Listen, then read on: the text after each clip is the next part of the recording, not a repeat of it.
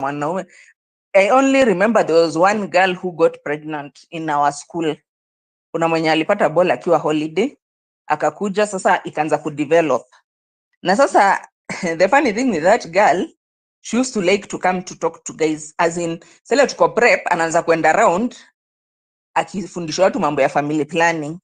Sasa because majority of us hatuko kwa hiyo line, we are wondering what's wrong with this chick, but it's like alikuwa exposed juu alikuwa anakuja kutuambia stories za F2 sijui nini clubs, but sasa at the end of the day after kwenda around kutu educate sensitization on family planning, yeye mwenyewe akapata ball, so akatoka. Those days it's like ukipata ball unaenda, ukiendaga utapata, utajua venye utafanya. So that was the scenario. So what I can say, kuna watu wenye wanatargetingi watoto, hata adults too. It's like they get turned on by your innocence ya mtoto, ama even if you are not so much developed or whatever, what attracts them is that innocence. When you're innocent, you don't know anything about, ama you just look like you haven't been with anyone else. That thing is very attractive to some men. Yeah, so that's sometimes why hata unaweza pata relatives wamebaka mtoto juu. Of course, from the definition, that means that the consensual ones ni wale wako age mate. Anything beyond that, if you are an adult and you sleep with a minor, hakuna story ya consensual hapo, because the person has not reached 18, so that means they cannot give consent. They are not, venye mtoto hawezi kupea consent, hata kama ni ameku approach, mtoto anaweza ku approach na kuseduce, but as per the law they are not capable of giving consent. So ukiona ameku approach, you are the one who is supposed to nini, you have a responsibility, umfukuze juu ukipatikana in that nini, utakuja uambie mtu ati alikuja kanivulia nguo. As per the laws of Kenya, you have a responsibility as an adult to not to engage with any sexual activity with a minor. That is, I think, under 18 tuseme. So sasa that's why I'm telling you, hata ndio nasikia ni neighbors, ni relatives, because some people, yani, they're just attracted by that innocence ya venye mtoto wako so innocent, you know. So I think we have been saying this a lot, which many women don't normally take to heart, that kama uko na mtoto msichana, avoid having male relatives in your house. Okay, na because that is where all these things come from. Na unajua sasa, when it's a relative mwenye impregnate mtoto wako, let's say ni brother ya bwanako ama brother ya babake, sasa you can imagine that kind of thing whereby sasa sijui ka aende afungwe, then sasa family kosane, because of course kama umeimpregnate mtoto ya brother yako, you don't expect there'll be a good relationship umharibia mtoto, unaona. So I'm not removing the responsibility from the relatives or the neighbors, but what I can advise, mtoto wa msichana ni mtu wa kuchungwa. Let me just put it that way, because umchunge up to the point whereby at least brain yake imedevelop enough to be able to understand a few things, to be able to stand up for herself. Na pia unataka na umhamasishe. You know, most parents, what they do, they never want to talk to their daughters. It's like wanaonanga like nikimwambia kitu nitakuwa nimemtoa innocence, like namharakisha ku grow up. Like now all these cases zenye zimekuwa za femicide, as in we've been just seeing a kind of a similar pattern with these cases, and by the, I'm not victim blaming here, I'm just saying, you see now, I'm not victim blaming even the parents or whatever. The full responsibility lies with the perpetrator, but I'm just saying that there's a way we can be able to stop these things by being more proactive as parents.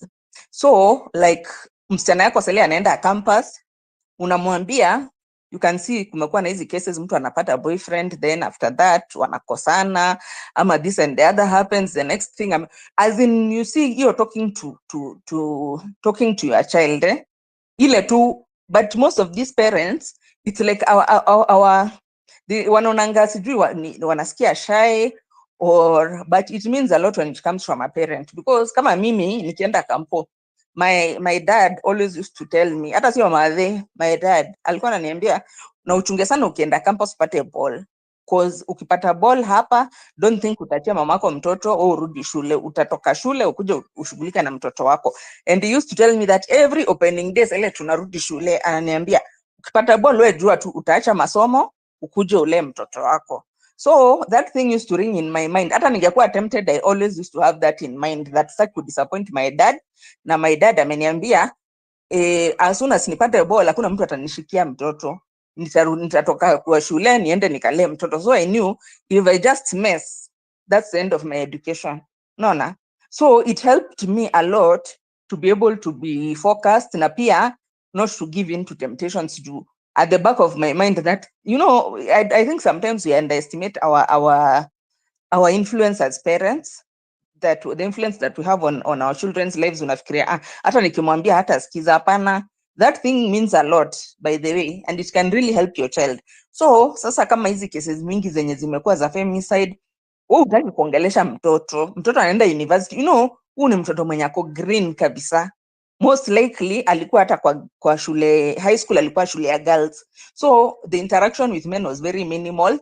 Alikuwaga maybe hapo girls school, alafu akirudi home there's no much interacting with boys. So akienda seko, it's like ako so yani ako na hamu sana ya kuwa na boyfriend tuseme. Juu hata kama seko alikuwa na boyfriend, probably ni wale muna exchange tu mabaruas, but hata kumit rarely. Naona, so akiingia kampo anaingia na hiyo hamu that I want to have a boyfriend. So anaenda achukua mtu, before even she knows who is this person, what does he do, where does he get his money, if he has a lot of money, you know, ni mtu aina gani. You know, you can't just enter in a relationship na mtu na humjui. Unaona, and that's what has been the problem with most of these femicides of very young girls, because kama huyu mwenye alikuwa wa MCA, sasa ameitwa na rafiki yake msichana waende swimming. So wakaenda swimming, sijui ni Thika ama ni wapi. So from there now sijui walipatana na akina nani huko, ndio sasa akaenda hapa amekufa kwa nyumba ya rafiki yake. So you know, hizi cases they have been there juu. That's not the first case. Kama ile case ya Masikeino, si aliitwa Bash. Sasa kuenda kuitwa Bash, sijui kulienda aje huko na kina Kabogo akauliwa. Unaona? So you tell your daughter, you see, it's not these people, these things happen to, because like today I was listening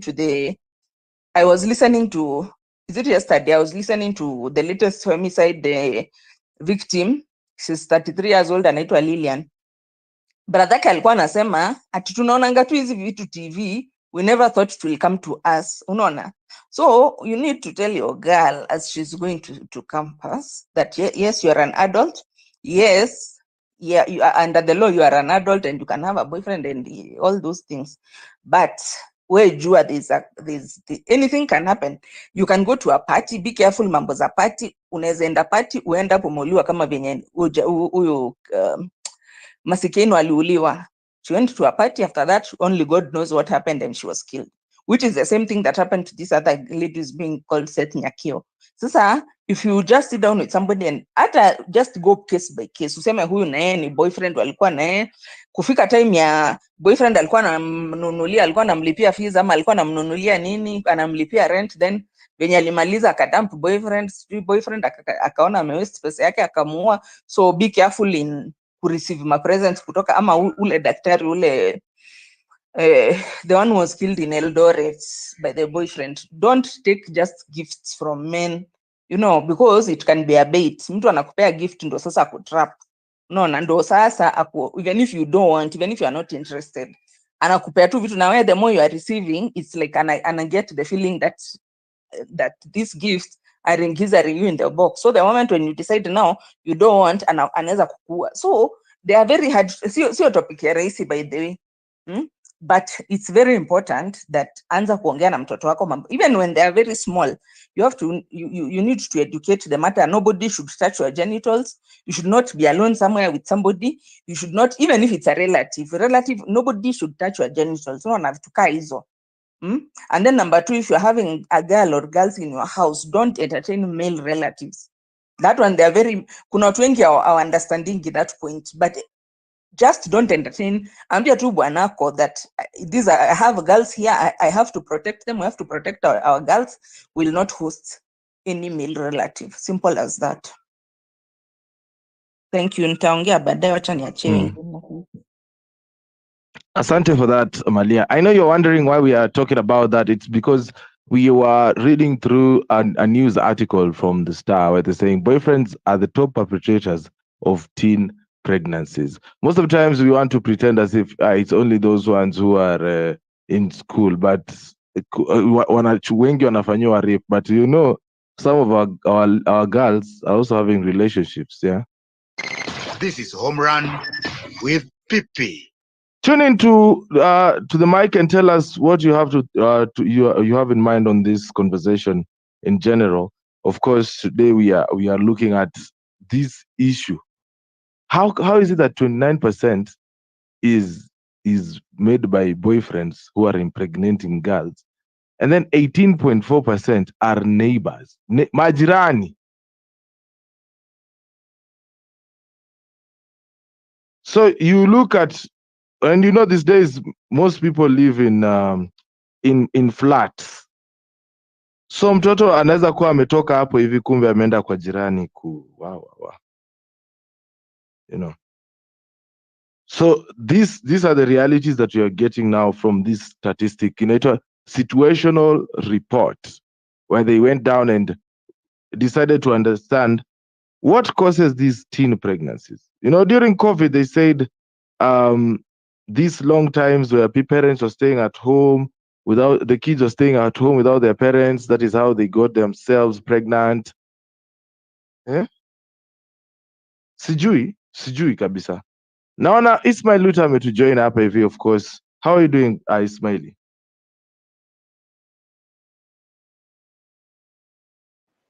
Ismail, can you hear me? Jambo.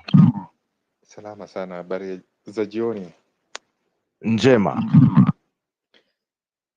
Upande wangu kama kawaida namshukuru Karima ama Jalia kwa kutuwezesha kuona siku ya leo. Kando na changamoto mingi na kuchakarika na kuhangaika, inakuwa ni vizuri pia kujumuika na Wakenya wenzetu katika nafasi hii ili kuenakish majanga yanayokumba taifa letu ajuadi la Kenya. Lakini ningependa kwanza kuamkua baada hapo kila mtu mwenye ako hapa. Lakini salamu haswa kutoka Kakamega kuelekea kwa Bwana Clinton, na salamu haswa kutoka kwangu kuelekea kwa dada Malia, na salamu haswa kutoka kwangu kuelekea kwa dada Renish. Bila kusahau wewe Pipita, mwendeshaji wa kipindi. Bila kuzunguka, ningependa kuingia katika lubu ya mada, na hii ni himila za mapema. Na jambo hili mimi ningependa kulinakish kuanzia katika sehemu ya roho, alafu nije upande wa kidaktari, alafu labda tuangalie suluhu ama suluhisho zinaweza kuwa ni vipi. Kusema kweli, tukiangalia asilimia ya Kenya, sana sana Kakamega, utapata asilimia 19 ya wanawake kati ya umri wa miaka 15 mpaka 19 huwa wanapata himila kama bado wako katika shule zao. Asilimia 19 inamaanisha kwa watoto 5 ama kwa wasichana 5, mmoja anaathirika na janga hili. Hii ni asilimia kubwa tukiangalia kwamba watoto hawa wako shuleni na jambo kama hii saa zingine hutatiza hata masomo yao. Lakini tuanze,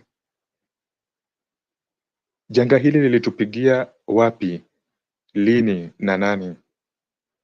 Kusema kweli, kuna mbinu ambazo tulianza kuzinakish ambazo ziko kando na mambo ya kiroho, kwa hivyo zinatuathiri na janga hili linaendelea kutufata. Kando na kwamba tumemwaga pesa mingi, muda mingi, akili mingi kujaribu kulitatua jambo hili. Mimi ningependa kuanza kiroho, kwa sababu kuna mtu atakuja aseme mambo ya kidini hatutaki, Biblia ija nakish jambo hili, Qur'ani ina pengo haikunakish jambo hili, twende tu wanavyosema wanaharakati. Sasa kidini na mambo ya kufunza watoto mambo ya ngono ama kujihadhari na ngono, je, lipo? Kusema kweli mambo haya yapo katika dini na pia yako katika mila ya Kiafrika. Kila mtu anakumbuka hapa, kila Mkristo, ndugu na dada Mkristo, ndugu na dada Muislamu, kwa sababu kisa kile kinatokea kwa vitabu vyote vya dini za Kiabrahamia. Siku moja Bi Maria mtakatifu alikuwa akiomba katika chumba chake, anaomba.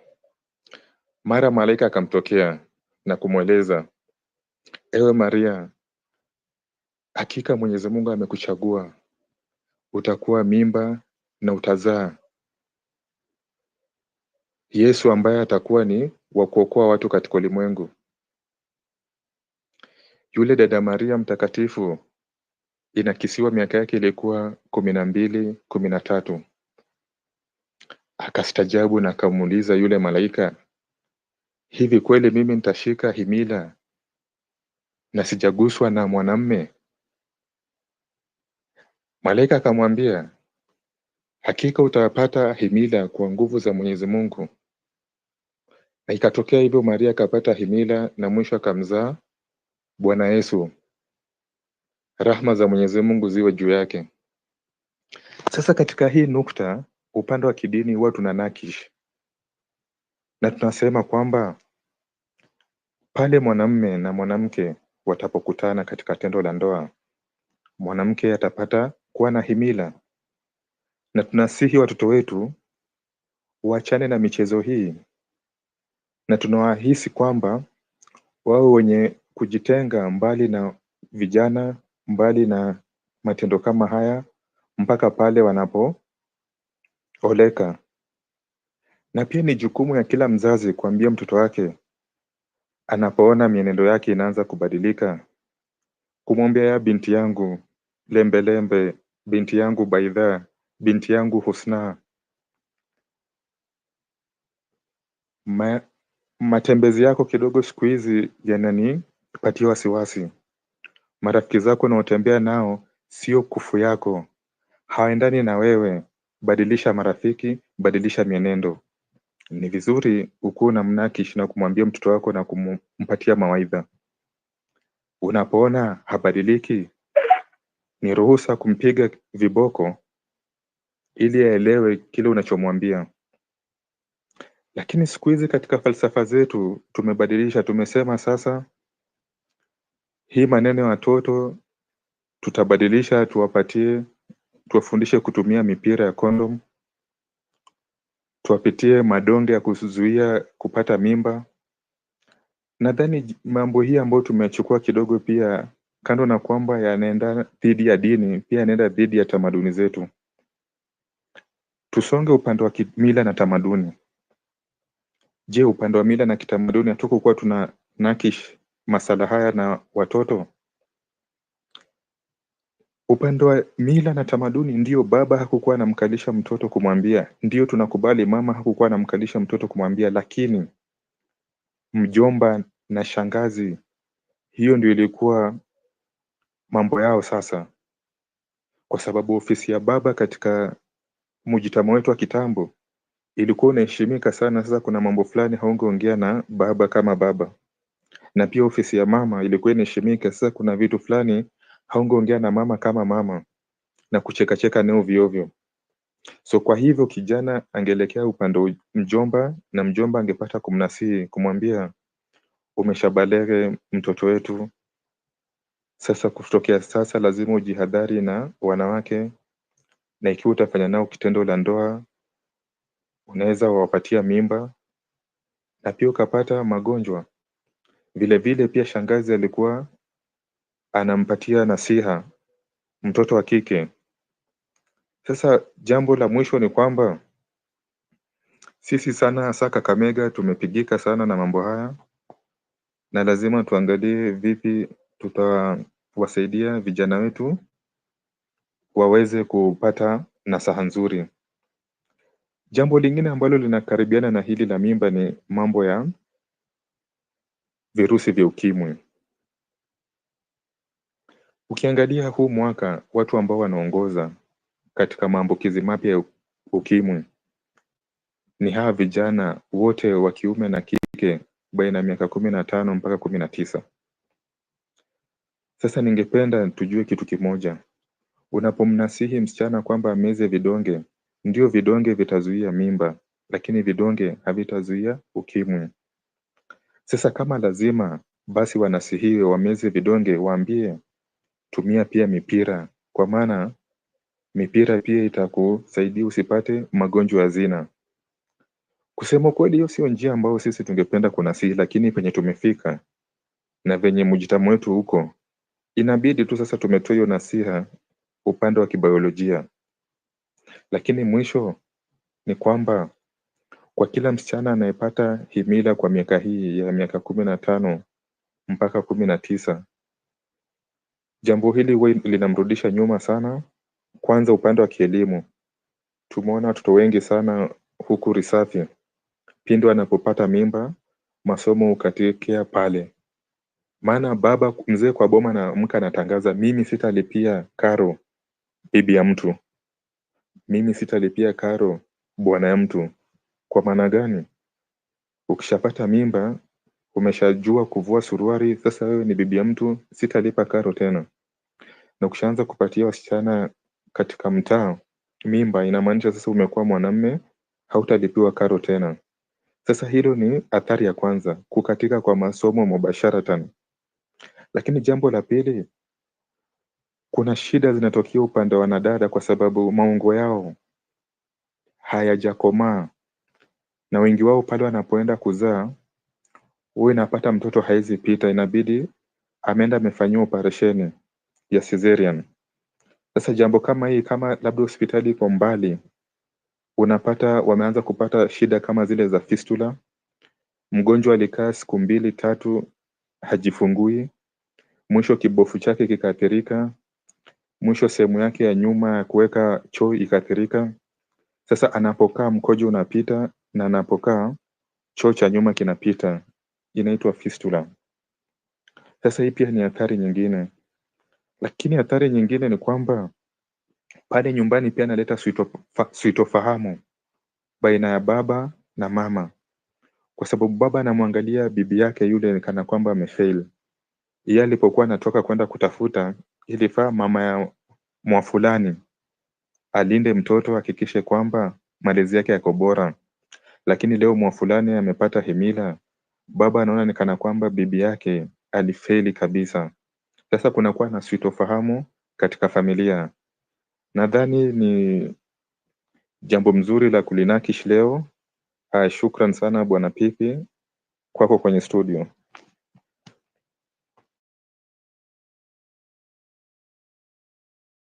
Asante sana Ismail Luta kwa hayo maoni yako as well, na kutupatia pia hiyo rundown. Naona Clinton amefika hapa. Clinton has been mwanampotevu for a minute. How are you doing Bwana Clinton?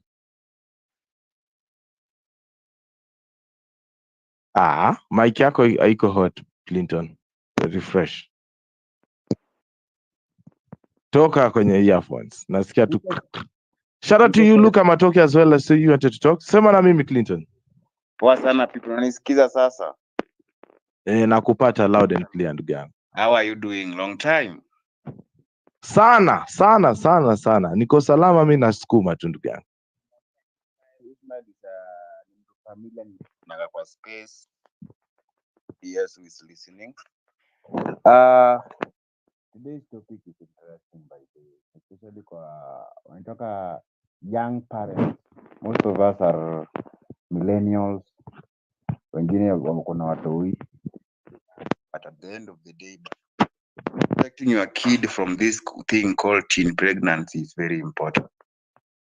I was just browsing somewhere and I saw the quotes ni kama imesema siji incest between cousins is allowed. I don't know what was the motive, according to me, those are the things that really contribute to it. The last speaker alisema about inviting, we call them the male relatives in a house where there are female kids who are less than 18 or so. I tend to agree with her on that because kuna watu wengine wanakuja kwa nyumba, they may act like they are your family members, but at the end of the day motive yao si poa.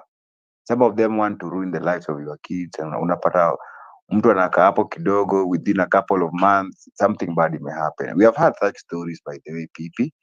And venye tu Ismail amesema hapo, we need to enact inatoka social laws. Hizo ndo zinapatikana kwa constitution ama kwa koti. So just the morals that we teach our kids since wanaanza kugrow to a point where wamekuwa watu wakubwa, unampea tu jurisdiction, like if you do this thing will happen. So ukimteleza na vitu kama hizo, at least it can help reduce this thing called teen pregnancy.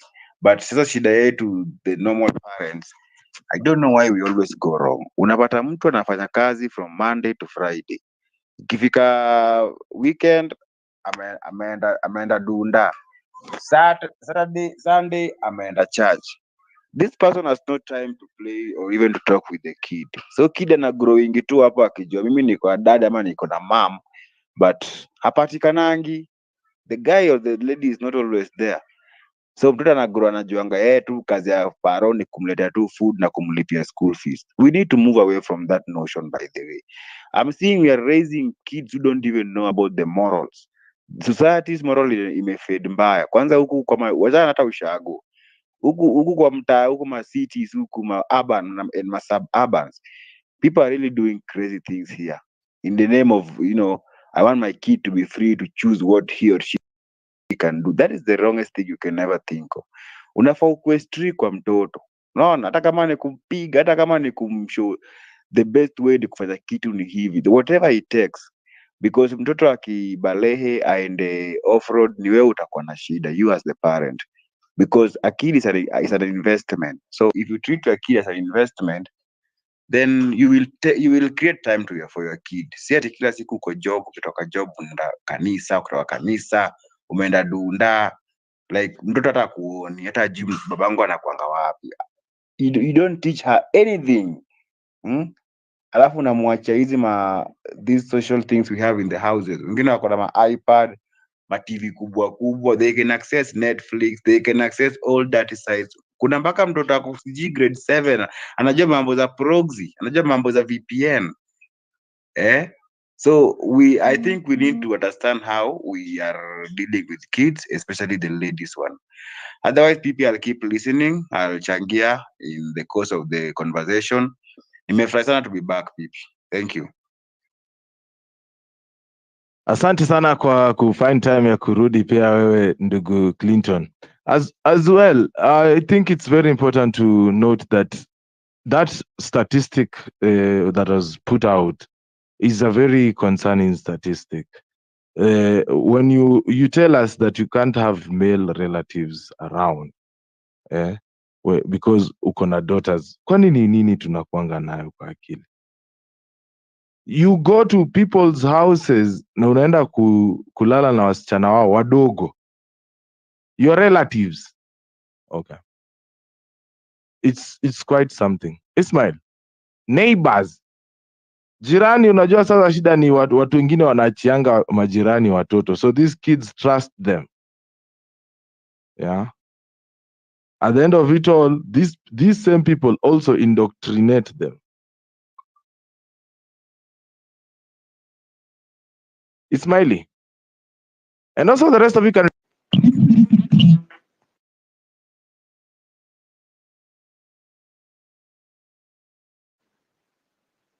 Pipi, am I audible?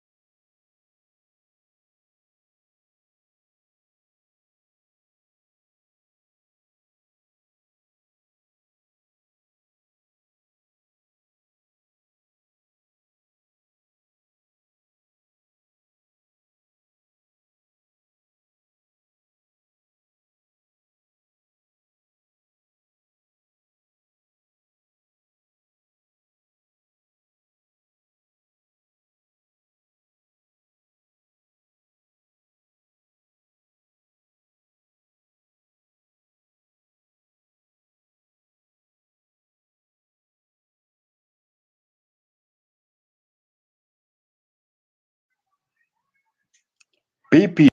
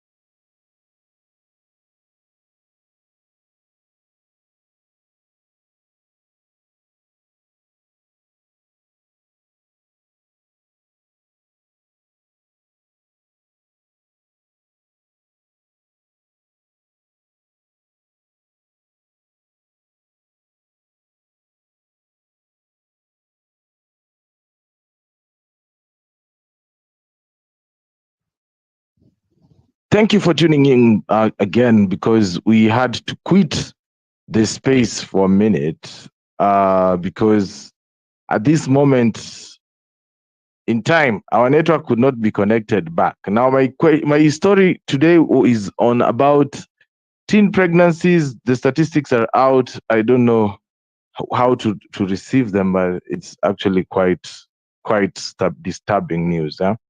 So as we are talking about all this, I would like to say thank you so much for you tuning in into Home Run with PP. Kama kawaida, every weekday from 4 p.m. all the way to 9 p.m. East African time. We're live. And I'm waiting for your input on all this.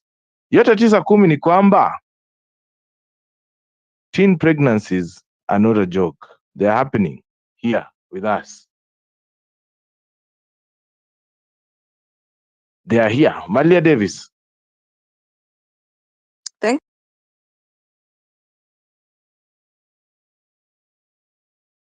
jambazi, conman. Manake kila siku ukitaka kujua conman, either anaongea mengi, hiyo kwanza ni mara mingi inakuwa hivyo. They talk a lot. A conman, most of the time they talk a lot. Number two, a conman is always creating new ideas. Hakuna conman anakuanga na kitu moja consistent. Leo analeta SHA, kesho anatoa NHIF, kesho analeta walimu. They are always moving around with ideas to mix the people and confuse the population. So what we are telling our people now, we have 10 days to go. Now 9 from tomorrow. Next week, Monday, 11/11. What are we going to do? We are here in this space to talk about actions. Kama unajua uko hapa wewe ni kijana wa university, you are in a student leader or you are a student in a university, can you look to your student leader? Send them the poster. Tell them that 11/11, we are boycotting Safaricom. We are going to placards in Safaricom shops and telling them, please stop participating in butchering our people. Stop sharing our data. Kwa maduka yote ya Safaricom, mali yote unaona Safaricom, you butcher. You go there and demonstrate and carry placards in all the shops, the whole country. Na Safaricom head office. That is number one. Number two, we are going to court. Milimani court, kuna kesi ya Dani 11. We are going there to demonstrate and show our support and our public outrage against the Adani deal. Number three, look of what you can do within your locality. Kama ni chief wanawadhulumu, kama ni OCS, kama ni DO, kama ni mwalimu fulani principal, ambieni watu, punganeni watu 10, watu 20, mahali popote huko. Do something in your locality, take videos, take pictures, weka kwa mitandao. We are going to have occupying everywhere depending on where you are hurting. Kama uko Lodwar, mnajua nani anasumbua hapo. Gavana wenyu amekuwa shida, pangeni watu 20, wengine watakuja, raia watakuja. Anzeni kuongea hapo na watu wa Muguka, watu wa Chang'aa, watu wa Ba, malaya wa hapo, sisi wengine wote, kila mtu ambaye anaumia. Watu wafuliza chokoraz, mobilize where you are. Don't wait for a footprint from Fabish or from anyone. Wewe mwenyewe mahali huko. If you are a teacher, can you start talking to your fellow teachers? What can we do to support the revolution? You may not want to be there as a principal, but you can incite other people behind the scenes to participate in the revolution by doing something in your locality. Lazima kuna DO anawasumbua hapo, kuna ofisi ya serikali inawasumbua, kuna Kenya Power anawasumbua, kuna mtu fulani anawasumbua. Kwa hiyo center yenyu, anza vuguvugu la mageuzi hapo. So here we are here to talk about solution. If you are here as a student of a university, please, you know the student leaders of other university or university. Send posters, talk to them, you know them.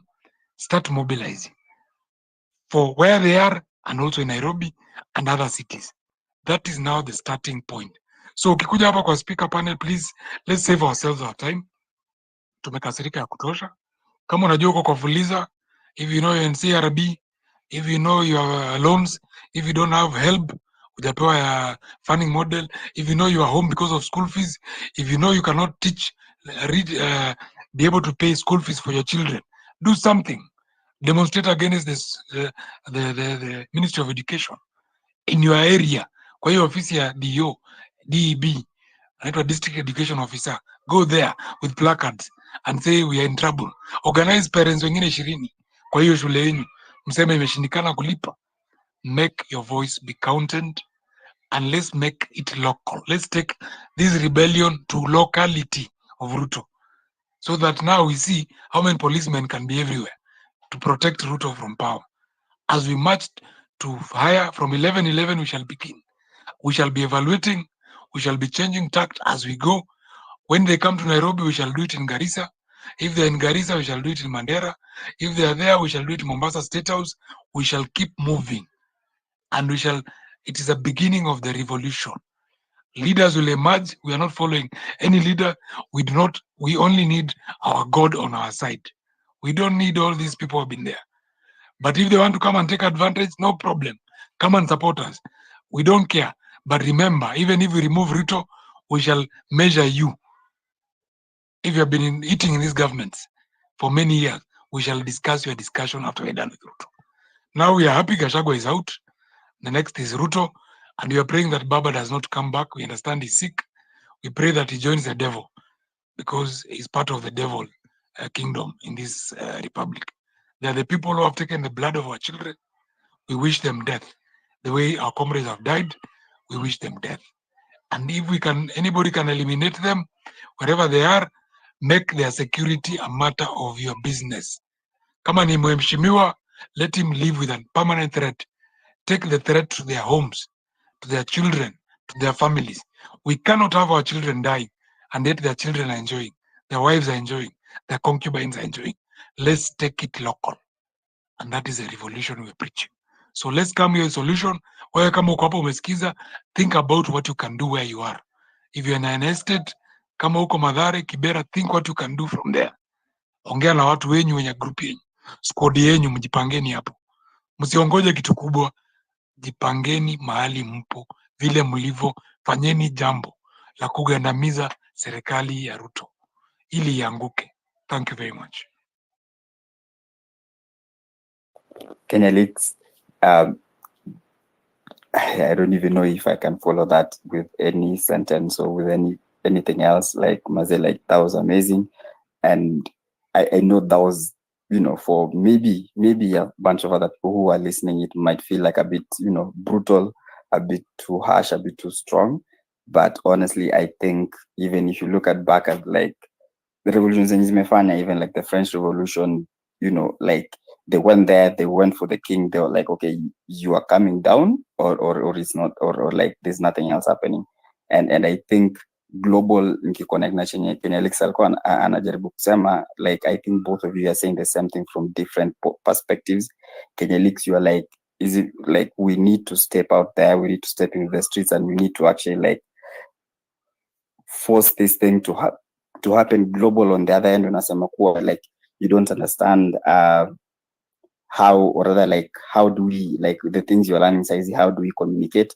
I think honestly chukua Kenya Leaks amesema, like take the anger that you are hearing, like whoever you talk to, ukisikia anyone trying to be sympathetic to these people, please talk to them. Yeah, please just tell them, you know, like hizo ndio issues zenye zimetuleta penye tuko saizi. Nilikuwa naongea na msee, I think was it 2 days ago, when I taken an Uber, I was doing my shopping for the month, and huyo msee alikuwa ananiambia kuwa look, tunakaa tumekaliwa sana, how is it possible that even MPs can come back every other 5 years? And I was even trying to explain here what a sociopathic human being looks like, and how such kind of a person anaweza enda na rudi na endelee kutudanganya and over and over and over again. And I think sometimes our kindness, sometimes our quietness can actually hurt us a lot. Kenya Leaks, one of the biggest thing in umesema yenye I'm actually so happy that you said is that a lot of us never benefit from what these people say that we are going to benefit from. Like this is no longer about tribe. Yeah, like even some of us as Kalenjin men and women out here, like we are observing these people and we are like, wow, okay. Like hata uko kwenu, like literally your neighbors as a president, like are even protesting because they don't have food.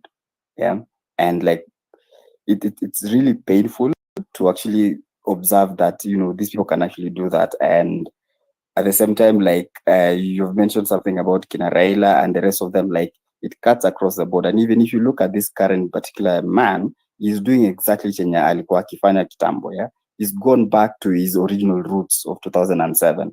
Yeah, like in ODM and everything. Like he's trying kuongea na watu wa Coast, watu wa Nyanza, trying to kind of like look as if he's actually like a more national person. But at the end of the day, he has no interest of any human being in heart except his own. And he's going to hurt us again the same way that he did in 2007. Yeah. And global, like there's no other way you need to communicate this. If you meet anyone, ni hiyo roho moja tu. Yeah, like hizi vitu, angalia maisha vile iko sahi. Hata ukiangalia waseka David D, who are saying that wako na PhDs out here. Yeah. Na wanaenda wakisema kuwa inflation as in bei ya vitu zimeshuka. Mbona watu wana complain kwa sababu zilishapanda to the point yenye hata ikianza kushuka hizi shuka paka ile level yenye watu wanaweza afford, but they're using that information to their advantage. Kwa vitu zinashuka, but hawaelezi kuwa zilishapanda sana mpaka hata watu hawakuwa wanaweza kuafford in the first place. Yeah, and that is, it's wrong, it's morally wrong. Yeah, kuwa wasi hata wenye wako na hizo ma degrees and everything are the ones who are actually out here misleading people. Yeah, so that they can actually even have a sense of I don't know what. Yeah, na makotini zetu pia, like they're looking as if like ni kama wamevunjwa mgongo.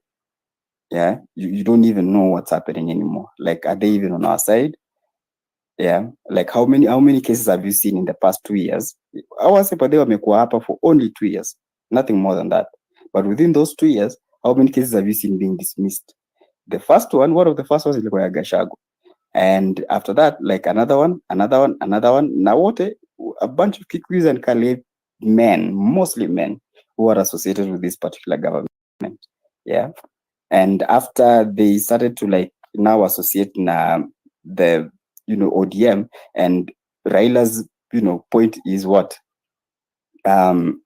tumewatumia like 3 or 4 people to go and help them, but we are still in opposition. It doesn't work.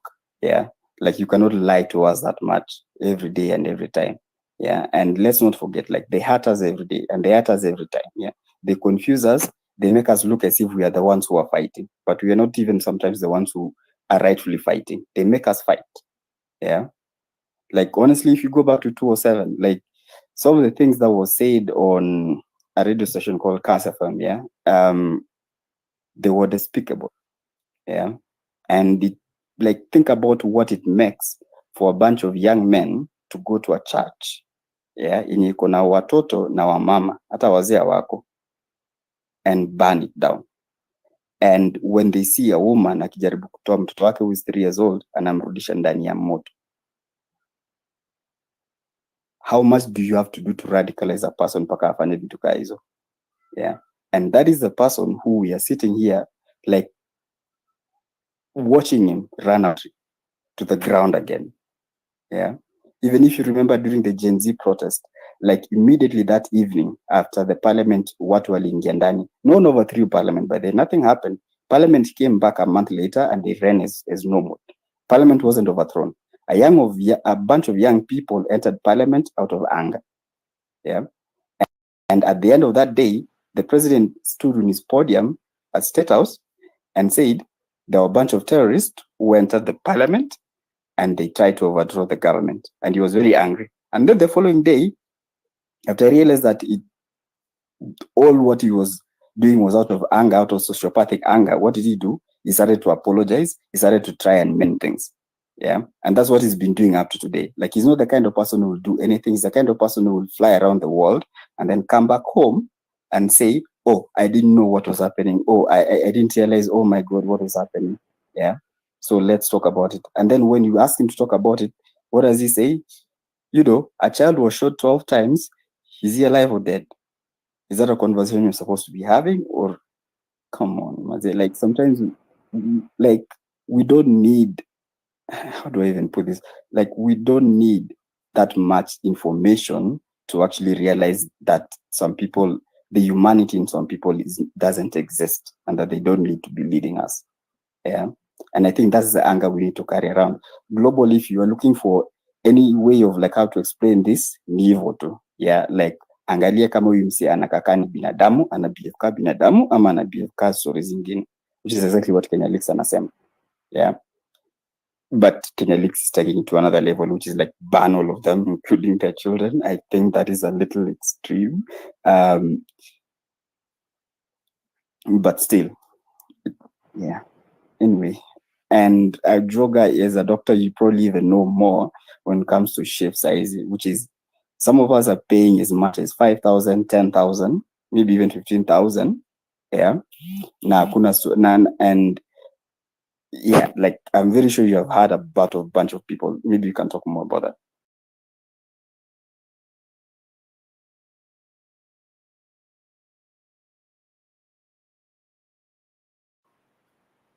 Ajoga, can you hear me? Are you able to get me? Yes, we can hear you now. Yeah, sorry, I'm not actually a medical officer. I'm having a background in health systems management. I've done a bachelor's in health systems management. with a master's degree in molecular medicine. So I've been much in healthcare administration for the last 10 years with different organizations in Kenya, as well as in Sudan and DRC Congo, and back again in Kenya. I hope everyone can get me.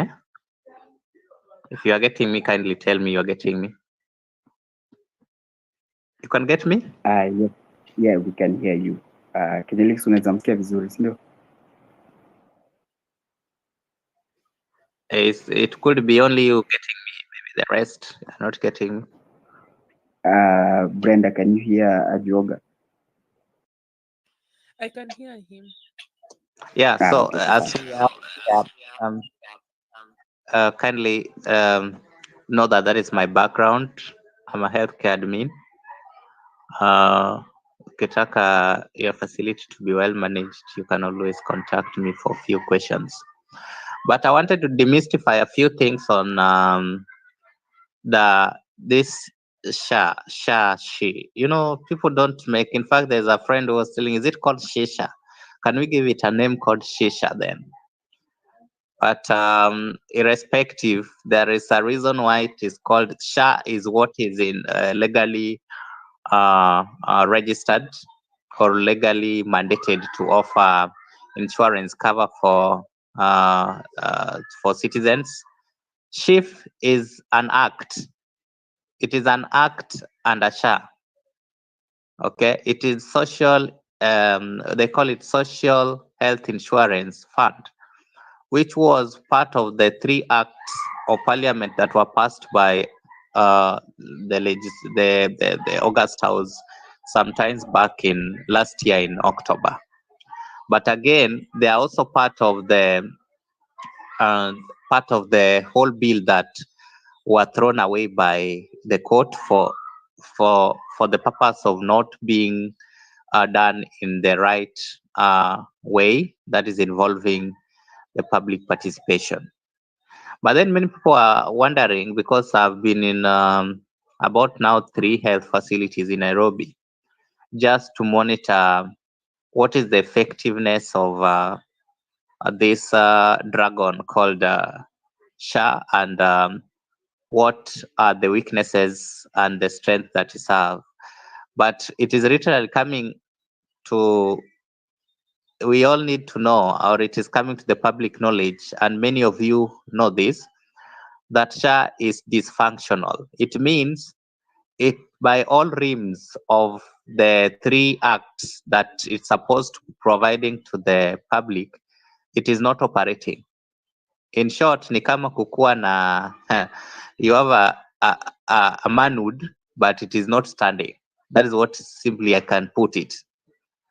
So many people have been asking, because now I think my brother was telling me to demystify and maybe dissect to many people who do not know this.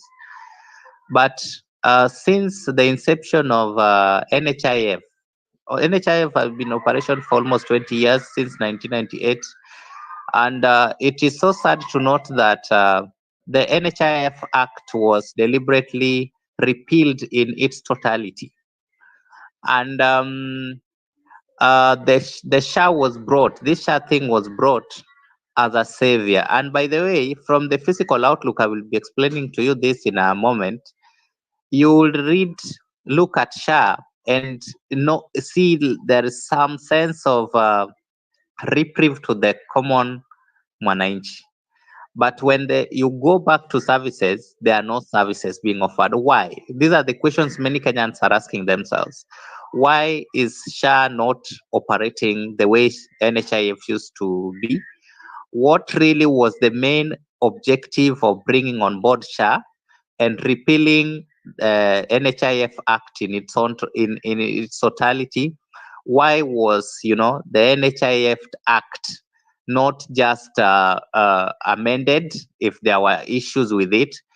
And why is it that SHA has been in operation for less than a month and there is public outcry, when NHIF had been in force for almost 26 years, and there was no much public outcry. These are questions many of us, including doctors, healthcare administrators, and anyone, including the public, are asking themselves. But the fundamental thing you need to know is that, and this is a question that any Kenyan with public interest at heart needs to ask, and ask everywhere: where did the subscriptions for NHIF go to, now that majority of the public do not get the services and they are told first to be able to pay the 300, the minimum requirement for SHA subscriptions to be able to get services? Then the question is begging, where is the money? Where is the subscriptions that were initially in NHIF? Pesa imeenda wapi? That is one of the most fundamental area that Kenyans do not actually understand, whether you are learned or not. Even doctors themselves, they don't know. Ile swali iko, pesa ya NHIF ile tulikuwa tunalipa ilienda wapi? You know? Because why, part of the reason why SHA is not operating, and why especially in, I think it is not just operating everywhere, because I've visited level 5 and 6 and it is not operating actually. People are being coerced, people are being coerced to treat patients and under SHA. But anyway, when it comes to claiming the money by the facilities, it is not making total sense. And this was part of the reason why the High Court found it an illegality from day one, because there was no proper public participation. And part of what was supposed to bring in light, to be brought on light during public participation, is the public to get to know, and including the healthcare, the hospital owners get to know, how am I going to claim? At what point do I start claiming? The public also needs to know, is this SHA applicable in public facility? The other question is, if you read at it, and I'll give you a brief benefits that SHA was provided to bring on board, you would see an angel, a girl, an angel. Yani, you want to marry, but you have met an angel. Maybe you are in a toxic relationship, but then you have now come and met an angel, a very nice girl. Kumbe huko ndani, what Lucky Dube used to say, he met a nice girl, did wedding, but at the end of the day, it was more toxic than even the previous relationship. That is where we are. So what is this SHA? So we all need to know that the transition from the National Health Insurance Fund to SHA was officially supposed to begin in October, which was forced on the throat of Kenyans after so many inquiries had been done on the same. But then the question is, why were Kenyans fighting? Then we have to look at what was it that Ruto had on board to bring SHA and repeal in totality NHIF, because part of the reason, and this is hypothetical, part of the reason why Ruto thought that NHIF was not operating, and that is why it is important for the public to know that the politicians we have now are doing business. By the way, this country is a business entity for the few. We are not being governed. We are not being given services. I don't know if someone getting in United States, for example, or even just down here in South Africa, they're ahead of us by some few miles. You elect leaders to bring services, basic services to you at the doorstep.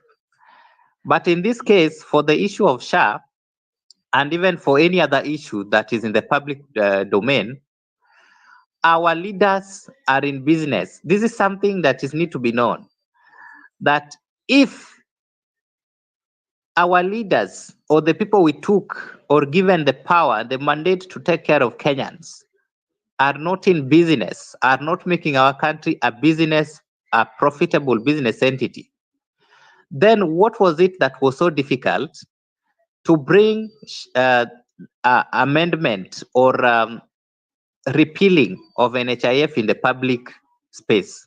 before making it a legal entity? What was it that was so difficult? Why is it Adani that is coming in and being retracted on the throat of Kenyans through some malicious means? It is important to know that most Kenyans do not know this, that currently as things are, this country, in all way you look at it, is actually a business entity for the few. And that is why everything that this regime is doing is actually being opposed by the public. Because part of the reason why SHA was not actually given a green light to be affected, it would have been affected long time ago. But part of the reason why there was a delay was because there was no public voice in it. Now, let me just maybe what I was requested to do is to give you people, the public, what is literally the advantages of, or what is the difference between SHA and SHIF. So it is important that we all know that this SHA thing was established under the Social Health Insurance Act, the SHIF. Okay, that is in 2023. And this meant it repealed in totality the 1998 NHIF Act. So SHA has got three major trunks. If you look at that act, it has got the primary healthcare fund that is supposed to be addressing issues at the outpatient level. It has the social health insurance fund. That is now the big thing that now we have. That is why you see most of the time it is an act. SHIF is the act. SHA is the legal entity that is operating under that act. Then it has got the emergency, chronic, and critical illness fund. What during NHIF used to be you could be treated for any chronic condition so long as you are updated, you have updated your contribution, or you are active in inpatient for any chronic complications, So these three are the ones that Kenyans are supposed to receive under these three services. These three acts are pegged on what, the services that Kenyans are supposed to receive under those acts, those three acts: the Social Health Insurance Fund, Primary Healthcare Fund, Emergency, Chronic, and Critical Illness Fund. Then on the issue of how is the access... Ajoga. Yes. Can I pause you there for a moment? Let me challenge you a little bit. If you were to use the simplest language possible, how would you describe the differences and why it's not working, like without using any of those jargon? Because I think if you listen to Global earlier, like he's coming from a position where even being part of the spaces, he's learning a lot now, and he doesn't know whether, like, he doesn't even know how to articulate some of the things that we're talking about here to everyone else. And so, like, if you were to be given the chance to be as simple as possible, how will you do it? That's where I was coming to. I just want to know Kenyans, to let Kenyans know in broad, hii kitu ni nini, and why was NHIF repealed, ili watu wajue why, and what is it that is Kenyans getting, and are they really getting it? That is the question. If you go to the hospital, you hear many people asking themselves, why is it that hatupati, yet when we read the provisions under SHA, you get very nice things. So in terms of access healthcare, SHA allows you, to access healthcare by simply registering as a member. Initially, wakati wa NHIF, it was an issue of you must have an up-to-date nini, but SHA, as long as you've registered as a member and paid the 300, you can now access the services. Again, ujue wakati ule wa NHIF,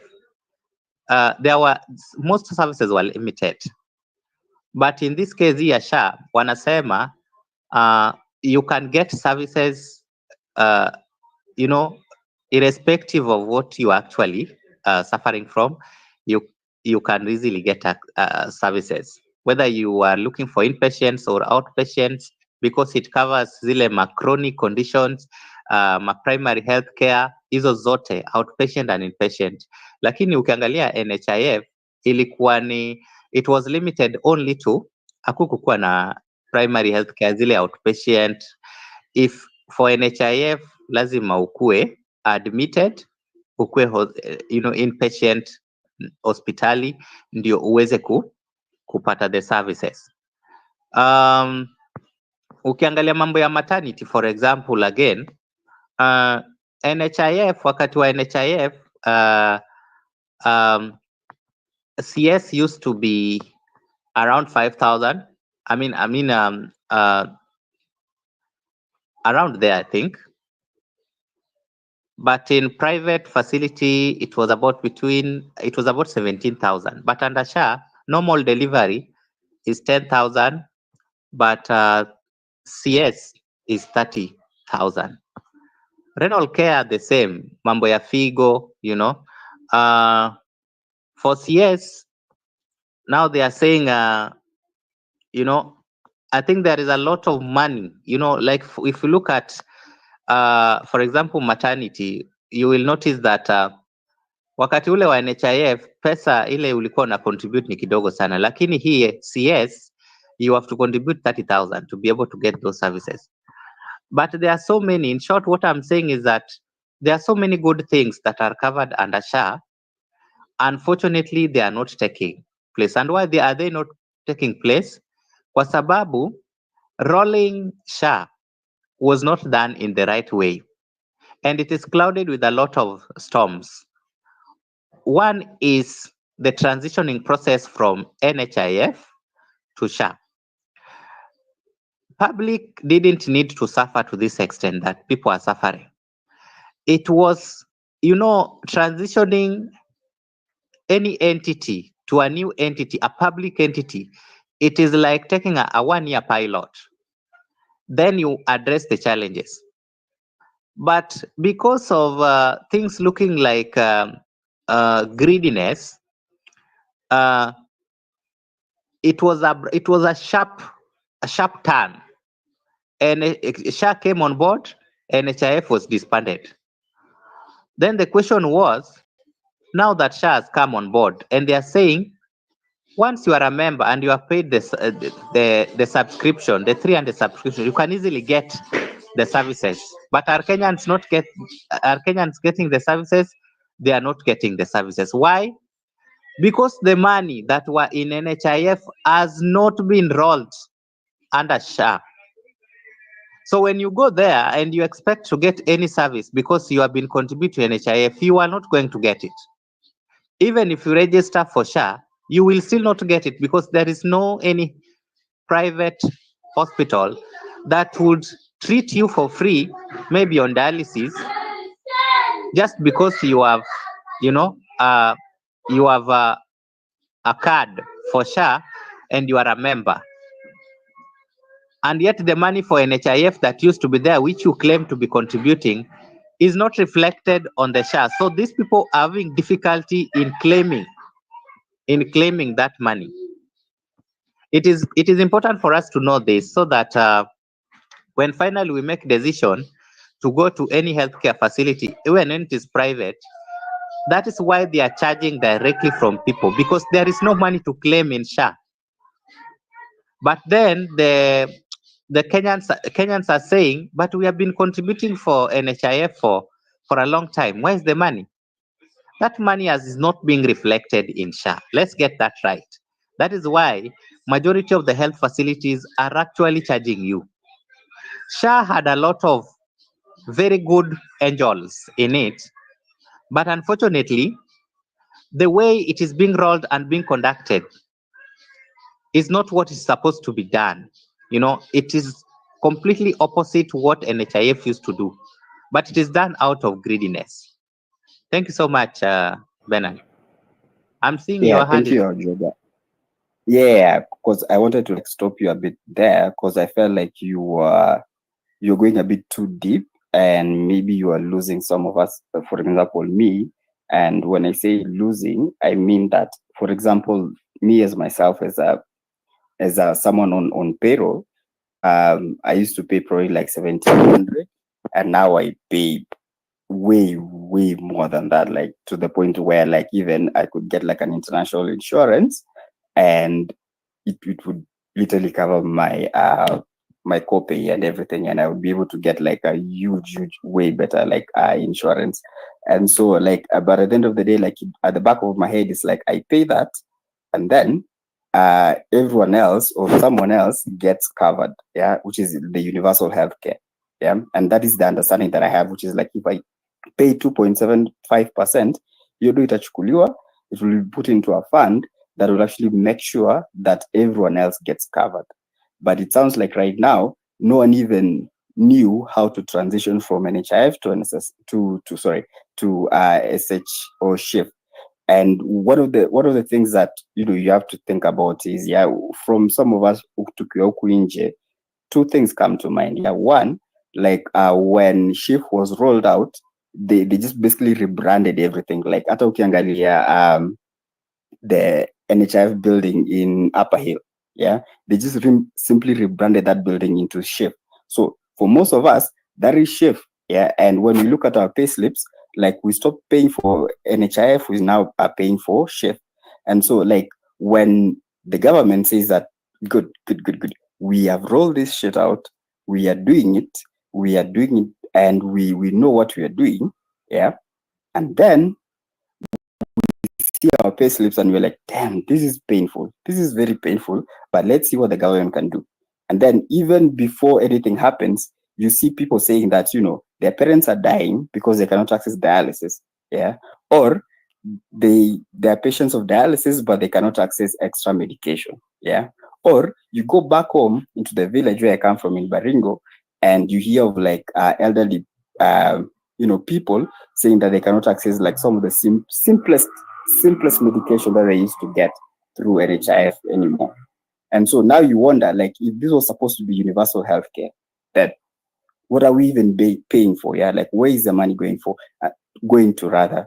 And then when you look at the story that we saw, I think a few weeks ago, of like the mission hospitals and the private hospitals almost stopping coverage because they haven't been paid for NHIF. And now the government is saying, okay, they've released money to NHIF. So like you cannot say that NHIF and SHIF are different. Yeah, they're the same thing to the rest of us out here.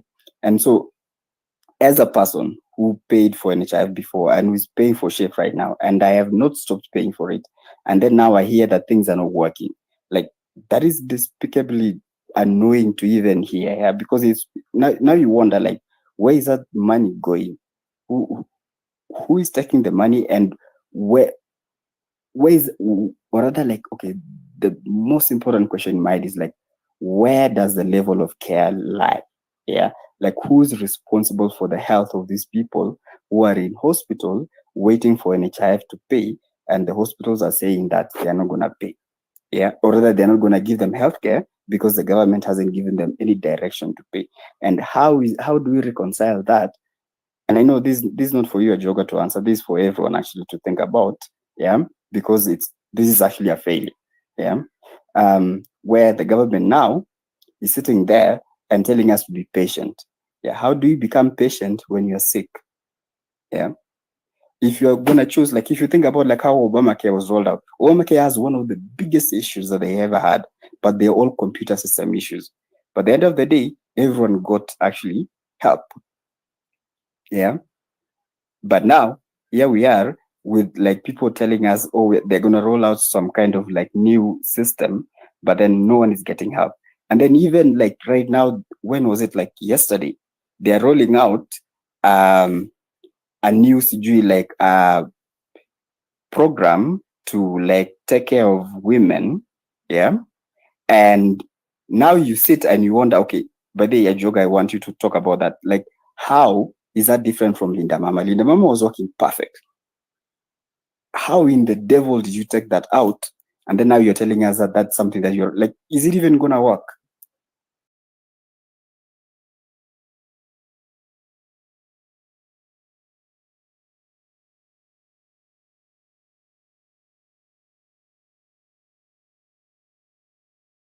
I think you can get me.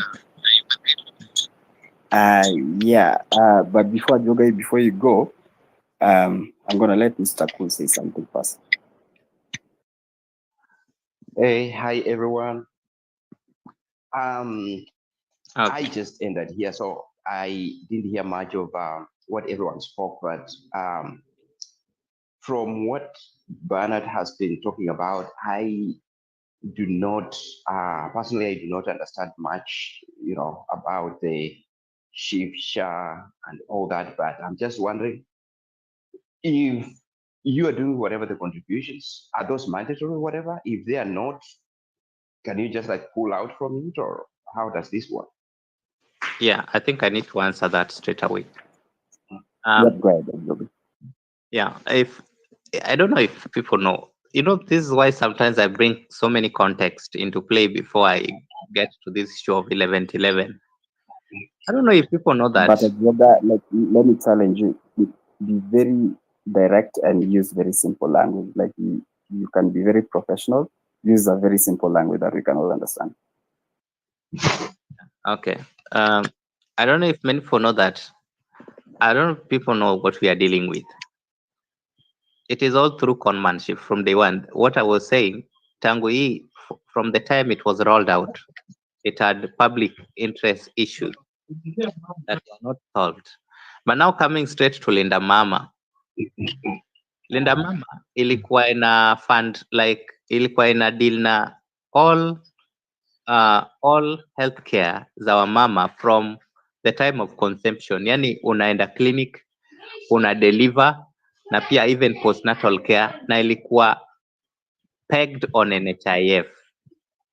You see, the government hospitals zilikuwa zinalipwa around 2,500 to 5,000, but private walikuwa nalipwa around 3,500, but it was pegged on NHIF. So it was something created by Uhuru Kenyatta to be able to support women, because majority of the women hawakuwa wanapata most of the women were not getting quality antenatal care na zile za uzazi. But that said, why is SHA has come in this manner? With SHA, remember, it is mandatory. It is mandatory.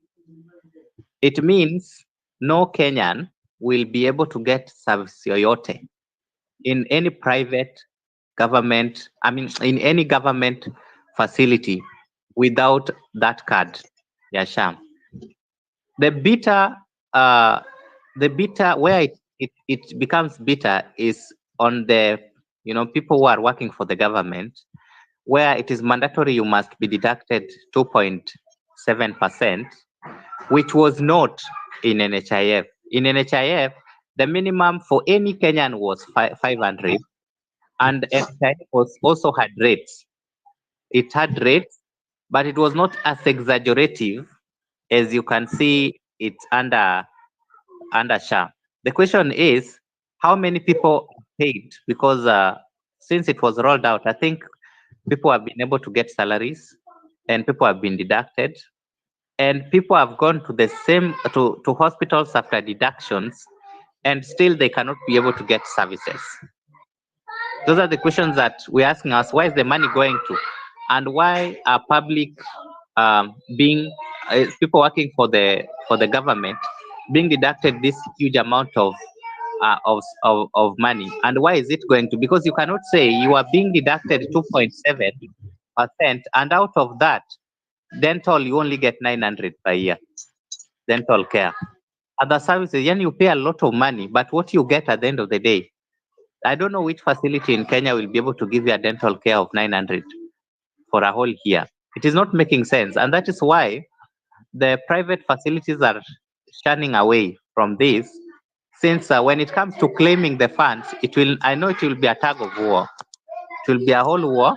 And anyway, it is not even making sense, because even if you provide a dental care of 90,000 and you are only supposed to claim 900 at the end of the day, it is not making logical sense. It is a whole sham in conmanship. It's totally not making any sense at all. Thank you so much. Yeah, that doesn't make sense Thank at all. you. Thank you. Yeah, thank you, Joga. And I'm gonna bring you back a little later to talk about like where do you think that if you know where that money is going, because like if you are all paying 2.75%, then where is the money going? Because I think as Javier, I'm not sure how to pronounce that name, you are trying to bring in the comment, which is, like where is the NHIF money? I agree with you. Like some of us even paid like some money and we don't know where it went. And I think the cap on NHIF was about 1,700, which is decent. But now I think some people are even thinking of up to 16,000, maybe even more, which is a bit more than what if ungetaka kuenda huko and like let's say find an insurance company from the United States, you can actually pay that premium and get very good insurance.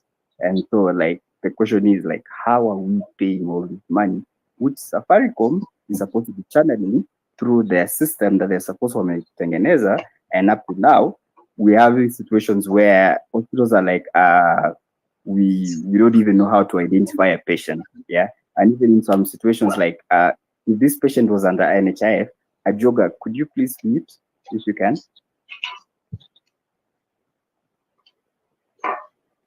Yeah, I think mine is muted. Maybe someone is on. Okay, so sorry. I think it was Mr. Cool. So sorry. Yeah. So the fact that we are having a system that he's collecting a lot and is being supported by Safaricom, who are saying that it was supposed to be working, and up to now, mission hospitals like the likes of Kijabe Mission Hospital, like any Catholic hospital in Unajua, and almost any private hospital that used to accept NHIF are now saying they're not even onboarded onto shift. Yeah. And so like like this is one of the many issues that we have. This is one of the many issues to just like come back to the bigger picture that we have been talking about. Yeah. And the bigger picture here is that, like almost every system is broken down. Like everything that used to work, these people are taking it and they're breaking it even more and more. And it doesn't make sense. And Javier, please go ahead.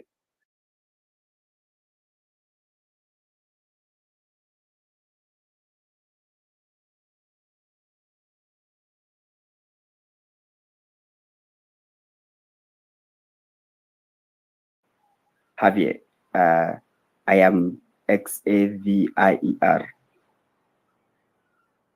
the person with their hand out. Miss Xavier. Can you please go ahead?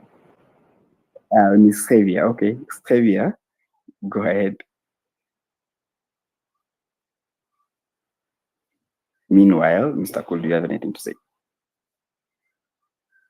I think this is an area that I do not have much knowledge about, so I will be listening to just maybe I get some more insights. Yeah, sure, no problem. Okay, so I'm gonna pose a question to you, as that because I think one of the things that it wasn't Kenya, like it was global. Global, one of the things that he brought up was that as typical Kenyans, we struggle to communicate a lot of these things, or we struggle to even get this information. And I'm very sure that even you, as a Kenyan, you've probably like had particular, experiences or incidences with our healthcare system, and you've learned something about our healthcare system just through a yoga right now. Do you have anything to add? Do you have any frustration that you have in mind, or do you have any other? Yeah.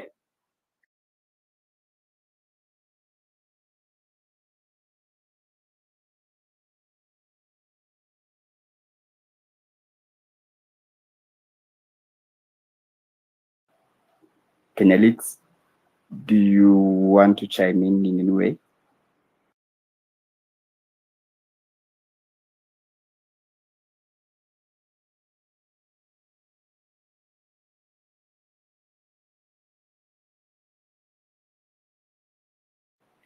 Ajoga, can you hear me? Am I the one who is probably struggling to connect? Unfortunately, I can't hear anyone. Maybe you can add more. Okay, so you can hear me. Okay. Fabish, are you able to hear me?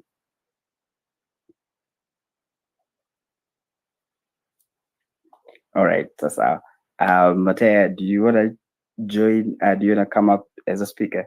Meanwhile, I'm going to challenge you, especially Kenya Leaks, Mr. Cool, Avia, clearly he has his hand up, but I don't know what's happening. Ajoga as well. So yeah, Matea, please come up as a speaker if you'd like. So I'm going to push this conversation a bit deeper, yeah? And this is where I'm going to push it. And all of us here are very reasonable people. We know what is wrong, what is right. We know how tribalistic our politicians are. We know that, we have very problematic politicians. But in my head, when we have all these conversations, the one thing that we know is that 2027, yes, it might be 3 years away, but if you look at some of the people that have come up, the likes of Samuel and the likes of this other guy, I forget his name, I'm so sorry. They, at the beginning, Maraga, at the beginning, they seemed as if, they can be reasonable people that, we can put forward, as young men and women and be like, okay, these are people that we can actually reasonably say they can represent us in the future.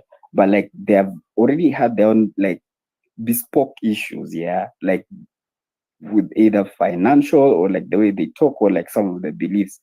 And I think it's a good thing personally that we are weeding out a lot of these people. Like if you're having that, if this was happening in 2026 and or 2027 and these people showed up, we probably would have had the Ruto problem, of like, oh my God, we don't know who we're gonna vote for, and then this guy shows up and seems reasonable, and then we vote for, and then we end up with a psychopathic person in power. So if we get to the situation in 2027 where we cannot reasonably find someone to agree with, how were people amenable with some of the people that have been there before actually like having to step up to power and be like, okay, fine, you need to trust us because we have been there and we are going to be able to go through this with you, the likes of Kia Mtata, for example.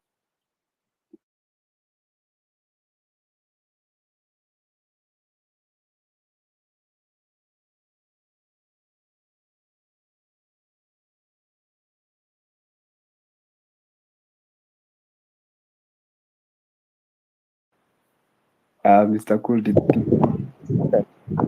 Hey, so is your question about getting to a compromise as far as the candidate or presidential candidate? Exactly. Are we willing to get into a compromise with someone who has been in the system before? Like I think it, as far as I'm concerned, Okia Mtata has not been in the system, but he has been, I guess, fighting the system with us. And, when it comes, time will come when we'll have to make that decision. But if it comes to that, there are a couple of people that I'm sure could all compromise on, that are much, much better than what we have right now. Some of them might not be, necessarily everyone's choice, but in the light of what we have, I think almost anyone can do better than, what we got. So that would be an easy choice as far as I'm concerned.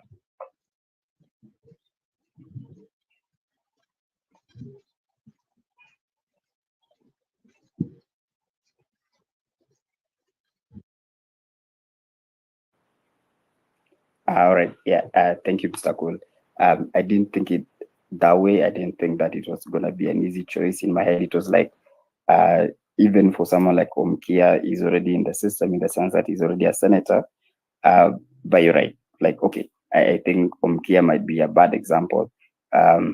What if we ended up with a because like one of the things that we have to remember, which is one of the things in a global was talking about, which is some of the information that we get here on X that we get on any other social media platform doesn't trickle down, haifiki to the other people across the board.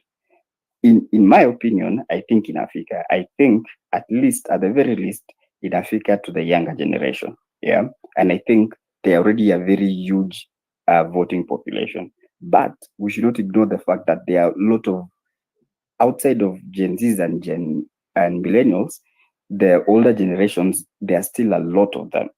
And they are likely to make mistakes that are probably going to take us back. That's why I was fronting someone like Okia Mtata, because it might be someone they recognize. But actually, even Okia might not be someone they recognize.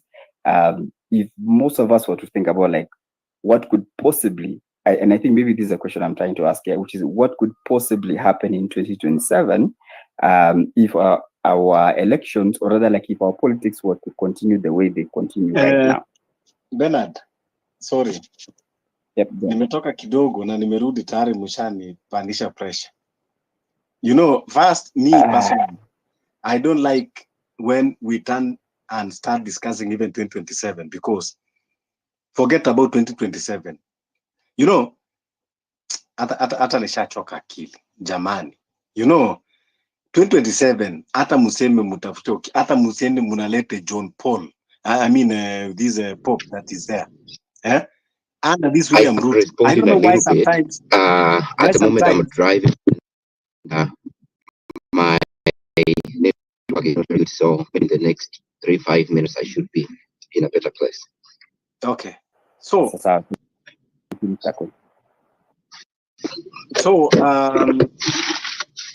let's not even think 2027 should not even be something that we are discussing. I don't know why we should waste our energies and strategies, you know, chasing wind. 2027 hata museme muweke nani, it cannot work. This is out of question. We should not even think ati sijui tuanze kufikiria that now we should start and thinking that we should that thinking sijui nani tutamweka 2027. Tutamweka vipi ikiwa hatuwezi kumuondoa Ruto saa hizi? If we cannot remove Ruto through revolution, just relax, make peace with him, start supporting him. That's what I'm saying. Anyone that ananiambia mambo ya 2027, I count you as a Ruto supporter, because by us pushing the narrative that to 2027, no need even for us to talk about Okia Mtata. That's something that you know it cannot work. Okia Mtata, we can only make president after we have done revolution. Then now we can say it, yes.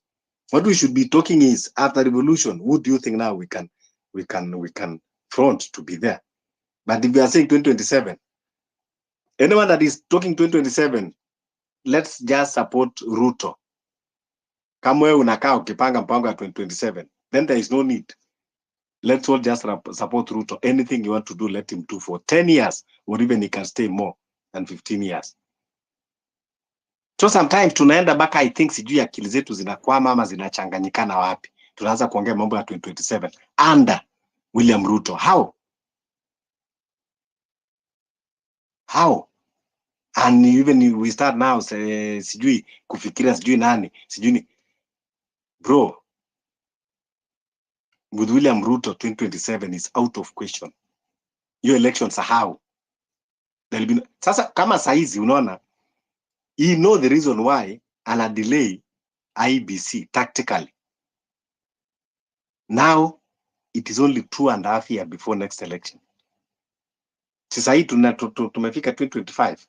Election is in 2027. So it is 2 years and some few months.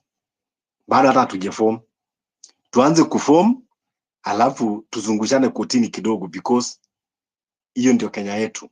Tukianza kuform, someone will take this commissioner, oh you know this commissioner have bad this record, this commissioner he was in this institution, this and that. Now we go to court.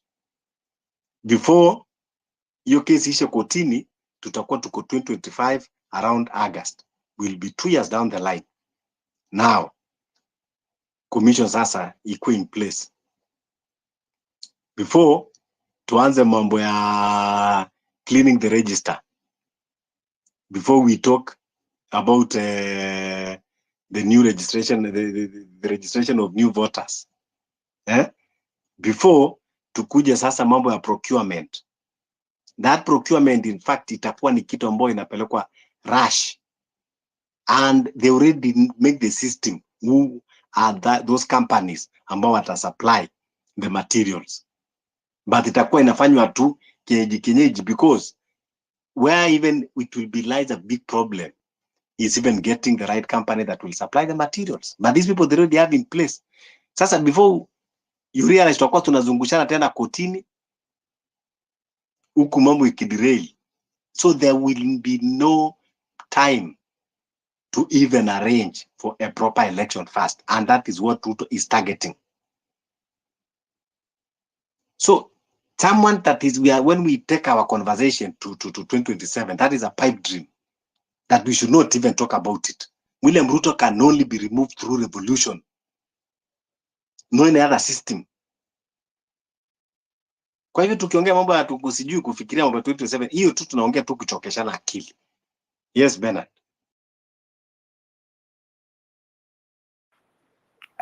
Look, Fabish, I agree with you on the level that we need to be frustrated and we need to, like we need to be impatient the way that you're describing here. But I think you are being very unfair when you're trying to describe those of us that are being practical about the fact that, come on, Maze, like two things that you already said on your own, using your own words. Yeah, one is that we don't even have a functional like IBC system. Yeah, and that is something that's outside of our own hands. That's number one. Number two, like for all those things to be put in place, they need to be put in place throughout that time between now and 2027. But I think the thing that maybe you're misunderstanding is it doesn't mean that it doesn't mean that something else cannot run in parallel. Yeah, what can run in parallel is okay. Can we push those systems to be put in place? And I wasn't saying that hizo vitu hazifai zinafanyika. In fact, those are the things we need to be focusing on. If you were to ask me, by the like, even the whole conversation of like, oh, let's have a revolution, let's push Ruto out of power. Like, I think it's futile. Yeah, it's incredibly futile for us to simame in front of a human being who has already done two things within less than 6 months. Yeah, one, he has already killed over 60 young men and women, and two, he is already been able to push his deputy out of power using the same parliamentary system that we could possibly use as people to actually push him out. We don't have any constitutional ability of actually pushing this human being out. Like and I think that is probably, like, if you're to ask me, one of the things that we need to remember and actually like keep in mind, which is we have a constitution in place that has been working very well. Yeah. And it's working right now against us. But it doesn't mean that we should push it out. It doesn't mean that we should actually like, how do I put this? No. And tell me how the constitution is working against us. The constitution is working against us because the president can only be pushed out of power by parliament. The deputy can only be pushed out of power by parliament. And that is why we are all struggling, because we don't have a way of pushing him out of power. And number three, the only way we can actually push those people. Wait, that is why you are getting it wrong. What do you mean we don't have a way of pushing him out of power? That means you have not been understanding when we talk of revolution. Okay, like, come on, Fabish, like, can I ask you a question? Like, what you're asking for is that you're asking for us to like march to State House and ask this guy to leave. You're asking us to march in front of us. And to you, that one is something that you cannot do, right? It's mass suicide, yeah. Like, it's possible, you're right, yeah, but it's possible at a different level. Like, it's possible at the level that thousands of people will die. So what is possible to you? What is possible to now give a solution? What is possible to you? Yeah.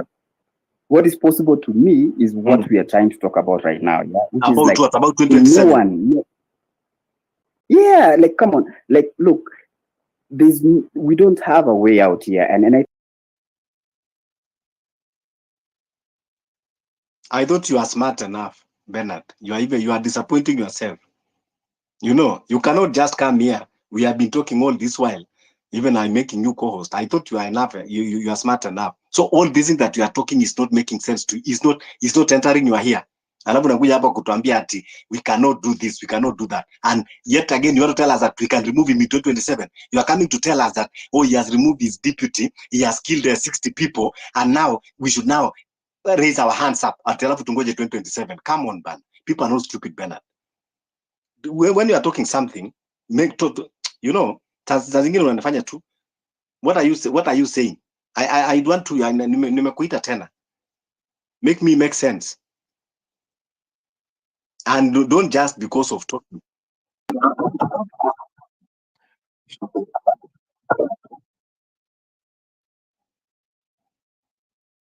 Kitu moja me and you maybe are not agreeing on, and I think sometimes it's okay for people to disagree on such kind of a level. Yeah, I think you feel that this should happen now, and for me, I feel that the revolution sometimes takes a minute, and I think for me that is the direction I'm going. Yeah, I'm going in the direction. I'm not saying that this guy should even be in power one day.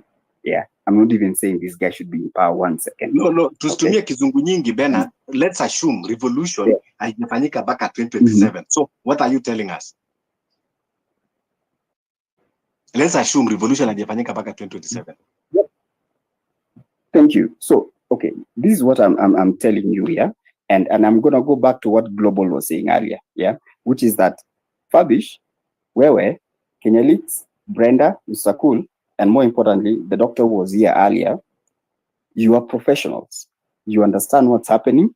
You are frustrated, yeah, and you know that's why I pushed that doctor, yeah, because I wanted to see exactly what he has in his head, and you could see his frustration even just by the way he's talking, yeah. And I have the same frustrations. You have the same frustrations, yeah. But like according to what Global alikuwa anasema saa zile, yeah, that frustration sometimes doesn't trickle down, yeah. The people when you wako huko home, yeah, they are slower than the rest of us, yeah, and they are slow by virtues of two things. One is that they might not be as necessarily educated as the rest of us. Two, now in that they might not have the same access. Wait, Bernard. In that point, so that we go together. Yep. Wait. So that we go together. Yeah. Let me ask you. Do you know my grandfather? No, I wasn't assuming that I know you. You don't know my grandfather. Family, yeah? You may just say you don't know, right? Because you have never had that. And even if I tell you have never had, probably you have never had because it's not known beyond this village. Okay? Likewise, maybe your grandfather also is not known beyond his village. Do you know Dedan Kimathi? Oh, definitely. Yes, I do. Do you know Dedan Kimathi? Yes. You know Bildad Kagia? Of course. Yes, I do. You know Akina Jaramogi Oginga Odinga, right? Absolutely. Now, the reason why I'm asking you this question is to tell you, kuwa, hiyo mambo ya kusema ati must trickle down. Let me tell you, in a revolution, it doesn't mean kwamba ati lazima each and every single person, mpaka babu yangu, akuja mondoe Ruto. But we just need a sizable number.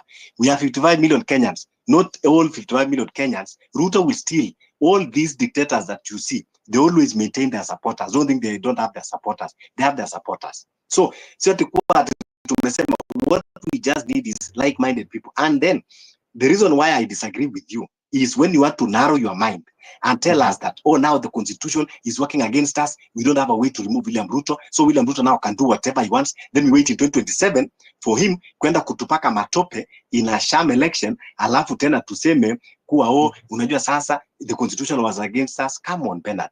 Where at is doing. And this kind of fear, at is you to get a state house, many people are going to die, blah, blah, blah, This is a kind of narrative that NIS are pushing in these spaces, ili tukae tukiwa na uoga. Many people have died even without going to state house.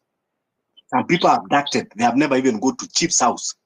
Some people, they die in hospital. They don't get medication. They have never even go to Nyumba Kumi house to threaten. Some people, they died of cancer. Sababu wanataka kuleta na ma-GMO. Hawajaenda hata kwa headmaster kuthreaten them. Kwa hivyo, kama unataka kukua kwa hii movement, you know, when we want to do something, hiyo mambo ya fear, ya kuziana fear, that is what we are saying. It cannot work. So if we have still people like you ambao unasema kwamba you want to remove William Ruto lakini unataka kuvaa tai na kushika file, yes, for that way it cannot work. Unataka kushika Biblia kuhubiri, utaendelea kuhubiri mpaka ile siku Yesu atarudi. Ukiendelea revolution si ya waoga, na kusema kwamba ati sababu unaona vile constitution iko vile mambo iko. Nimesema the reason why nilikuuliza, yes, revolution might go even beyond 2027. The agenda should be this way: we are not going to election with William Ruto no matter what. Hata tukifika 2027 na tuje mtoa, we cannot participate in an election with him, because definitely tutajua ile kitu ambao atafanya. Wewe unataka uniambie judiciary mzima akiwa anaweka kwa mfuko, parliament anaweka kwa mfuko, alafu ndio IBC atashindwa kuweka kwa mfuko? Ni mirako gani mtatumia? Ni mirako gani mtatumia? Kwa hivyo Bernard, ukisema hivi vitu zingine, in as much as unajaribu kupaka rangi kutuwekea hivi na hivi, then nashangaa. Okay, so Avia, like, sorry, Fabish, when you put it that way about like and he can do whatever he wants qua elections, I sound naive, I sound stupid, and I'm sorry. Like, qua your side, you're right. Like, he looks like the kind of person who will wake up and you will even just like go look for every ballot box and actually make sure that his name is inside, or if there's no name, Kayake is gonna ban that ballot box.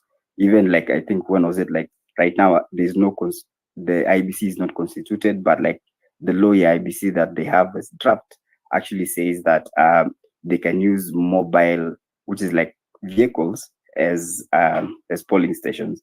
And I think if you were to ask me, Fabish, to be very honest, the reason why I'm changing my mind right now and agreeing with you is like 2022 was won because of that. Yeah, I would say they knew exactly how to stuff the ballots, how to make sure that by the time you form in Asaniwa from 32A, they could publicly like be like, yes, this is beautiful, this is the one that made us. And so they won in the courts. And that is where you're right. Like, the reason why I'm changing my mind is when you said, like, if I want to wear a suit and carry a briefcase, you made me look back.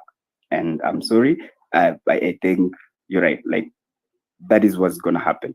And see even a good example. Already see even a good example. Professor Kidure Kindiki. Yep. He is supposed to be approved by the IBC. Lakini angalia saizi ni deputy president bila kupitia IBC. Na hakuna kitu tunaweza kufanya. IBC constituted. Yeah. There's nothing we can do. Yeah. You're right. Kenya Leaks.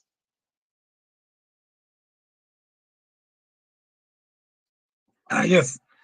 So anyway, I think it is normal for us to, hi Fabish, it's good to have this kind of banters, because at the end of the day, what we are working for is for the success of our country, because we love our flag, we love our country. But that having been said, we cannot have one man. You know, like that case of Guinea. A government officer who is fucking everybody. All your wives, all your concubines, everybody. Kila kitu ni yake. What is he? Is he man enough? We cannot have that country like that. That is why we are saying we cannot wait and give someone who has shown all tendencies of a dictator. From the time he was an MP after campus, to the time he's been agriculture, time he became a minister, deputy prime minister, I don't know if it was there or not. Until now, the trajectory has been is a one-man army. It is either is your way or you are out. A country ruled by the rule of law is like these spaces. You contribute the way you disagree, but agree. And if you cannot bear, you go out. That is also okay in a democracy. But now you are here in a space whereby we all are saying one thing. We have been sitting in these spaces. Some of us have seen here a bit. We have watched dictators. We have experienced different government. Kibaki ruled this country with the same constitution that was later changed to be the 2020 constitution, the new constitution that we have. But he didn't do the blunders he did. But Moi did a lot of madness with the other constitution. So the problem is not only the constitution. The constitution is a perfect document, a very progressive. Of course, it's not totally perfect, but it's a progressive constitution. But the leader of the country can decide to fuck off everybody and run the country as if he's in a different regime. We have seen today is in the judiciary. You have seen what he has done to parliament. You have seen what he has done to the police. You have seen what he has done to DCI. You have seen what he's doing in the army. You have seen what he's doing in the Senate. You have seen what he does in the shuffle. You have seen what he has done in demolishing political parties. That we are saying, if we give him more time, and that has been done in 2 years, if we give him more time, we shall not have a country. That is where the revolution is starting. 11-11. To take any form, any shape to bring this regime down. Those who will go to the street will go to the street. Those who can print posters, please DM Fabish and the host. Any posters you have created, DM or put in the timeline. Put up comments so that we can continue sharing. Share this space. We are saying, go to your village. This revolution will be local. You have a chief who is chewing other people's wife because he's a chief. Yeye anakuja hapo analetewa kuku, anafanya kesi za mashamba kwa hali ya corruption. Deal with that chief there. Kama ni Kazanzeni constituency, Kazanzeni village, jipangeni hapo vijana, mwamke hiyo chief kutoka tarehe 11. Kama ni Moyale, kuna district education officer anafukuzaka watoto ama principal, make commotion there. Wale tunaenda Nairobi judiciary, tunaenda pale, tunaweka placard zetu. Wale wa Safaricom, tunaenda Safaricom. Wale wa Safaricom shops, tuende tupeleke petition na kusema shop zote za Safaricom hazitauza kutoka hiyo siku because wanapeana data yetu. That statement will echo internationally. These are international brand that the Kenyan people have boycotted one of their own company because it has UK interest, 60%, Ruto's interest, and the government of Kenya interest. We will have made a statement. That is the purpose of a popular revolution. It is through boycott, civil unrest, until the country becomes ungovernable, and that way we shall drive Ruto out of the country. We have seen the judiciary. We are planning to see how they are going to rule their Adani cases. But even without that, we already know they are partisan, they are compromised, and we are going to bring justice in Kenya to a standstill until we remove the person who is controlling the judiciary. Alikuja to power. Within a few days, all the cases of all his allies were thrown out. Akawaongezea judiciary pesa, akawapatia magari makubwa, akalipa Supreme Court. Saizi amekataa kupeana phase 2, wameanza kumtishatisha kidogo, anaongezea pesa. That's why he was there today. Akiweko na kesi wanamtisha, wana rule kesi nje yake, anaongezea budget. So we have a problem, patriots. That is a problem we want to address now. We cannot wait for 2022, as it has been said, because you'll see even in election of US, which is 1 day from now, and US, remember, is his biggest supporter of this government. Alienda huko akalia kiti ya Biden. There's already rumors of rigging in the US electronically. Can you imagine what about Kenya? You've seen what this ambassador is doing. So if they can leak, they can be able to do what is called rigging the election in the US through the systems. What about Kenya? It's pocket change. That is where we're saying we only have one way and one stone to remove Ruto, through a popular uprising, through civil disobedience, through sabotage, through every means you can do to bring the government, and joining the people in the streets, in the spaces, online, and making all the noise to make sure that this government comes down. If you wait and think that this conman will change, who goes to church and talks a different language, when he has never apologized about the killings of our comrades. Yesterday in church, amevaa kilemba ya divai, anawadanganya anaanza kusema no, there's a problem with the women being killed, yet is participating in those murders. So we are dealing with a conman who has a new project every day, so that anawachanganya walio wengi. Na tunajua Kenya watu wengi hawana uwezo wa kuwa na hizi gadgets, hawana uwezo wa kusoma gazeti, hata radio na TV ni kazi ngumu sana, because people are so poor until they have lost hope. They have started worshipping the oppressor. We are saying this revolution will be driven by few of us who understand the benefit of doing a popular revolution now rather than tomorrow, for the benefit of those who are the majority that do not know what is happening. So we'll carry them, hata wajinga wetu wa Kenya, na wale ambao wako illiterate, na wale ambao wameumia, na wale ambao hawana pesa, to an extent whereby they don't even know what is happening. Like, tell me, in Lodwar, do you think that child can compete fairly in this Kenya, even if he was given the same opportunity? It cannot, because it is already rigged in the beginning. That child in Lodwar, hata ajua kwa Kenya, wanaishi kwa msituni, hakuna maji, hata ukisema kuna shaa ya hao maskini, what shaa is going to help them? Yet hiyo pesa itakuwa inaibiwa hapa Nairobi. The way NHIF imeibiwa. So we're saying the system is rigged. We must do an overhaul, have a fresh start and a fresh beginning. The first thing, vile Gachagua ametoa, tumeonyesha very vizuri, tumekomaa kisiasa, hatukupigana. Those of us from Central Kenya, we have no problem with Gachagua going out. Kindiki Kindiri is a Meru, he's our cousin. Hata wakiweka Mkamba ama weke Mkalenjin for deputy, they're all Kenyans. What you are saying is we cannot have a country where one man can decide today you're in power, tomorrow umetolewa, whether you're elected or not, whether the rules are there or not. That is what you are fighting. And that is what is called impunity. And it points to anarchy. That is why we're saying Ruto must go, and we must have a fresh conversation. Lazima we take Kenya back again. Tukishatoa Ruto, we have 90 days, Chief Justice, to hold the Katiba, to take care of the country. We shall deal with the new people. We shall vet the new eligible people from there. But for now, the journey is all of us contribute. Kama uko kwa stage ya makanga, anza kuongelesha wenzako. Kama unafanya ukahaba ama kwa sababu ya mashida, ongelesha wenzako. Tumieni mbinu zetu, zenyu. Toeni suruari, toeni anything.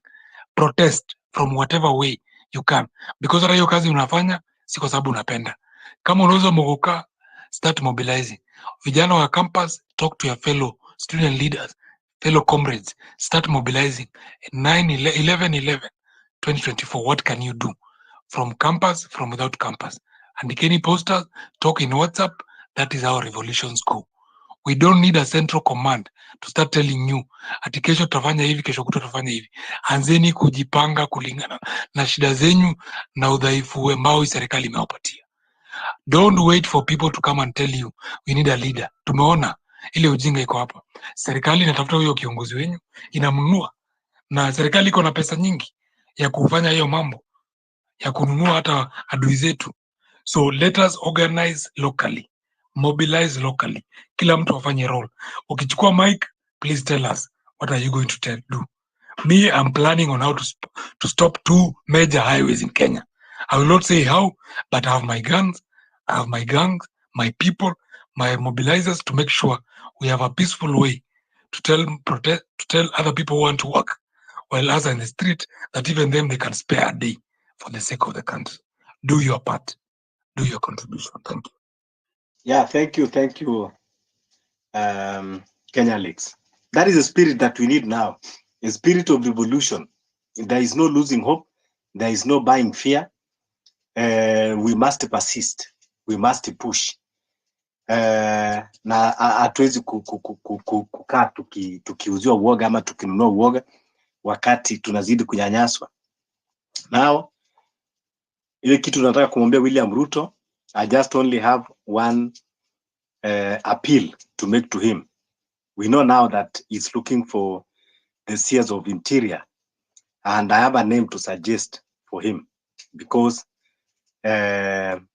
your Interior ndio hiyo Kindiki ametoka. I have a name to suggest for him, someone who he can trust, someone who can work very well. Ministry of Interior need to be given to a lady because for a long time, William Ruto needs to keep on making history in this country. So, and that CS need a lady. I suggest that Charlene Ruto is a qualified Kenyan, and that she's jobless, so she will fit in that position, so that when we are coming to the revolution, we know. Yes. So I appeal that he should consider nominating Charlene Ruto. No need even to go through vetting. She's qualified. She has everything that it takes, and he can trust that Charlene Ruto will deliver as per his wishes. Yeah, go ahead, Xavier. Thank you. Good evening, good afternoon, good morning, wherever you are tuned from. This is Xavier, the Jeffer himself, Che Guevara spirit. Now, I will start where Fabish, you have stopped by saying, we don't care. He can nominate Shireen Luto as a minister for the 6 years interior, make history that the first woman CS for interior. He can also nominate, can replace Kindiki at will with Oscar Sudi and make it a government of UG. You understand? UG was in Gishu, but pan intended Uganda, because that's where he's heading. So there's no time. I came in, where do I start now? I came in when Ajoga, Dr. Bishop, those titles, they just show you that Ajoga, I'm not attacking Ajoga, but I'm saying Dr. Bishop Ajoga was discussing as if we are dealing with the same person. I want to start by saying, why are they asking us to be patient? We are already patient. I can do stand up. We are already patient. So how do you ask patients to be patient? Anyway, that Shisha thing, we should not tolerate. As a civil servant, as people working, they should take the matter again to court. I know the case about housing levy was won by the government, but we should not agree for our money to be deducted if we cannot get services. Where is NHIF money? First question, before you even come to those before you come to that, account for the money in NHIF and identify the corruption, the roots for corruption, those hospitals who are charging for a simple cesarean section, they charge maybe 500,000, stuff like that. Let's say this: Shisha is a scam. Nobody, no Kenyan should support Shisha. First, let's go back. That's our demand anyway. Let's go back to NHIF, fix the problem before you transit to any other organization. You cannot leave an organization, not account for the money, and the people, you put them in a new program where they have to start paying, and you start deducting, and they're not getting services. That is nonsense of the highest order. Bernard, I think it is you who was discussing that issue with Ajuoga. We cannot entertain that kind of nonsense. Now, going forward to where Fabich was, we want him to nominate all his sycophants, make it a government of Uganda, be Museveni, where the wife, Janet, runs, I think, 5 ministries, and then defense is run by his son, the military chief now, Kainerugaba. And you know, the Kainerugaba means the Avenger. So Museveni named his son the Avenger, that he's come to avenge for him. That's why he wants to hand over power to him. That's what is going on. So Ruto can start by giving this lady Wigi G, giving Wigi G or Wigi C, Charlene, the Wigi lady. Wigs, she loves wigs and big headache. Maybe they don't need an airport at Sugoi. Ruto can land on her forehead. Sorry for going personal, but this is how it is. That's how we feel when this guy is mismanaging our country. And then the next point about revolution. We are in agreement now with the likes of Miguna. The only exception Miguna took was that we were saying going for an armed struggle, like Cuba, like, yes, but he's arguing for a Bolshevik kind of. Bolshevik was in Russia and the French Revolution. They did not fight. It was a popular street revolution. And that's what has happened in Bangladesh. That's what happened in this other place, a civilian coup in Senegal. So those should be our role models. That's where we want to go. But because Kenya is unique, we lead the world. By the way, biblically, Mount Kenya is Mount Zion. And the Garden of Eden was where Kenya is today. Don't think that we are in prominence because of nothing. Don't also think that we are not important people in this world. That's why only Kenyan president who agreed to be inducted into the Illuminati by sitting on that chair, and the all-seeing eye saw him, and he already working for Illuminati. Ask yourself, this man 2 years ago, when people elected him, did they expect anything like this? This guy was the deputy Jesus for crying out loud. Now he has become the real devil.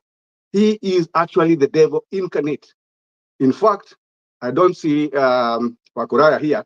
I want him to make the devil incarnate in the next program he'll do. Give him the horns and everything, the butcher of Sugoi, because he just is craving for blood. And that is why we are saying our people go demonstrate from your local area, like Fabish was saying. Go to that chief who is asking for bribes. That chief who is, pardon me for saying, that is is sleeping with all people's women there, especially people who are abroad and people who are working away from the location. The chief is always doing that. And I know this how. My great-grandfather was a chief during my Mau time. He ended up with 42 wives. It's on Google. You can search. Senior Chief Njiri Karanja. You know, and personally, I'm trying to appease because we are considered collaborators with the colonialists. Me, I want to move to the Mau Mau side. Yeah, I want to appease on behalf of Kenyans. We are the people. My family is the people who handed Legiko to Kenyatta, and that's how we got a conman in office. The conman number one, Jomo Kenyatta. Conman number two, Moi. But Moi became conman after 10 years. He ran a very good government for 10 years until the time he put Saitoti in abeyance for 14 months. That's when the rain started beating Moi, and he became now a dictator from there going forward to the end of his leadership. But he even he showed a very magnanimous spirit. Moi was acting out of ignorance. Ruto is acting out of arrogance. And we have, as Mr. The guy who just spoke before me, he was saying, this guy has all the hallmarks of a dictator. And now he's in the school of Museveni. So that's why he's asking for 7 years. Don't think that Cherargei is just talking. Cherargei is a mole. He pretends like he's with the people, but he knows which agenda they are pushing. Anyway, this we have to continue with the spirit of the movement. So I was saying, Miguna has suggested we should go for a popular revolution, like in Bangladesh, or even a civilian coup, like the one in Senegal. But armed, he says he doesn't want to be part of it, and I can understand. So for good measure, I agreed with him in that space where he said that the minute I mentioned that we are going for an armed struggle, he says, I have to correct that. I never said that. I never intend us to do that. It's popular revolution. So basically, we have to put pressure everywhere. Occupy everywhere. Occupy those churches. I think we said yesterday. Go to those churches on next Sunday. 11/11 is when? Is the next week? So this Sunday, start occupying those churches.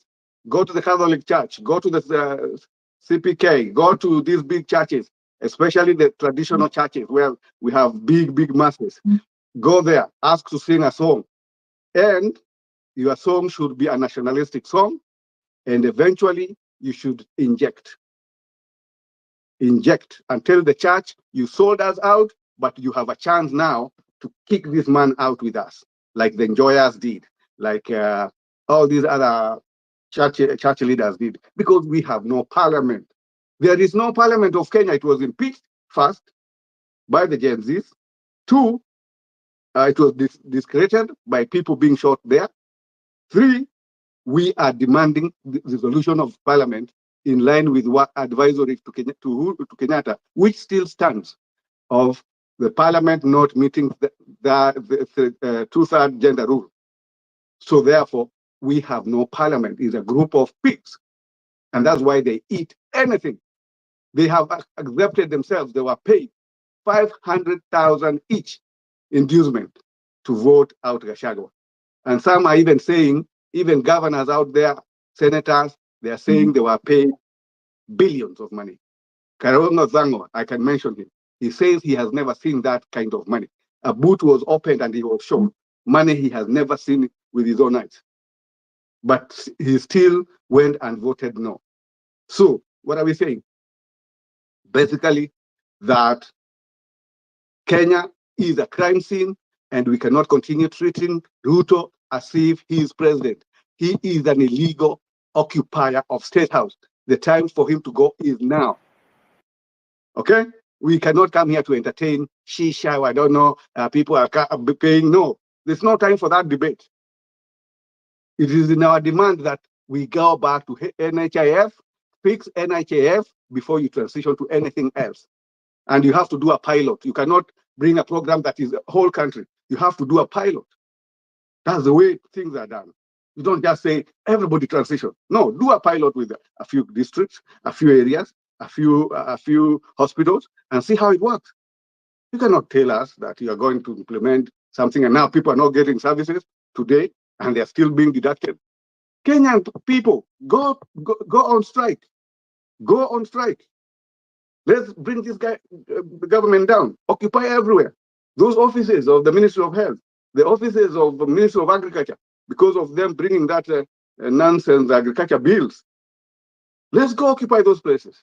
Occupy everywhere. That is the thing for 11-11. Kila mahali. Alete hiyo askari wake 10,000, 1,100 wote. Hawataweza 1 million Kenyans, wherever they are. And that is a popular revolution. This guy can fall faster than we are even imagining. Thank you. I think I'll stop at that point, Fabish. Yeah, thank you. That's what we want. Thank you, Amsevia. Let's go to the lady. Yes, Nancy. Hello guys, thank you Fabish. Mimi nilikuwa nataka kusema tu hivi, msiniattack please, this is my opinion. Nani mwenye alikuwa anapigia nduru sana hii serikali? Miguna is the one who did it. Alafu anasema ati twende straight na yeye hayuko hapa. Miguna is Let a him double come. agent. Yeah, let him come here first, then we'll follow him. He likes making a lot of noise and he's not here. He's with his family in Canada. You know? Let him come here first. I'm also Alafu with my atuambie family twende. in Canada. Are you going to kick me out because of that? I'm also with my family in Canada. No, I'm not gonna kick you out. Even me, I'm in Australia anyway. But Mguna, yani, he's been like that. Don't make too much noise and you're far. Even me, I've been advocating for Nancy. Yeah. Yeah. First, allow me to interject this way. Personally, fighting for revolution need all hands on deck. Miguna, we have seen him before. Those who have lived even before us know that when Miguna was in the country, he was not shy away to fight when the right time comes to fight. We have seen him fighting, going to the streets. We saw him leading the NRM. So, and even fought during a Moi regime. The reason why Miguna was expelled out of the country and went to exile, it is because of fighting the regime. So now, someone that we have already tested and he has proved to be a hard nut to crack by most of the regime. Now that he had predicaments that it was not his making and go out there, we cannot say that that is wrong, what he's doing. Miguna, we know his spirit. When he's in the country, everybody knows his presence. And by saying that he supported this regime, he's not the only one that voted for William Ruto. Most of us here, we voted for him. So, but it was a mistake. So it is not only Miguna votes that make him Ruto to be president today. So I think we cannot go that direction, Nancy, and start accusing someone. Then we have Kenyans who are in abroad that they have been very useful for revolution. And even in many revolutions, they are always even supported largely by the citizens who are in abroad, because those people who are in abroad, number one, they have saved, they provide the technical assistance, they provide even the tacticals, they provide even with the knowledge, with the experience that they see in abroad, with information, and also they provide the resources. So Nancy, kindly just understand that. Fabish, before Nancy comes back, let's give her a chance to explain what she's saying, but let no speaker start by kind of criticizing what the other person said. Give your ideas for the movement, and then you can come to criticism at the end. But if you start like interacting the previous speaker, it becomes like, you see, like I did not really attack a joke. I just said that we cannot afford to be talking like there's a government in place, that Shisha is transitioning this way. We know all these stories. What we want here is the way forward. So anyway, Nancy can have her space. Let's not gag her. Let us not come out as people who are gagging people's opinion. But that Miguna line she's going to, I think it's a little bit sensitive. And but she can go ahead. That's what I could say. Okay, let me go ahead. Yeah, let me go ahead. Me, I support Morara. I can't even lie. I still believe in him. I always go to some forums on TikTok, and they were like, "Oh, Morara can do it alone." I told them, "No, he cannot. We need guns. We need to do guns. We need, but them they're not for the idea. I'm for idea of guns and all this. Maleknezatoa anywhere, But me, Muguna, me, even if I come to Kenya, I don't have followers. No one knows me. But if Muguna comes to Kenya, he has people who will know him. He can come. Atuambie, aambie watu kuja wakuje. But Nancy, mbona he wants to be Nancy, ataki. Miguna was kicked out of Kenya, number one. Number two, his support. Let me just help you. Number two, as Fabish has explained to you, Miguna has been a revolutionary since 1987, when he was kicked out of University of Nairobi because of something that was going on at that time. Miguna has been a revolutionary. You have been told how he thrown in Baba, and in fact was supposed to be arrested. Only that Uhuru was a gentleman. He decided to exile him instead, because Miguna would have brought the government down by himself. Had they not expelled him, we would be having a different Kenya. But he has a life. He has a life. So by you trying to say that Miguna is enjoying here, I'm here with Miguna. I meet him daily. Miguna is my neighbor here. So are you going to say that all us people who are in the West Country, and you yourself said you are in Australia? So let's not split hairs here. Miguna has said, with good reason, and I accepted it, that we are not in a position to do a military intervention, because look at what has happened in West Africa. It is the military themselves. Where are we going to get guns enough to fight the government? I'm not saying it cannot be done, but that will take time. So let's try this route first of popular revolution, which has worked in Bangladesh. It has worked. Do you know the Bangladeshi campaign started in 2018? It was not a new thing. They had tried in 2018. Things went down, and then later Kenya, the Gen Z, were the one who energized them to start their revolution, which succeeded. So it's a long haul. It's not going to be tomorrow, but it could be tomorrow if we act right. But fighting among ourselves is not going to help. By the way, nobody can contradict Miguna's revolutionary tendency. So please stay away from Miguna, for my sake. Talk about other people. I'll stay away from him. Yeah. I'll stay away from him. Yes. But even me, I support Morara, because even him is doing something. We are all on the same route. Yeah, even Morara So is a good kid. Yeah, okay, we all work together as long as we're doing the same thing. No. But Let me put clear to you, both of you, Sevi and Nancy. First, we cannot go in that direction of personalities. We are not supporting Miguna, and we don't have anything to do with Miguna. But Miguna is coming to be part of the team. So it is not saying that I support. Miguna doesn't want to be president. And if he chose tomorrow that he want to be president, or he want to be the leader of the movement, personally, I will stay away from him. But what I'm saying is, Miguna is part of the revolution. Okay?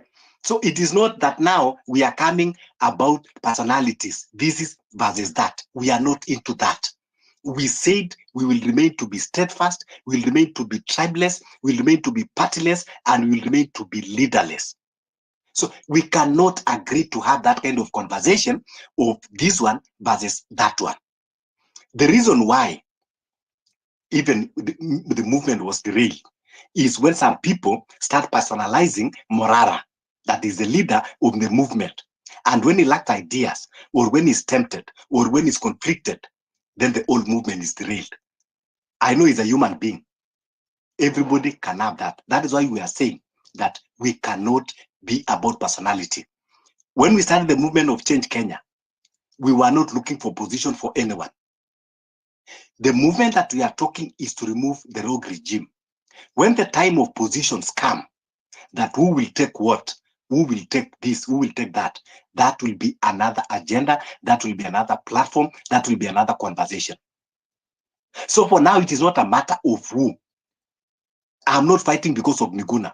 I'm fighting because of my country, because of me, myself, to enjoy the better country, and my children to enjoy the better country. The fight for this movement is personal. It is not about anyone. So that kind of conversation of personalities is what we will never entertain in the movement. And if we entertain that, we are finished, we are done. And that is what we are saying. That is why when William Ruto was trying to call the Gen Z movement to go and have discussion at the table, people rejected, saying, no, we don't have anything to discuss. What we just want you to do is implement and respect the constitution, because that is what we are asking you to do. We are not asking you to call us to sit on the round table and start sharing positions. William Ruto can call us today and said, okay, what you people need, I can give you 3 positions. Take these CS for security, take for finance, but those are only 3 positions for 3 individuals. But what we are advocating is for equity and equality for every Kenyan to enjoy. We say that when we remove the rogue government, when we have a better government, when we remove all this system, we have drained the swamp. It doesn't matter who becomes president. Even if we go and import a robot in Japan to come and stay in that state house, we don't care, as long as everything is running according to how we wished it to be. So tafadhali usikuje hapa kutuambia kwamba I'm pro Morara, I'm pro Miguna. No. Everybody here is a leader. And that is why we are taking our personal responsibilities to fight. What I always advocate here is that we should always remain leaderless. Morara is part of the movement. That is okay. He should fight as part of the movement. But he cannot be anyone's leader. We don't have a leader. A leader is ideologies, a collective ideologies that we have, and the problems that we have identified that we need to root out.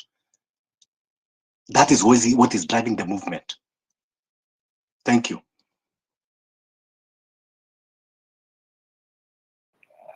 Oh my God. Fabish.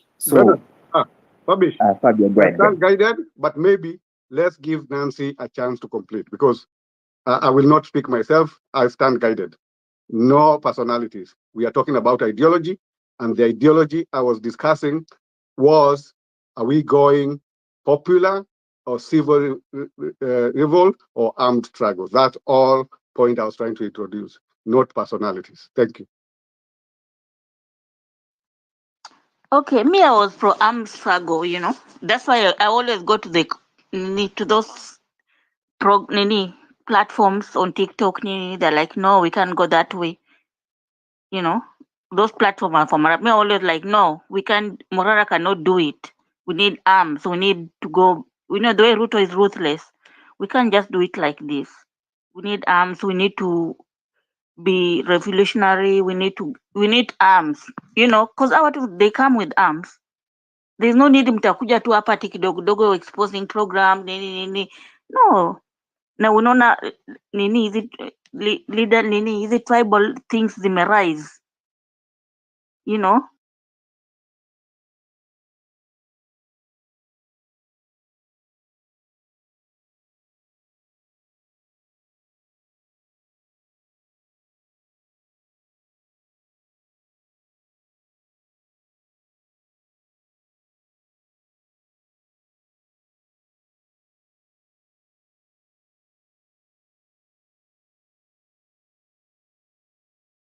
must go. Me Male, I fell out with Muguna is vile alianza kuattack Morara, but we don't need to attack each other. No, Me, I'm unajua just here. Nancy, ile kitu iko, Mm. when you are in a movement, even me, Fabish, even you, Nancy, you are not immune from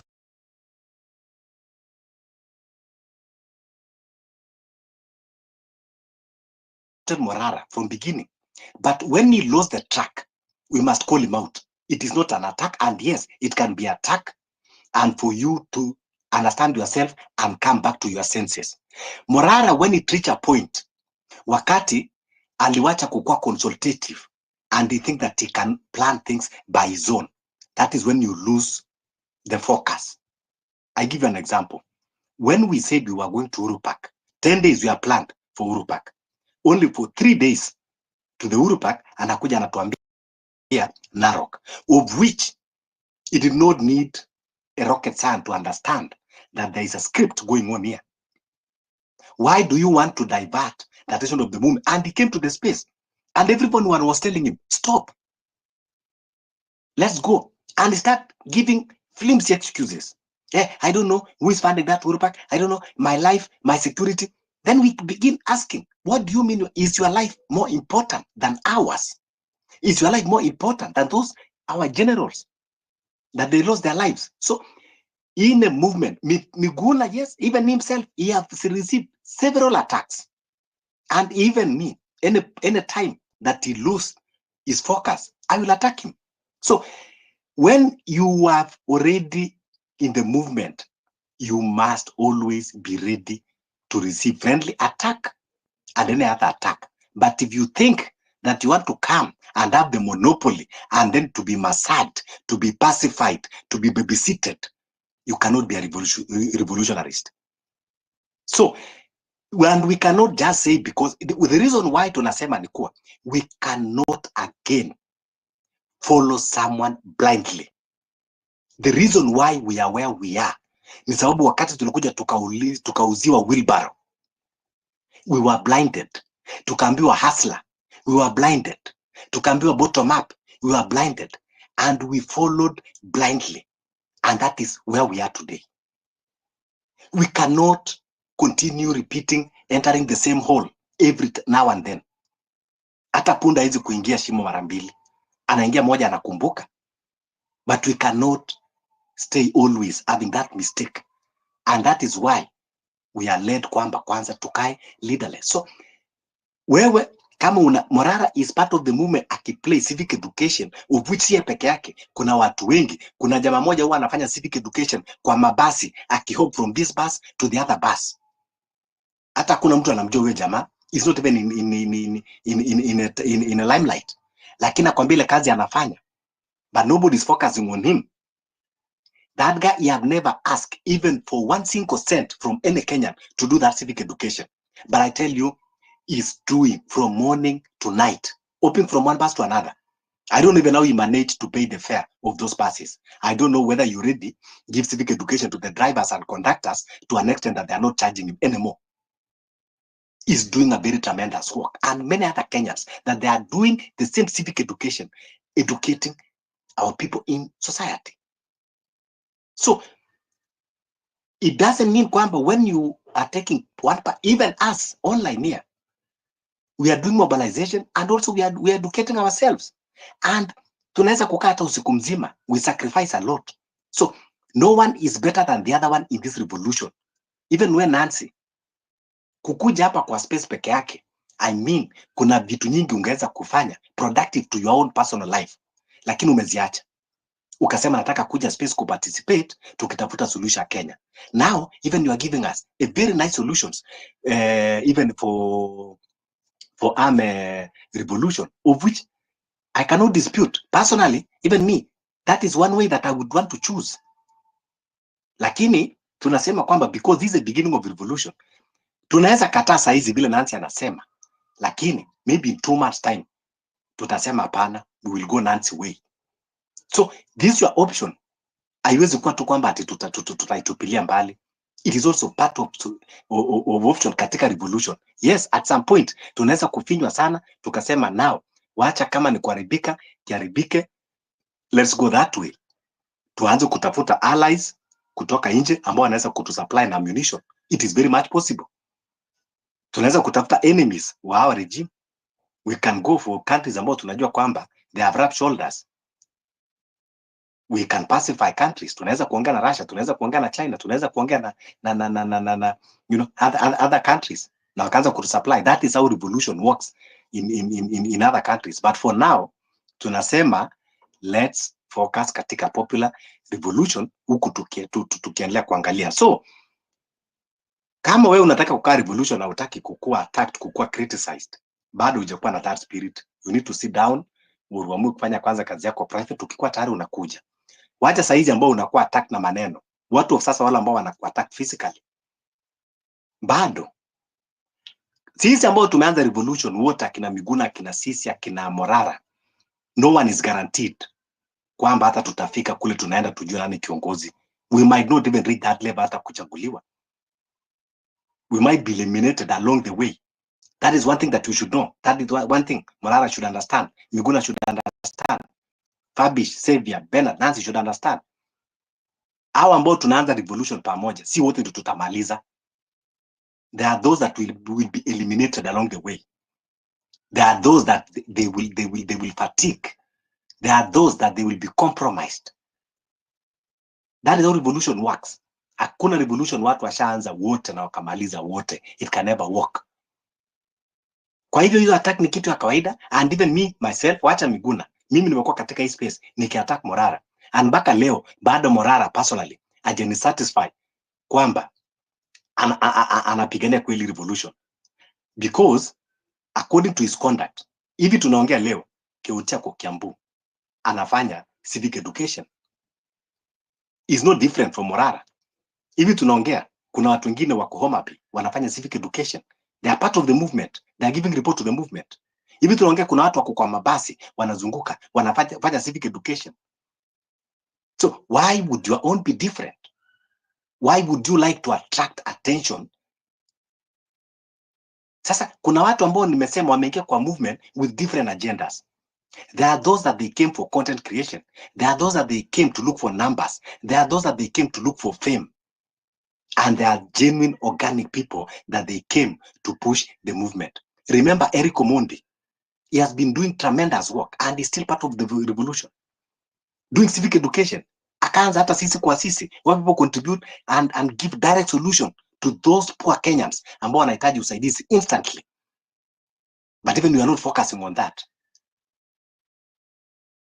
You cannot tell me that Morara amefanya kazi kubwa kuliko Eric Omondi. But even we are not highlighting Eric Omondi. So ile kitu iko ni kuwa no one should feel more special than others. This is a movement that need collective energy, collective voices, and collective intellectuals. Thank you. Yeah, let's go to the yes, Nancy. Then we go to the new speaker, Papa. It's okay. I've had your pain. I think you guys, you were traumatized because you voted for Ruto, which I did not. But when niliwaambia sana, don't vote for that guy. They voted for him. Wanakuja online kuniomba pesa sahi, naambia sikupei. Nilikuambia usivotie Ruto. Anyway, I feel your pain. So I'm just for Ruto must go. Anyway, it is okay because I'm not saying that we voted for Ruto. You don't know who I voted for. But even if you did not vote for Ruto, what was the other option? I want to, even if you did not vote for Ruto, tell me, was the other option okay? So sometimes, in fact, even if you voted for Ruto, forgive yourself, have peace with yourself. Just look the other option. What was the option if it was not Ruto? And tell me if it could have been better. So even if you voted for Ruto or you voted for whoever you voted, just forgive yourself. Wajakoya was a better option. Okay. Let's go Okay, to Apapa. Yeah, Apapa. Apapa. Yeah. Okay, thank you, Fabish, for the space and all the listeners. Yeah, as Xavier said, actually, Wajakoya was the option, but many of us never took him very serious. Where is Wajakoya now? What is he doing about the movement? Before you say it was better, where is he now? What is he doing now? The last time I heard from him, alisema anajipanga anakuja, so sijui ametubebea nini, lakini yuko anakuja, so let's give him time and see. Watu wanauawa, anajipanga anakuja, watu wapigane ndio akuja sasa aseme nimekuja. Come on, let's be smart more than this one. Okay. That one aside, Fabish. Minus this, I wanted to say something about the civic education that some of our comrades are carrying across. Are we able to evaluate its effect? Somehow I'm becoming a bit skeptic on the much it can achieve, considering that the political wave is always strong, always very strong, that sometimes it's a bit hard to be countered by any force, because these are the guys who will come with all manners of propaganda, dishing out money, and being the Kenyans we are, we always follow the wave. For example, juzi watu wana line up kwenda kushangilia the swearing on of this soprano man. I felt so bad, and especially in Nairobi, where people have died on that same street, people lining up kwenda kumshangilia, whether they were bought or not. It wasn't supposed to be that way. So that's how gullible we are. Now, I would like us to do an evaluation and see if it really has that big effect in what we want to achieve, or we just decide the way we are talking, tuamue twende tu kwa streets, then mambo ya kuongea 2027 hiyo tuliachana nayo. We have nothing like 2027. Let us plan properly for it. 11/11 is on Monday, so beginning today we have like around 6 days remaining. The kind of mobilization, are we doing enough? Itafika ama tena ikuwe kama 8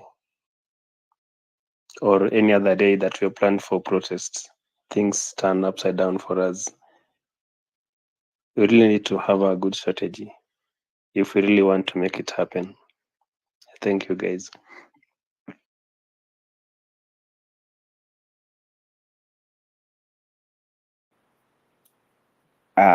Yeah, okay. Yeah, thanks, Apana.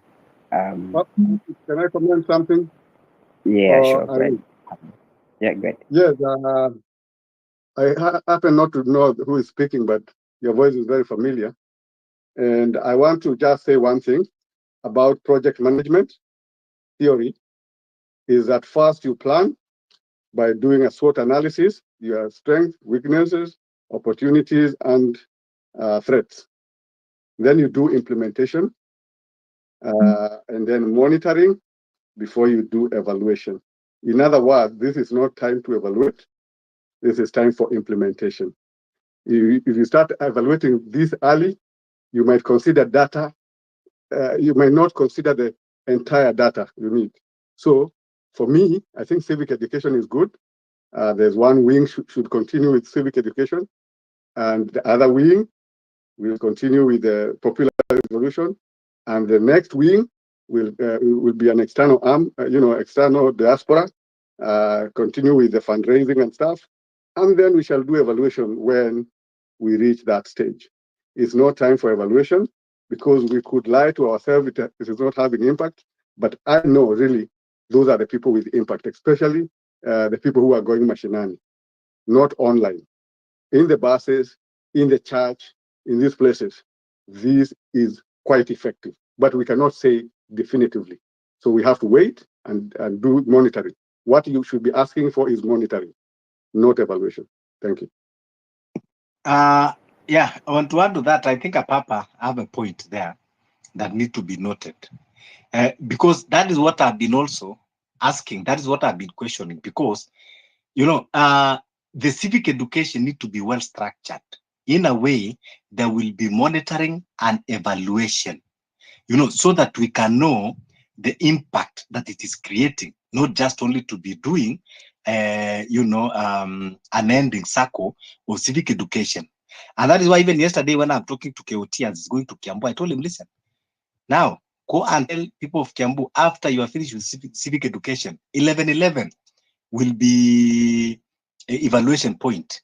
We want to know whether this civic education has really impacted people so that people can come out and voice out. So in fact, 1111 is one of the starting of evaluation, so that now the people that will come out on 1111, we can be able to evaluate.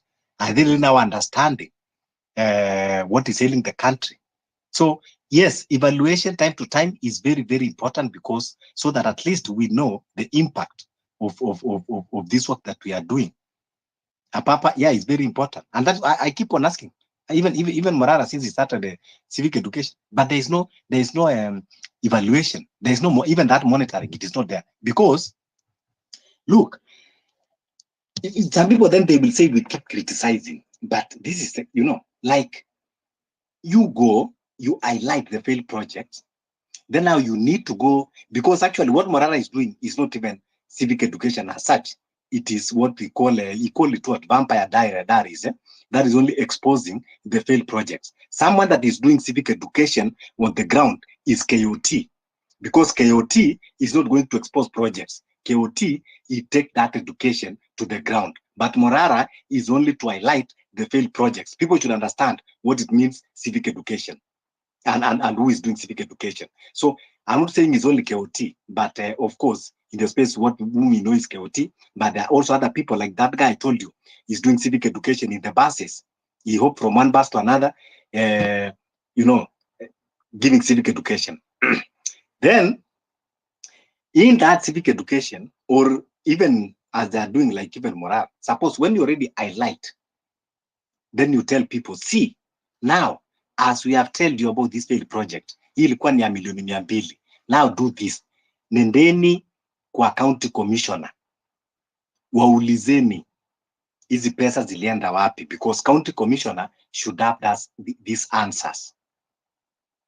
Nendeni kwa sub county commissioner, ask what happened to this road, what happened to this hospital, what happened to this government project that was launched and it's told. That county, sub-county commissioners should be able to provide those answers. So go there, waulizeni maswali, video them, let them give the answers. Wakiwaambia next week murudi answer, murudi tena. Sasa ingekuwa society wanafundishwa hivyo, how to deal. Hiyo sasa ndio inakuwa well evaluated and tunaona kwamba inaleta impact. But when we just go and just read like a newspaper and we leave, it will not bring that impact. Yeah, thank you. Before we go to Philip. Yeah. Philip, go ahead. But before Philip, you go, Fabish, like I agree with you, and there's something I just wanted to like really, really, really emphasize. And it's one of the things that me and you disagreed on earlier, yeah, which is about like when is the revolution going to happen. And I think for me, the more and more I listen to you and Javier, the more I actually understand like what some of the things that global walking was actually trying to address, yeah, which is like how do we push the things that Fabish you are angry about, things that Javier you're angry about, things that Papa you're angry about. How do we push them to the people when you actually at the end of the day they are the ones who can either vote or they're the ones who can actually be like, today I am not going to work, I am not going to sitaenda kukama ng'ombe, sitaenda kutibu watu, sitaenda kufanya nini, nitaamka, I want nini my matatu or my Uber, I'm gonna wake up and I'm gonna be angry, yeah. And I think for me part of that whole situation is the fact that, look, we have been lied to for a very long time, yeah.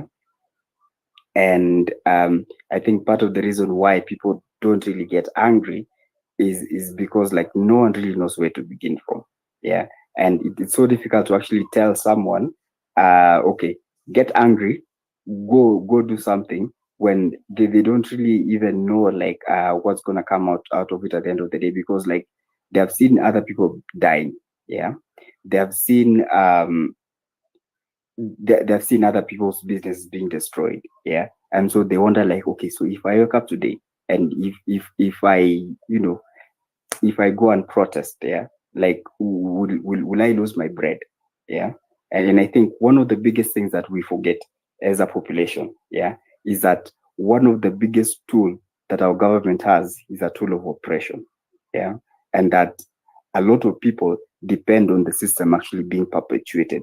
They depend on the police. Ukikutana nao polisi, yeah, if you run a liquor store, if you run what do you call, if you run a mama mboga store, yeah, huku penye tunaishi sisi, like in Thika Road, yeah, in Nairobi, yeah, you need to pay a bunch of these people once in a month, yeah. And so you cannot just wake up and say the system, I'm gonna do this and that, yeah. You can just wake up and leave everything, yeah, because the system at the end of the day is oppressing you. Oppress to the point yenye like you're even tired, yeah. Like people wake up at 4 a.m, yeah, just to be able to go and nitafute hiyo nyanya nikuje niuze, because like 10 out of the 30 days I'm gonna sell my tomatoes, yeah, are the ones that I'm gonna pay the police, KRA, if I even know what KRA is, and Nairobi Municipal Council, yeah. In addition to that, now that's where now I can even talk about like having a profit, being able to take my kids to school, yeah. So like I think like I buy this story of a revolution. I buy this story by the Fabish, this is what we disagreed on earlier. Like mina kubaliana, like let's wake up, let's be angry, but like let's also remember those people who cannot be angry, yeah, like who do not even know that they can be angry, yeah. And when I kept like trying to point back at global, yeah, huyo msee mwenye alisema leo nimekuja hapa and I've learned a lot, yeah, and I've learned a lot that I didn't even know. Yeah, and I wonder and I wish, how could I take this information back home or back to the people that where I come from? Yeah, I think unity to AJ, like we sometimes forget, and we need to remember that. And those are the masses who vote. Yeah, as a country, like we are a country of like, shit. Those are rich people like passing by, for example, with their Ferraris right now. But look, we are a country, yeah, of majority poor people. Yeah, we're a country of majority uneducated poor people, and we are a country of like majority women. Yeah, and for example, yeah, where I stay, there are days when you wake up. I don't have to go to work early because sometimes I work at night. Yeah, and you observe like at the estate, yeah, where I stay, and there are a bunch of women who are just sitting there on the balconies. And I see balconies are like, rich places of like Runda, no, of Thika Road where I stay. Yeah.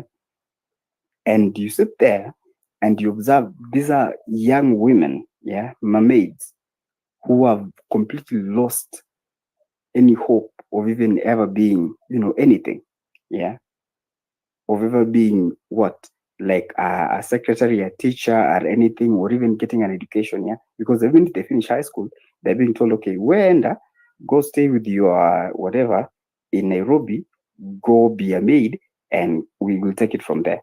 And that is poverty, yeah. That is where poverty is pushing us from Muko Mashinani. And let's not lose that, yeah. And whenever we talk about this revolution that we are talking about, like, it is good. It's good for us to actually push it. Let's be angry, yeah. But at the end of the day, let's not forget that even the people who are mostly struggling, they're the ones who probably are looking and being like, come on, like, nakula leo. You really want me Angalia to lose? Bernard. Okay, Unajua go ahead. But yeah, I'm challenging you. Ngoja nyamaza tu. You know, I'm struggling to get where you are going, and I know many people are struggling because you keep on revolving that yes, let's push for this revolution, but at the end of the day, kuna watu they cannot, I know, put food on the table. Why are we revolting? Je, tunapigania sababu kwamba we are comfortable because we are rich? In fact, those people that you are mentioning now, those are the ones supposed to be in the forefront. The reason why many Kenyans have been complaining wanakuwa nasema the people in the middle class wao ndio wamekuwa kituza, they are not going to vote. But now when the middle class people want to come out, then wale wengine wanakuja wanasema, oh, unajua at the end of the day hata tukasema revolution, we are struggling, hatuna kitu ya kula. And yet wakati sasa wale ambao mlikuwa mnawalaumu kwamba wakuji kuvote wanakuja wanasema, okay, now we are here, let's go. So, let's not be pessimist, because I see you are struggling. I know. I can surely tell you are struggling to catch up with us, but your heart is still heavy, But I tell you, revolution is the only way, whether you want to agree or no. You are my co-host, and I like talking the truth. I can feel your heart is heavy when we talk of. That is why you are trying in as much as to look like you are with us, but something is still, fighting you inside. So you will just decide to be on one side. Yeah.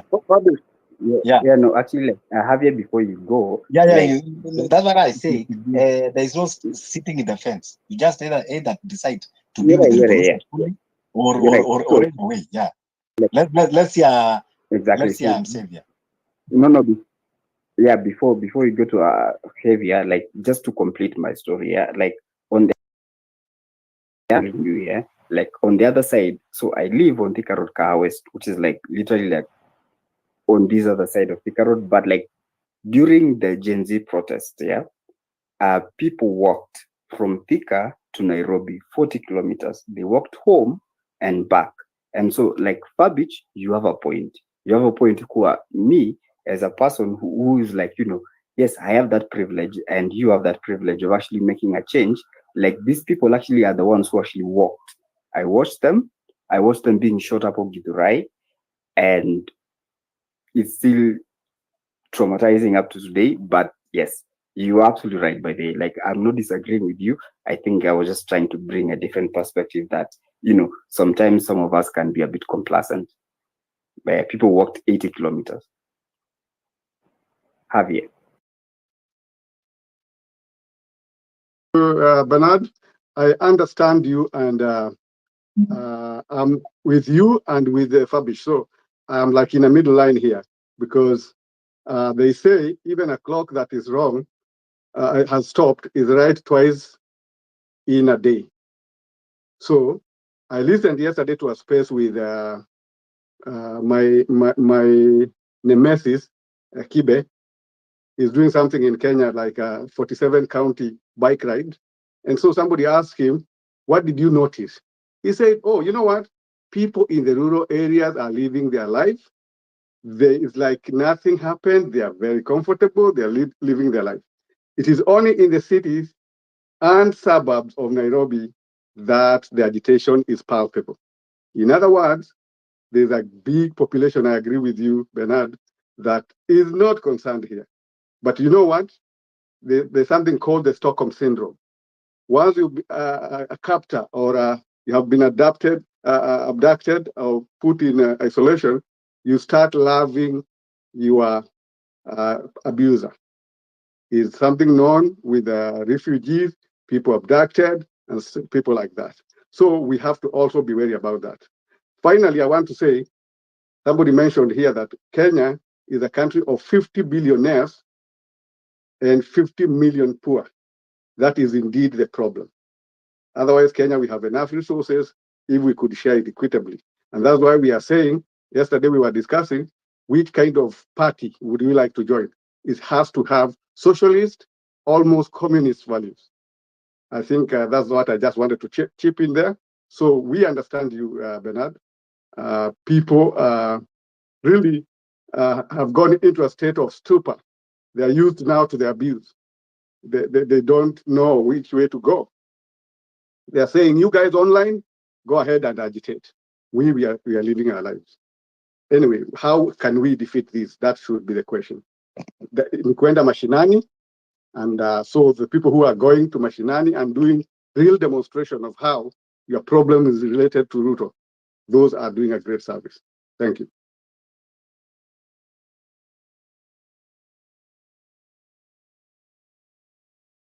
I'm done, Fabish. Thank you. Thank you, Javier, and thank you for agreeing with me. And then I think maybe I can add something, Fabish. As we are talking here, guys, we're doing very well. Ruto is trembling, he's confused, he's made suicidal mistakes. We started very well. Gen Z started very well. We didn't make it, but we are making good progress. I want to encourage all of you here. We are making great progress. We must continue the fight. 11/11 is on Monday next week. We should be here talking about what are we going to do individually. We know the problem of the dictator. We know the murders. We know the maiming. We know the oppression. We know Ruto is outside the constitution. We are not going to play anymore within the constitution. We shall have a mix of fair and rough play. If he plays rough, we play rough. He has already said the police are not abducting people. The people who are coming with masks are not police. We shall deal with them as criminals. Guys, carry anything that you can use to protect yourself. Carry a knife, a small knife, a nail cutter, carry sprays, pepper spray, carry your own shit or some shit of a cow or goats, anything. If someone goes to attack you, don't go and give up and wait to be picked. Throw back whatever you have, rotten egg. Women, come with whatever you can come with, whether they are real tampons or fake blood or with tomato sauce. Use any means possible to fight abductors off. Don't go there and wait to be abducted or to be arrested. We are saying 11/11 is a new chapter. We are going to revolt against the government. Popular uprising. We are allowed to picket, protest. Safaricom has been sharing your data. Is 60% Vodafone of Britain. A sympathizer with this regime. 30% of government. Another percentage of Ruto and his cronies. Ruto owns Hustler Fund through Safaricom arrangement. So protest. Yeah, those who can take loans with fake numbers from Safaricom and not be paid, do it. Do anything that can be able to. If you have a local chief that is demanding bribes and what, organize 10 of you, wear masks, go to the chief and protest in your local village. We must outstretch the police. We must outstretch the spaces of security. We know there are some security officers who are very, very much with us. Please share with us. Share here at Kenya Leaks. How we shall remain, I shall give you identity, very, very anonymous. Share, give us. That is another way of protesting and sabotaging. Those of you working in government, NSIS, intelligence, share with us, share with the host, share with us anonymously any information of some corrupt dealing or anything that is happening within the regime. The policemen, I beseech you, intelligence officer, sabotage the system, because this system is killing your own brothers and sisters. I implore on you to join the movement directly or indirectly. You don't have to go to the street if you're not able to. If you're out of the country, please support people with idea. You can design a poster. You can do something. You can support people who are with fare directly or through the host or other people. Do anything you can do. But from 11/11, we are charting a new path. We are no longer going to be peaceful. We are going to have aura for aura. They come as abductors, we shall abduct them, we shall immobilize them, and we shall arrest them and take them to police stations or neutralize them. So guys, it's no longer joking. Revolution is not a joking business. Otherwise, prepare to be a slave, where they shall muzzle your mind, muzzle your mouth, you'll not be able to talk. Those who will talk will be suppressed.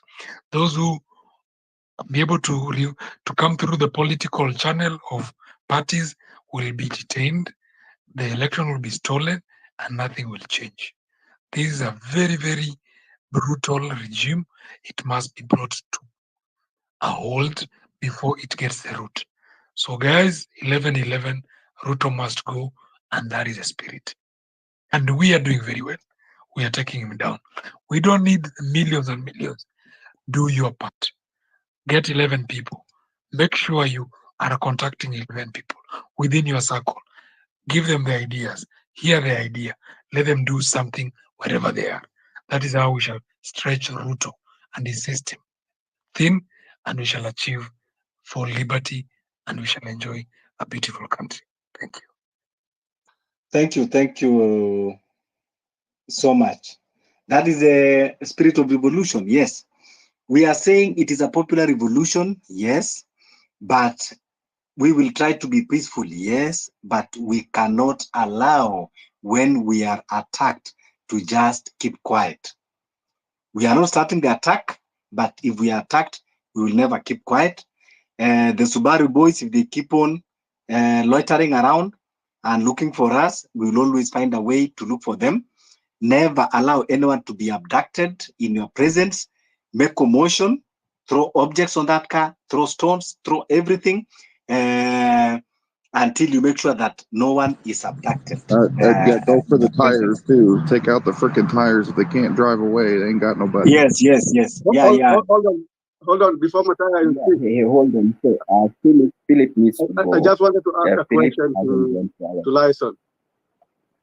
Lyson. Sorry, like who is that? To Kenya Leaks. Are you Lyson? I'm getting confused. No, I'm not. I'm Kenya Leaks. It's Kenya Leaks. Different from Lyson. Okay, you Yeah. speak almost the same.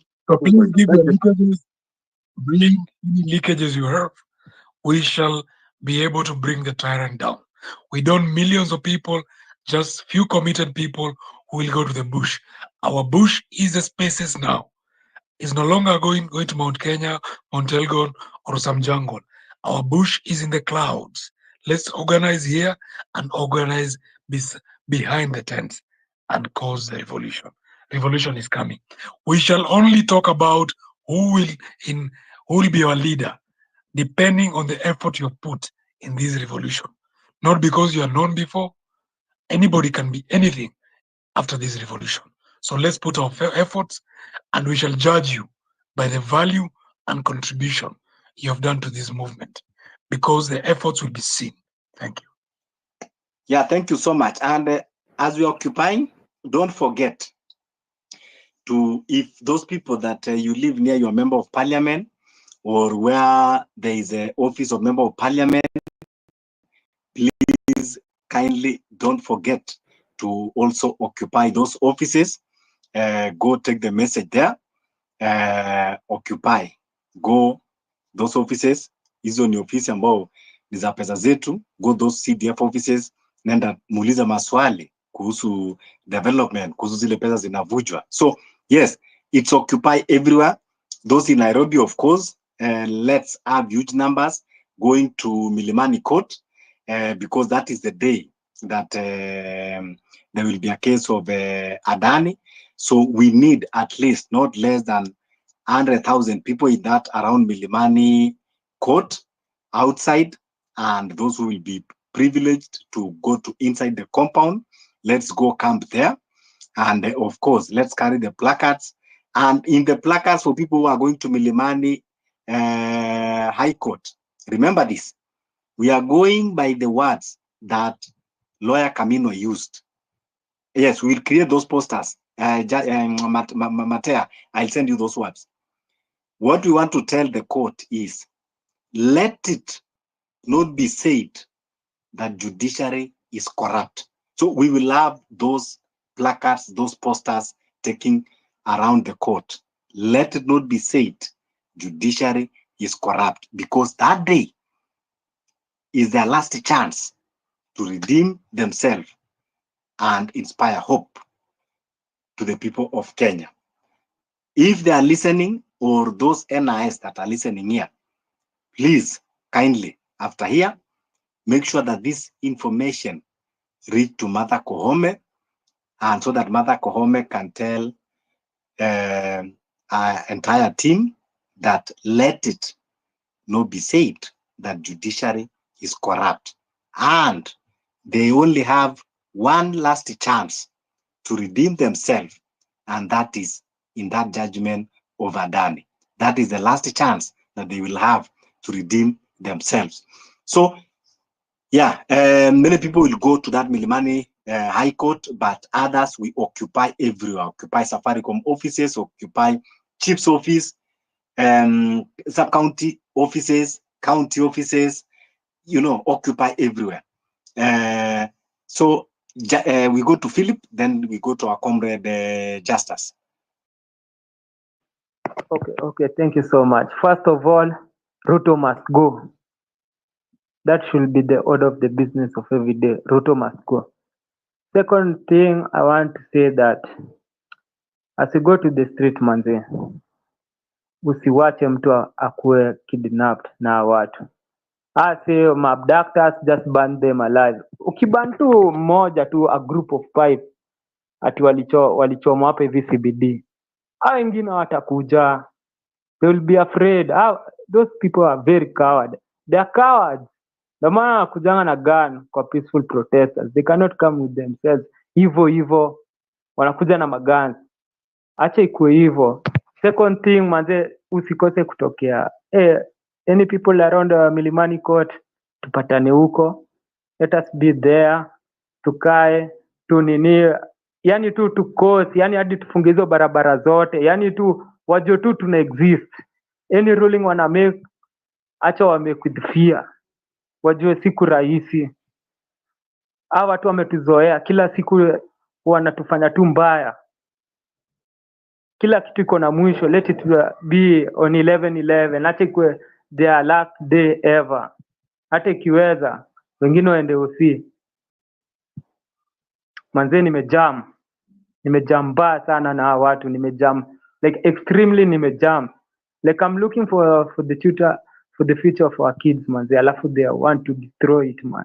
Imagine every day you're working so hard to make it, ndo mtoto wako asikuwe na hard times, alafu fala fulani anaanza kupitisha bills fulani, yeye ameshaiba mabilioni fulani.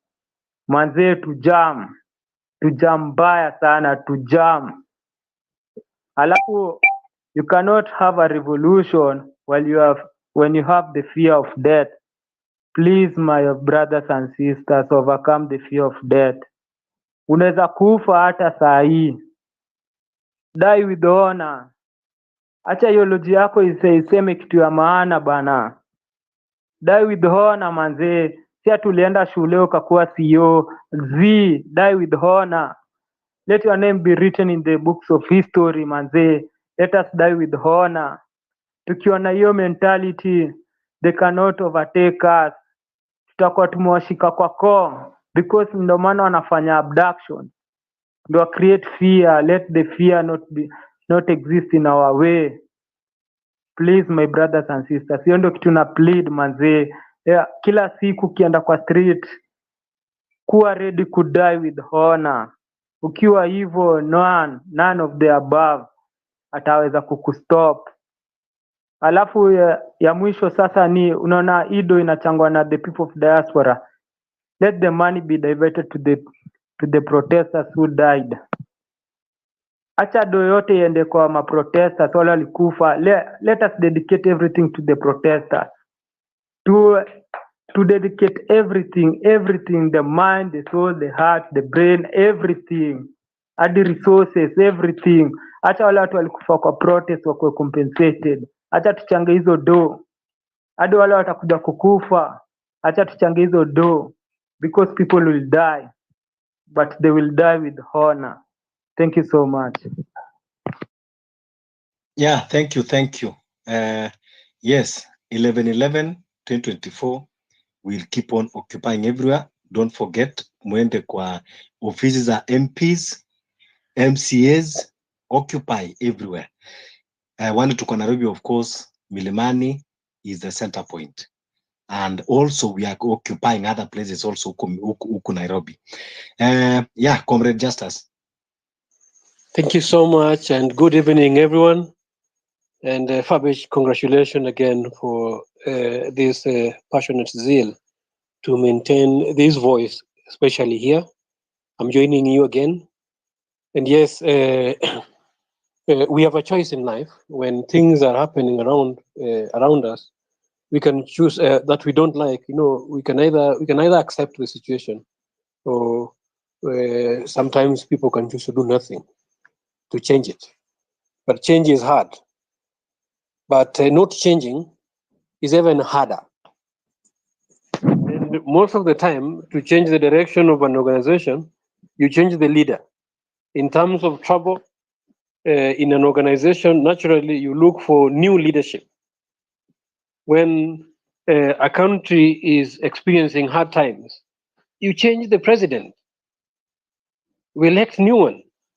When a company is losing money, you hire a new CEO. When a church is not performing, you get a new pastor. These are simple. If a school is not performing, you get a new head teacher. You don't go dying with an head teacher who is not performing, or a company dying with a CEO who is not performing.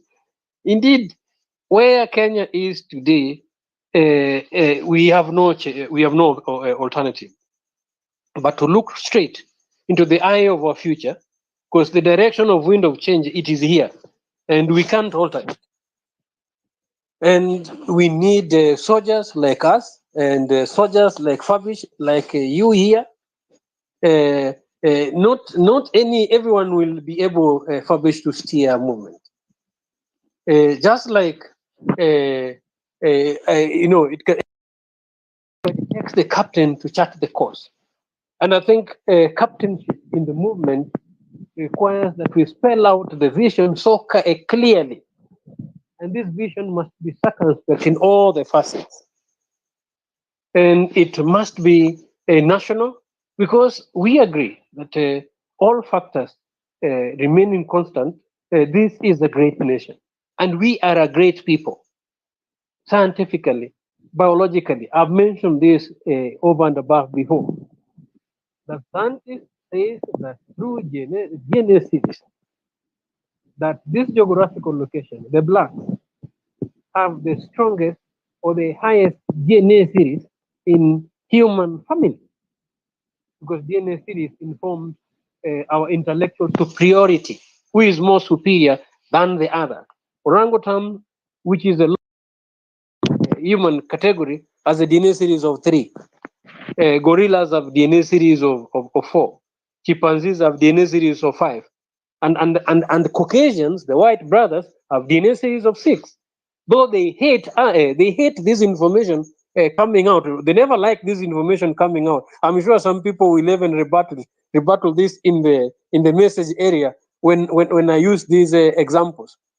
But the truth be said, scientists will say that yes, DNA series informs your intellectual superiority. But systems have been put in place to make sure that you are kept from functioning according to your capacity, because of the education system that you are forced to consume, which actually does the reverse.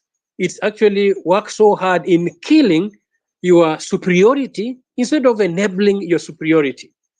The reasons why Africa is begging, why Africa is second in the face of humanity to date, is not because Africa is lacking mineral resources or economic capability. It is leadership and skewed systems, including not just economic, not just education, even spiritual. You'll find we are having missionary, spiritual, religious foundations, which, as it stands today, if we question, then we will not have a spiritual foundation that satisfy our DNA series. And we are spiritual beings. If we are left at the mercy of the Western colonizers to give us religion that they use to steal our land, they use to control our own people, this religion will not set us free. So yes, we must interrogate and look at critical and functional solution on these aspects. And when you're talking about governance, which is now actually is facing a crisis, the reasons why we are saying that must go, must go. Because this guy has proven us beyond reasonable doubt that he's a comprada, he's a sellout, he's dancing at the whim of anything that comes from the West. If the West tells him to adopt a structural adjustment policy, they adopt that very fast. And look at the adverse effect this thing has brought on us. Right now, people who are earning salary, they are taking close to, leave alone the 40% that we are paying to the government because of these deductions. If after paying the government, still when you're consuming out there, you pay a VAT on every commodity that you're buying. Almost 60 to 70% of your salary goes back to VAT or to the government. Seriously, where on earth would that happen? Who does that to their own people? Ruto does not love us. He does not care about us. This regime does not care about us. They are caring about those external forces, and these external aggressors have never been mindful of us. Each time we start talking about us, that's when you'll hear them, they're talking about racism. When we talk about how we should love ourselves, they'll call us all manner of things. But then when they are ruthless, when they are heartless, when they are atrocious, look at the things that they've done on us. These guys have sponsored genocides. These guys throw viruses on our borders like toys, children's game. These guys will ruin and depopulate. They're actually the things that they'll be doing to us. Look at even the social degradation. These guys have sponsored in foundations, even in our media, and they falsified our identity to a point that patriotism was so eroded that we are no longer, people are so confused on where they belong. We are not Westerners, we are not Caucasians, we are Africans, we are with the DNA series of 9. And our invention, our ingenuity, that have actually surpassed human society, historically, archaeologically, even linguistically, if you are to pursue where the world is today, they've learned a lot. They've robbed us a lot of our civilization, a lot from our civilization, and in exchange, invested in keeping us dummy. This is what China stopped. The West was investing in China, was selling opium. The first China war with the West was opium war. They were giving the Chinese opium to keep them more dumber. Today, if you're looking at our society, the level of social degradation, the level of social decay, they are causing our own people to destroy themselves. It's a reflexive action. So yes, we must have a captain that can paint that vision so wide that anyone can run with it. And I join you this morning, comrades, in solidarity to say that enough is enough. The opportunity that we've given Ruto, leadership is not experimental. You experiment with people's life. Right now, the experiment is costing so many dear Kenyans who cannot speak for themselves. Right now, to go 6 feet under, visit our hospitals, leave alone the abductions, is killing us ruthlessly. is murdering our own people. And over and above that, the calamities or even little ailments, simple ailments that we could have addressed within our institutions are also still killing people in masses. As we speak, Ruto cannot be given or be entertained in any given moment to continue messing up Kenyans' life and experimenting with Kenyans' life, whereas we have alternatives and we have solutions that can work. So yes, I come out in solidarity in support of 1111, telling us to occupy and occupy with substance, occupy wherever you will be, and make sure that Kenya is redeemed, is liberated. Actually, they are the minority. They are the minority. We are the majority. They are so few. What they do or ride on is the fears of the populace. When we lose our fear, they lose their power. They are not powerful at all. So to me, it is our moment. It is our time. And we are our own enemy, which we cannot afford to entertain right now. So let's keep moving. We will also, as a party, Justice and Freedom Party, call for a moratorium for any trade that they are engaging on behalf of Kenyans. Those who are lending to Ruto and his government, we will not pay you back. Lend to them at your own risk. Those who are engaging for them on behalf of Kenyans, because they're engaging on illegalities, they're not engaging on the constitutional premise. And as Kenyans, as we are taking our sovereign authority back, we will guarantee and will make sure that all those deals that we never participated in, those deals will never be honored. So for all global partners, hear us, cease and freeze any activities with the government of William Ruto. And in solidarity with fellow Kenyans, we are going to take back our power. We're going to occupy on 11/11, and may Yahweh and may God bless Kenya. Thank you, Fabish. Thank you so much, comrade. And thank you for always and choosing to be part of the movement.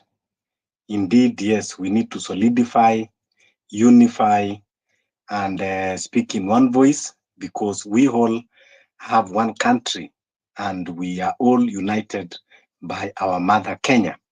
So we don't have any other choice but to unite and fight for that what is best for this our country. It is not we don't have any other option. We only have one, that is to unite, then to strategize, focus, mobilize, and then there we go. We have to bring our country back. We go to Eric. Eric Katitwa. Yeah, I can hear you guys. Thank you for the opportunity to speak, Mr. Fabish, and the other hosts. Now, the conversation is moving on well, and I think the anger is boiling well in Kenyans. And today, during the day, there was news around town that somebody collapsed and just died like that on the road within the CBD near OTC. Now, those are signs of depression among Kenyans, hardship among Kenyans. Kenyans have boycotted hospitals. They don't have money to go to hospitals, so they prefer keeping at home. They have lots of illness because probably the guy is in his old age, 50s, 60s. So if they are collapsing and dying, then it means they are not going to get they are not getting the frequent medical care. So number one thing, our health system has collapsed. The education system, as you can see, it is also collapsing. University lecturers are outside classes, and the entire IWASU has directed all its lecturers to stay away from classes, from lecture halls. And that means that the system of funding has lost direction. More universities at home because of tribalism. It is already closed. You know, we have a lot of reasons to be on the streets, and I'm happy. The mainstream media is. We need to block mainstream media. You know, I've realized there is a funny trend of mainstream media like Citizen, K24, and these other old traditional media houses. They are coming up with spaces during the day and sometimes at night. And they, when you look at the agenda, like for instance, today we had Citizen discussing the impact of mobile loans. It's something that is totally unnecessary at the moment. They should be actually they need to spend their time talking about the changes we need in this country. But because they are a compromised lot, they are going to do everything possible within their means to ensure that Kenyans are engaged with idle talk. So let us also populate those spaces and lambast them. Let us tell them what they are doing is wrong. If they don't have an agenda that is going to incite this revolution, let them stay away so that we drive this revolution on our own. In talking, yesterday I advised guys that we need to begin and to keep talking about this revolution so much because 11th is not far away. And I will even request that we get volunteers, guys with old lorries. If you have an old lorry that can be repaired so that it just moves from one place to the CBD, it be taken to the garage. We get some welders to do some metal shields in front so that it protects the patriots who will be coming on the streets on that day from the bullets. Because I'm very sure if we choose to go to parliament, if we choose to occupy judiciary, the chief justice office, if we choose to go to state house, we'll need to protect the patriots. We don't want to see them die like they did in June 25th. Now, the other thing is during the day and also throughout yesterday, we've had some MPs. They're coming up with an agenda that we don't need to go to the streets. They'll bring an impeachment motion, so we keep hostage the members of parliament. But let me tell you, it's not easy to bring down a tyrant when he has money. He will buy. Even the impeachment motion is just a way to keep ODM oil in terms of money. They are coming up with the impeachment motion, and the intention is so that Raila is asked to talk to calm his MPs, and to calm them, then it means Ruto must part with money so as to be protected from any impeachment motion. So we don't need to look at what they do. Let us ignore them. If what they're doing is right, we'll meet on the way. Now, the university students are at home. They should also be made to remember what is it that they can offer to this country. They've been to school. You know, if you've been in high school, you know how sodium, you know how potassium reacts. You know, you can always come up with something that can work. You know, when sodium is placed in water in a bottle, it's going to react terribly, and it is inflammable. Let us just use these university students. Let them come up with ways in which we can counter the tear gas from the police. And we just do one nice petrol bomb. I tell you, these guys will run away from the streets. Now, the Subaru boys, they will not be able to do anything provided we have our lorries that have metal shields. And let us also park anyone with a vehicle. Let them bring vehicles out. Let us park our vehicles on the highways, park our vehicles on the streets, and move out of those vehicles. We shall walk peacefully to town. The police will not have a means of moving. The roads will be blocked. If you don't want to bring your vehicle to the streets, park it outside, on the road outside your home. Let us paralyze transportation.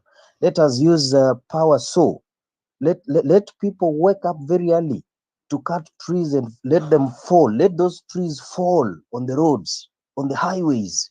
Let us carry those trees all the way, wherever they are along the streets. We populate the roads with these trees. Let us paralyze the transportation system. Let Uganda feel us, let Tanzania feel us. If we paralyze the highways, they will feel us and Ruto will run away. Now that we have Kindiki in office, he can take over for the shortest period of time. And if it's a matter of them going, let them go. I would rather have Burkina Faso is doing well with a military officer. Kenyans can also have one who can do better as well. We'll always have a transition government that will carry the day. So let us discuss revolution. Let us discuss revolution. The people who are mobilizing, let us get garages with competent people who can keep secrets. Let us get those tractors, lorries. Let us put shields in front. Let us all have water bowsers that will protect Kenyans from tear gas effects. Let us volunteer totally everything. Let us put lawyers. Let us have a list of volunteer lawyers.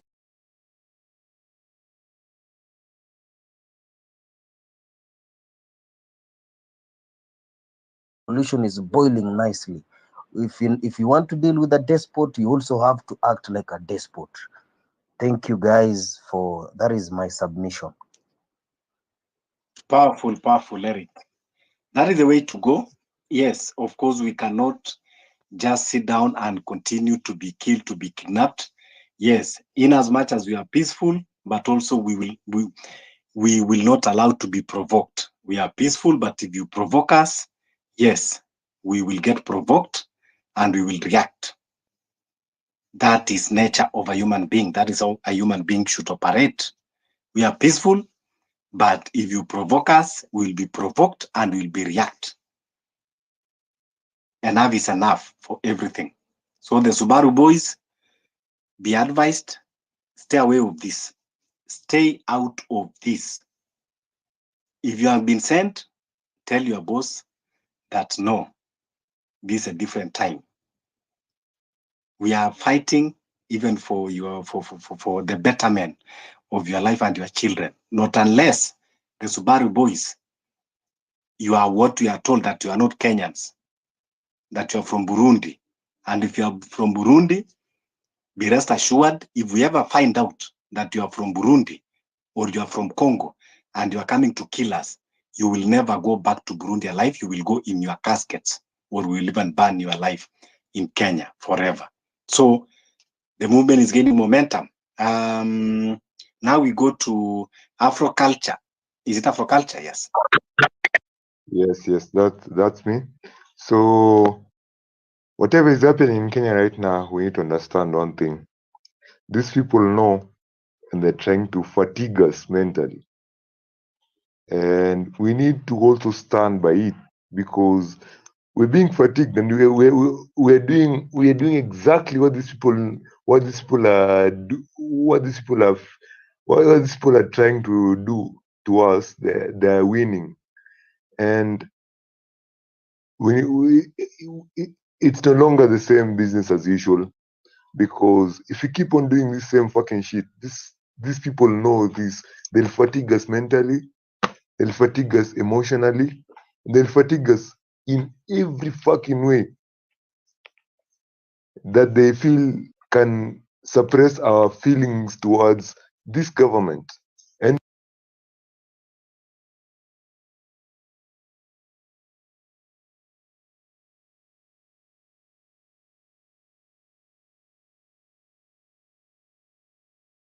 African culture, we lost you, unfortunately. I don't know, is it network? You just dropped. Are you listening to me right now? Oh, yes. Am I Yes. okay? Yeah.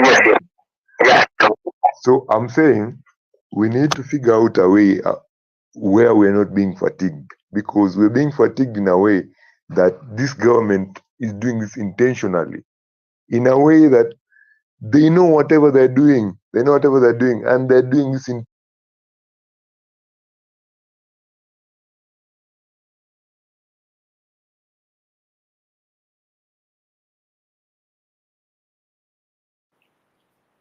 Fabi, I think it's happening again. Umepotea tena, si ndio? Okay, I think I'll let someone else speak, man. because I feel like my network is kind of broken. No, But other go ahead. I was refreshing the pardon? space. Go ahead. I was refreshing the space. Okay, you have a problem with your network. So yeah, guys, let's continue requesting for the mic so that we can have as many voices as we can as we are compiling our strategies, the tactics, and how to mobilize for 11/11, the beginning of how we are going to redeem our country. So continue, come to the mic, tell us anything.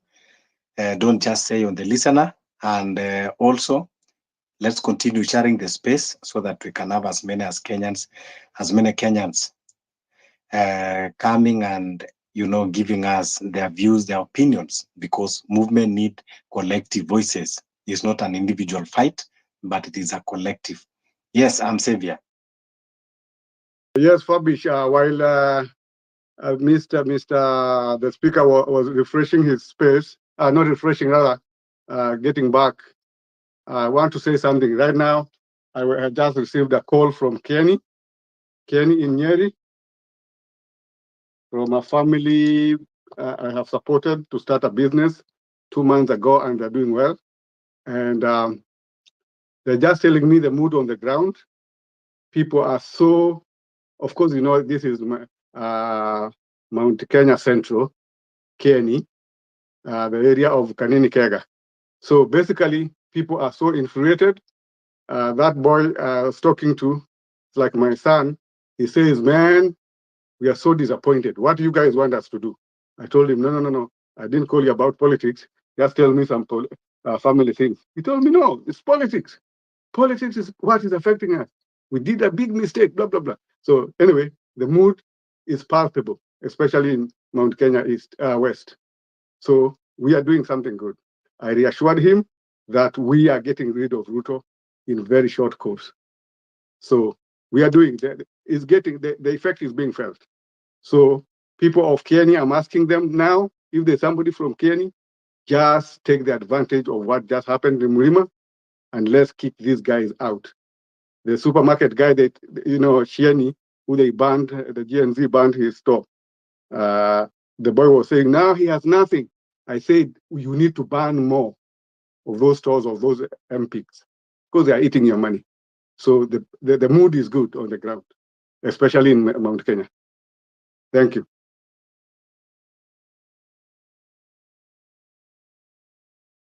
Thank you.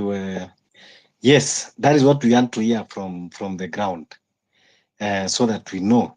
But I'm happy. I'm equally happy. Our message, is going far and wide. To be honest, we have been in this platform, and we have been in Facebook, in YouTube. In Facebook, I was surprised that we have been up to 4 channels, people listening and putting us live on those pages. Kudos to those comrades. So our messages are going far and wide. Even now, when you talk to people on the ground, you can see the response. The other day, our comrade, Small, she was in Machakos, and people, they are ready. So yes, I want to agree with the sentiments of Xavier, people of Kieni. Today also, our comrade KOT is in Kiambu, and perhaps later we'll also hear the response from there. Of course, we have our comrade Justus from Justice and Freedom Party.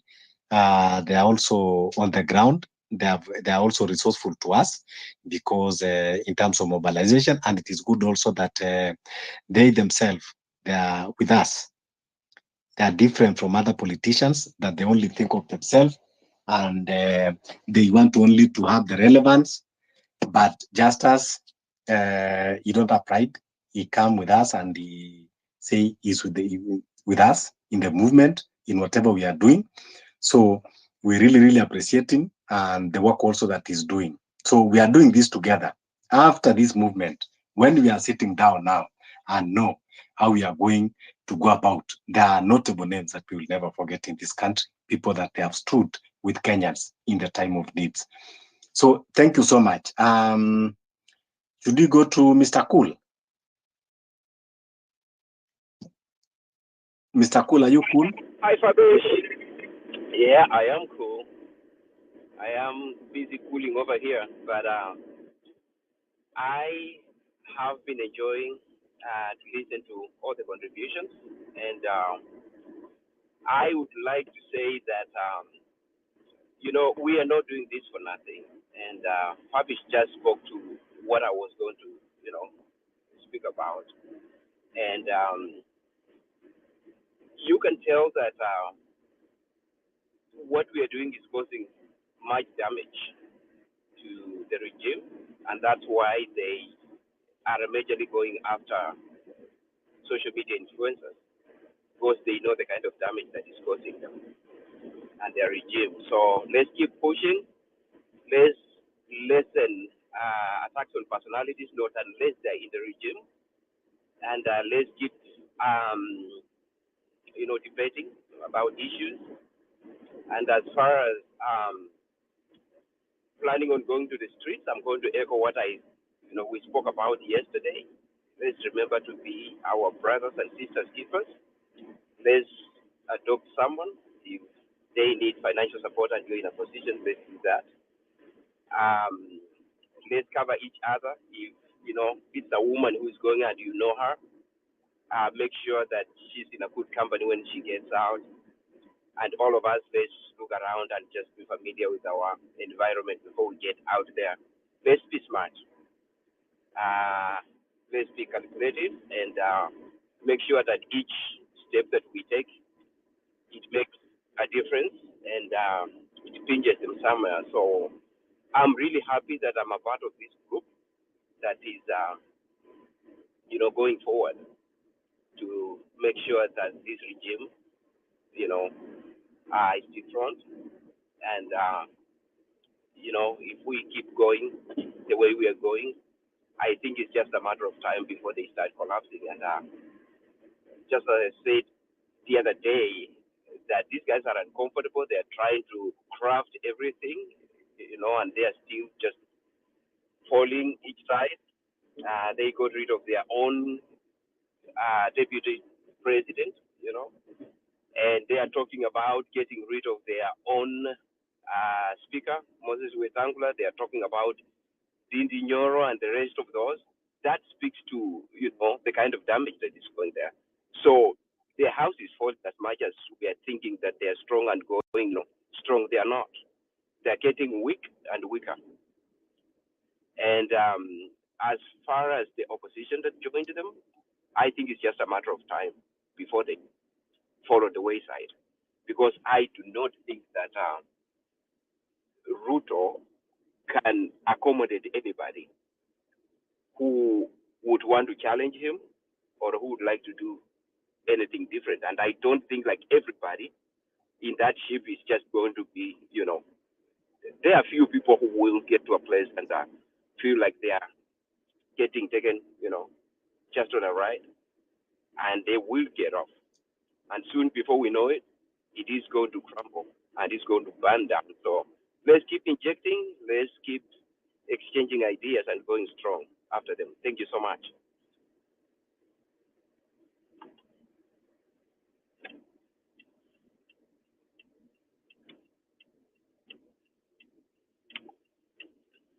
Obviously, Mr. Cool is taking a left and or a right turn. I was going to say too, something I mentioned the other day, but I don't really think there's a lot of people in here or something. We hadn't really talked about it, but psychological manipulation is another thing, like music. Okay, when you're in the streets, finding like songs, whatever songs, and playing it over and over and over, is something else that you could do too. So yeah, that's an idea as well. I like what people said about using the parts of cars for shields. That's a good idea. And like Molotovs would be something else to talk about, because then when they start coming in to fire, then you have that, and you can already have like lines of wood and like cars like blocking particular streets, whatever's the main, like you decide are the main choke points, and pile stuff up in the streets and have like wood and stuff, so then when you toss that, then you have a little bit of lighter fluid on it or something, it's going to go up, and then you have a shield fire where they can't come through almost. So some other ideas.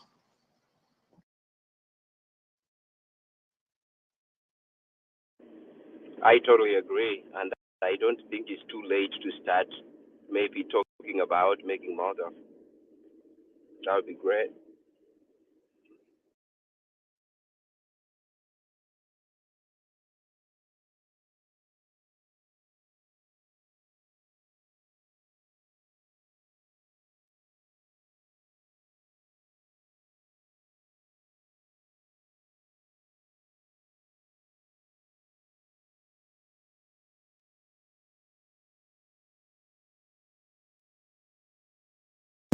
Go ahead, Bernard. Are you waiting?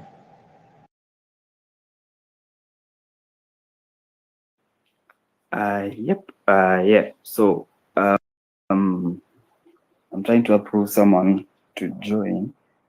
Kafa.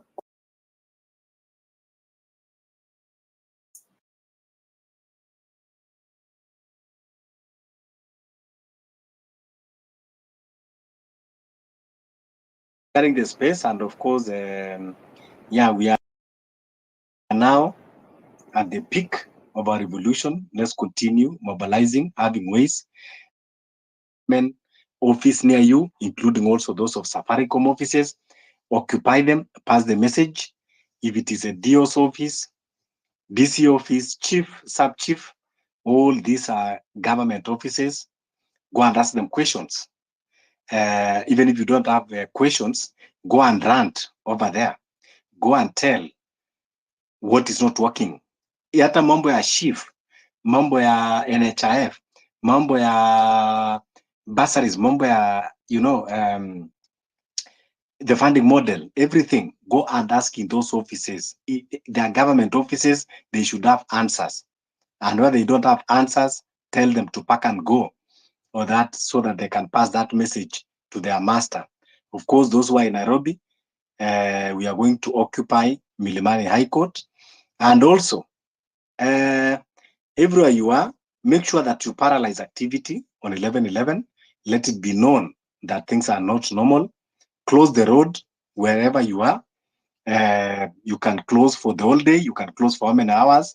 Just close. Just paralyze, because this is a revolution, and you are not going there. We are not going because we are happy. We are not going because we want to make content. We are not going because we want to do a beauty contest. But we are going because we are people who are angry, and people who have been frustrated, people who have been oppressed. So let the regime knows that they cannot pretend that things are normal when actually they are not normal. That is a message that we want to pass to this regime and their friends all over the world, that they cannot continue pretending and making things look like they are better when actually they are not. So, just as we have seen things around other politicians and other political actors, just only, to what is your opinion about the political actors in this country, and especially this political set that we have? Well, mostly we've had issues of comradeship and political dealership that mostly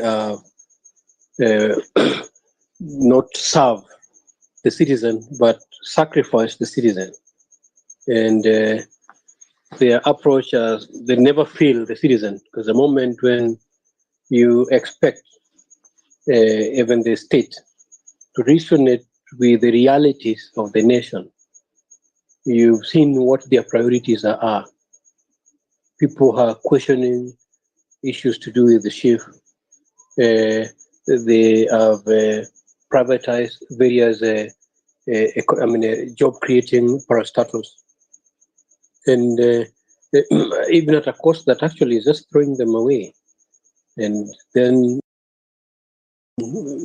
exporting our people. You see the way they are doing it awkwardly to states where security of our citizens actually have never been secured to date. And the political platform that we are having today, which as a party we've been endeavoring to transform, is a political structure that is mostly dominated by populists and personalists. And the personalism and the populism thrives a lot around tribalism and psychopaths. And in such environment, normally there is absence of accountability, and it becomes a very fertile environment for corruption.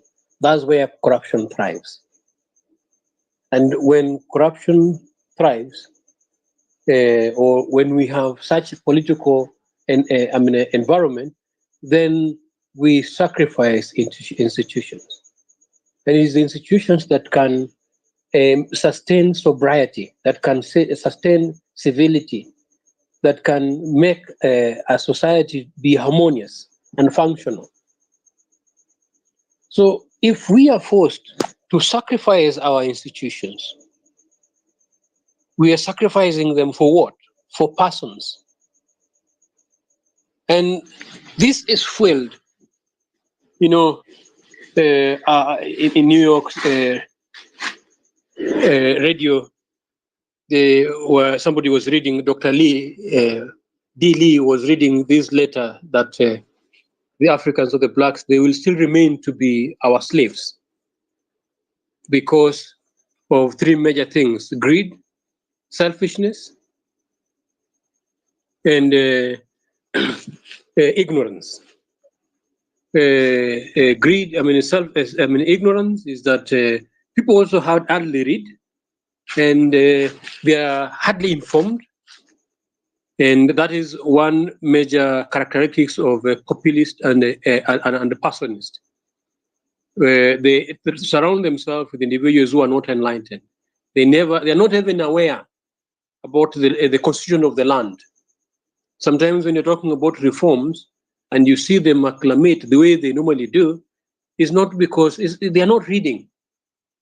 We've tried engaging them, and I know even you, Fabish, you can bring them in this platform. They're not critical thinkers. You cannot question them if not on areas that they've memorized to regurgitate. They will not engage you concretely. And that ignorance, where informations are hidden in books and dangerous cards are hidden in write-ups, in treaties that they sign unaware, just thinking about tokenism and the kickbacks that they are normally given. I know you've read Economic Hitman. So ignorance is one major tool, which was a problem even then when we were receiving independence, because that was one instrument that our founding fathers resolved to fight. But to date, have we fought it? If people are learned in abstract intellectual rhetorics that are not functional, that are just perpetuating dishonesty, which is did. And then she talked about selfishness. Selfishness is where people just think about themselves. People cannot think beyond their nose. People are not patriotic at all. Who can make our homes, even if you are not think about your nation, because nation begins at the family level. Who can better that family? But we can't better it with the treachery, because treachery begets treachery. We must make it functional with values that are sustainable, that are immutable, good role models to that society, to that community, to your family. As a father, there are certain things you will avoid for the sake of being a good role model to your own children. Yeah, so selfishness is the root cause of this runaway corruption and greed that is not satiable. And actually, that does bring me to the third point that Dr. D. Lee was reading about, greed. When they talk about insatiable greed. Greed is in such a way that, look at the amount of wealth these dynasties or these regimes have accumulated.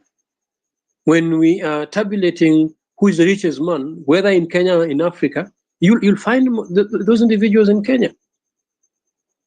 And the level of greed is so stupid that they even forget to plan for the next generation. I can mention the Karumes. I can mention the Kerimas. They acquired as much as they could, but look at their children, look at their family. Even Kenyattas they cannot assume that they are safe. And the Odingas are following the same problem of endless greed of acquiring public resources insatiably, to a point that they are paralyzing institutions. And these functional institutions that can make this nation to be stable and actually can develop us for posterity. So greed has actually remained at the center of our leadership structure or governance structures. And if we cannot uproot it, we will not uproot it by just sitting and talking and awarding the best speakers, but not the best doers. We must have actions. And this is why I agree with you that leadership must demonstrate by character and through their values and through their actions, those values and those virtues that we so desire, and those which are in tandem with our constitution. Yes, so as we talk about our political system today, this forest must be drained. And to drain this swamp, yes, the actions that you've listed, including the 11 actions that you've listed, I'm telling you, those are the fundamental foundations that will expose and bring to light the dark practices that these guys have been establishing themselves on. And the West have always been picking best comparators from Mohammedis, endorsing them through Chatham House, and using their own, because we saw the infiltration and irregularities within our electoral process, the Camagos, who are in the bathroom when people are showering. If we remember the famous theatrics that we went through during our election. And these systems are so ingrained. Actually, from Chatham House, already they decided who was the vice president. Who was the opposition and who was going to be the president. And mostly they normally choose people who are very vulnerable, people who are hardcore criminals.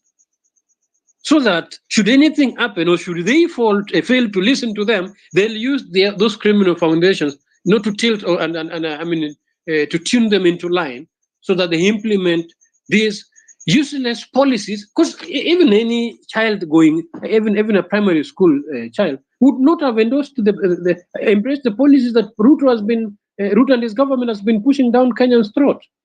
We've been protesting. Not just protesting just because it's just about Ruto. He's brought all these things on himself. Now he's sort of even interrogating and understanding the challenges that he has actually brought to a country. Him is now looking at us as the enemies, calling us criminals, shooting us, abducting us, and sending thugs on us. Because these guys are not following the constitution. The court has ruled that picketing is a constitutional provision that every Kenyan has a right to showcase their disapproval of any government policy that they do not like. And also the sovereign authority belongs to the people. They can exercise it directly or indirectly. So if you ask me about the status of our political environment, we need to drain the swamp.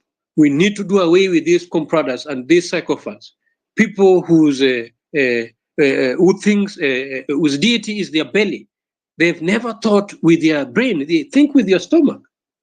How shameful is it that an entire parliament, looking at the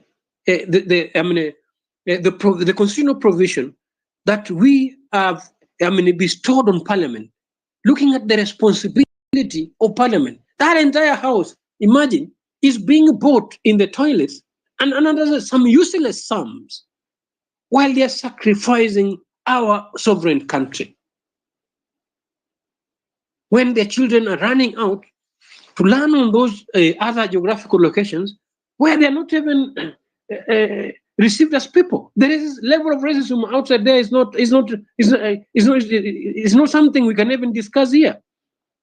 We are having the African Americans who are willing to come back home, the dreams of Marcus Garvey, the spirits of Pan-Africanism, to come back home and better their own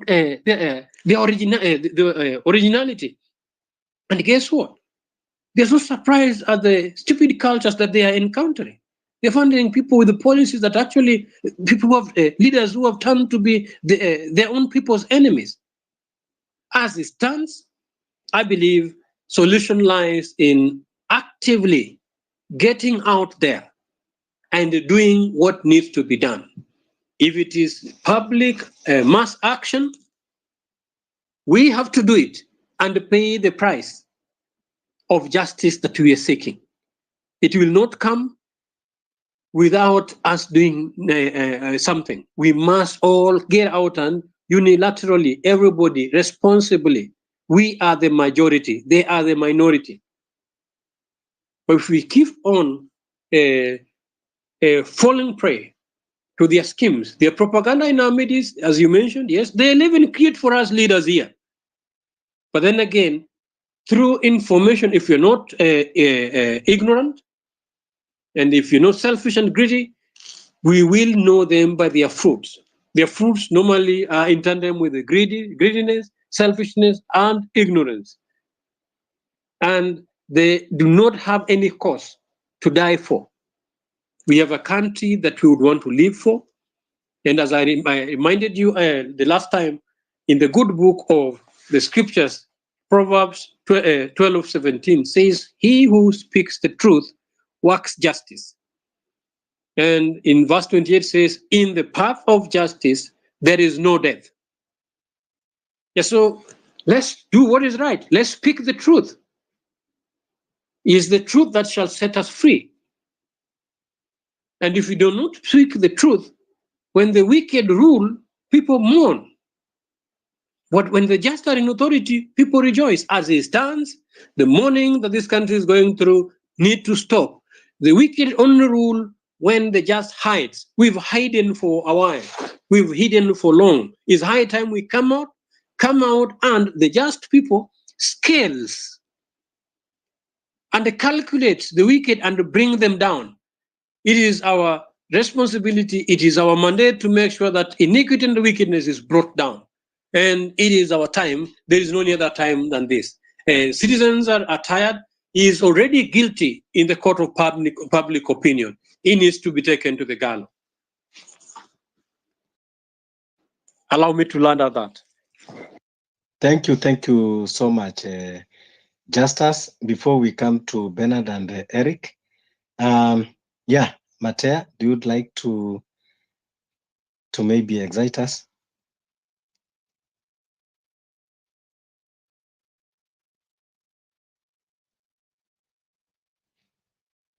Wakuraya?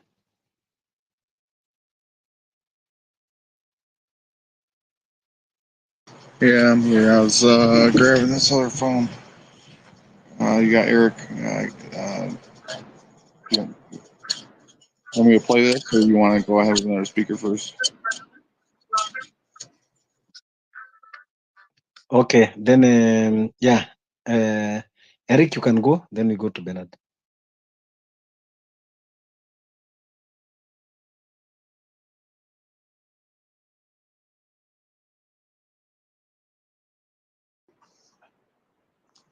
Hello. Yes, Eric, go ahead. Yeah, I'm there. Maybe just a slight contribution that I'd forgotten. Fabi, sorry to I intervene. think I last think Matthias time. was saying something. Yeah, Hello. I know. Let Eric go. Then Matea was not ready that time. Yeah.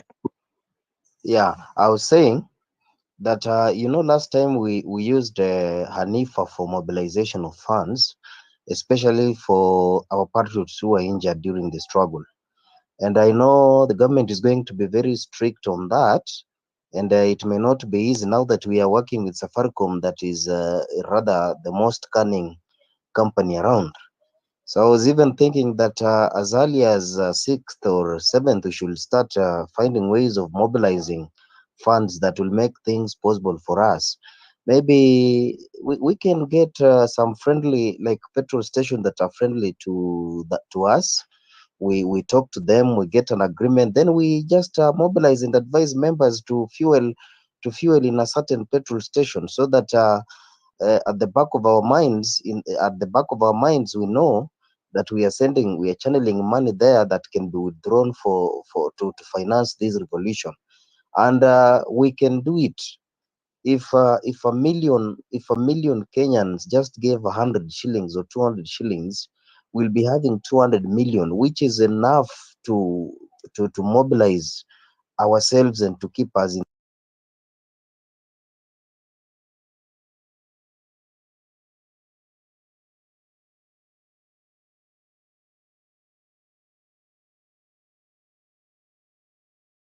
Eric, we just lost you, but just all your thoughts. You have very, very important points that you are saying, but we will of course need a special day, maybe tomorrow, that we can discuss about what do we need to fund, how do we go about it, and yeah, other ways. There are also some things that we need to fund, but we cannot talk here.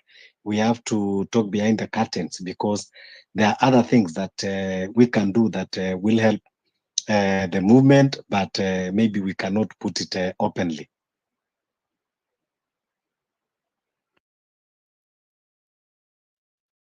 Yes, Wakuraya.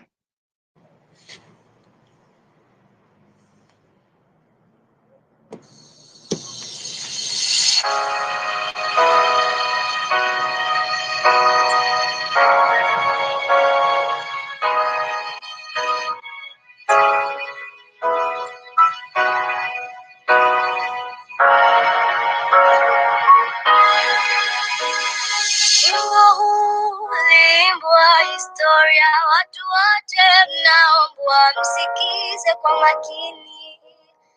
Ilikuwa Oktoba 52, watu wote tulisikia Kenyatta ameshikwa. Hakushikwa Kenyatta peke yake, lakini alishikwa na mabingwa wa uhuru.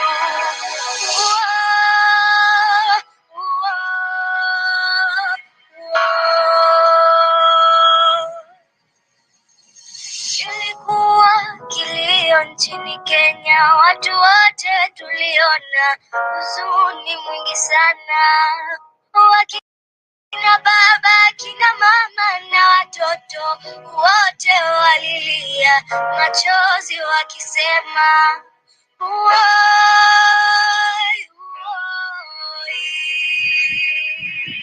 woi, tunataka Kenyatta achiliwe.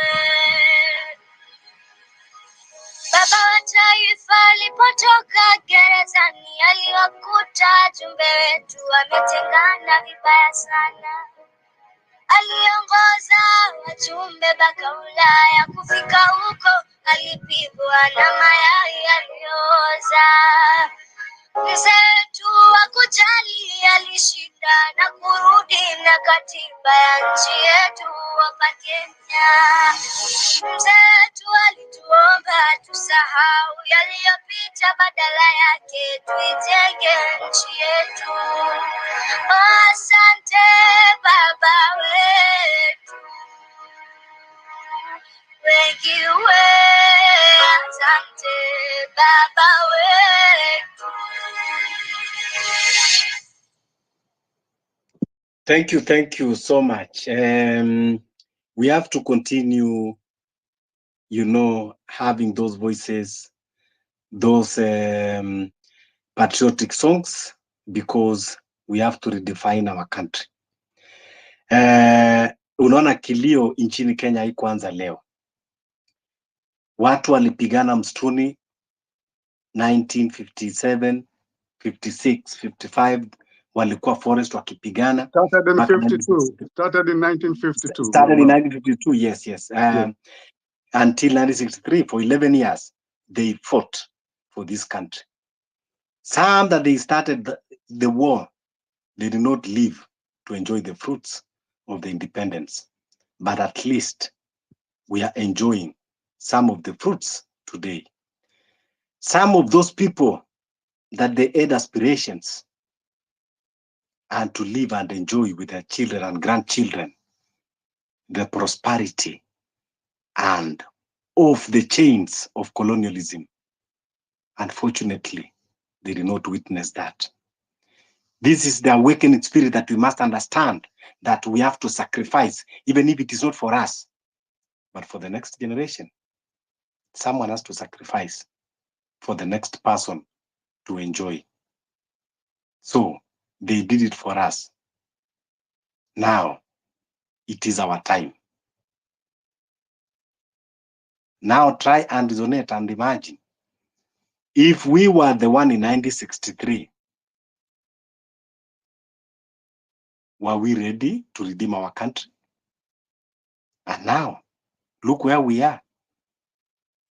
Are we any different with them? Or is it because just that the colonial changes the color? That is the difference. 60 years down the line, do we have anything that we are proud of as a country? Of course, yes. At least we have achieved some illiteracy level has raised. The literacy level has raised. At least we will be able to improve our urban cities, yes.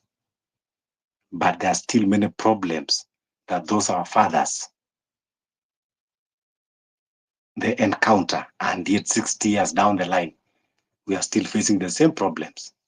So it is our time ya sasa sisi kujipigania na kujipatia ukombozi. I keep on saying that the independence that they fought in 1963 has never been attained. Until now, we are still in the chain of the colonial masters. They might be a bit looser than how they were, but we are still chained. So it is our time now that we need to free ourselves indeed. That is what we need now. But we still have those chains in our hands and in our legs. Hiyo nyimbo ukisikia, it is so inspiring, but when you keenly listen to the message, you will understand the mishaps and the thing that we missed that time. Mzee wetu alienda mpaka Ulaya, aliporudi akarudi na katiba yetu nchini Kenya. Katiba alienda kutoa Lancaster. Alafu aliporudi akatuambia tusahau yaliyopita na tujenge taifa. That was another mistake.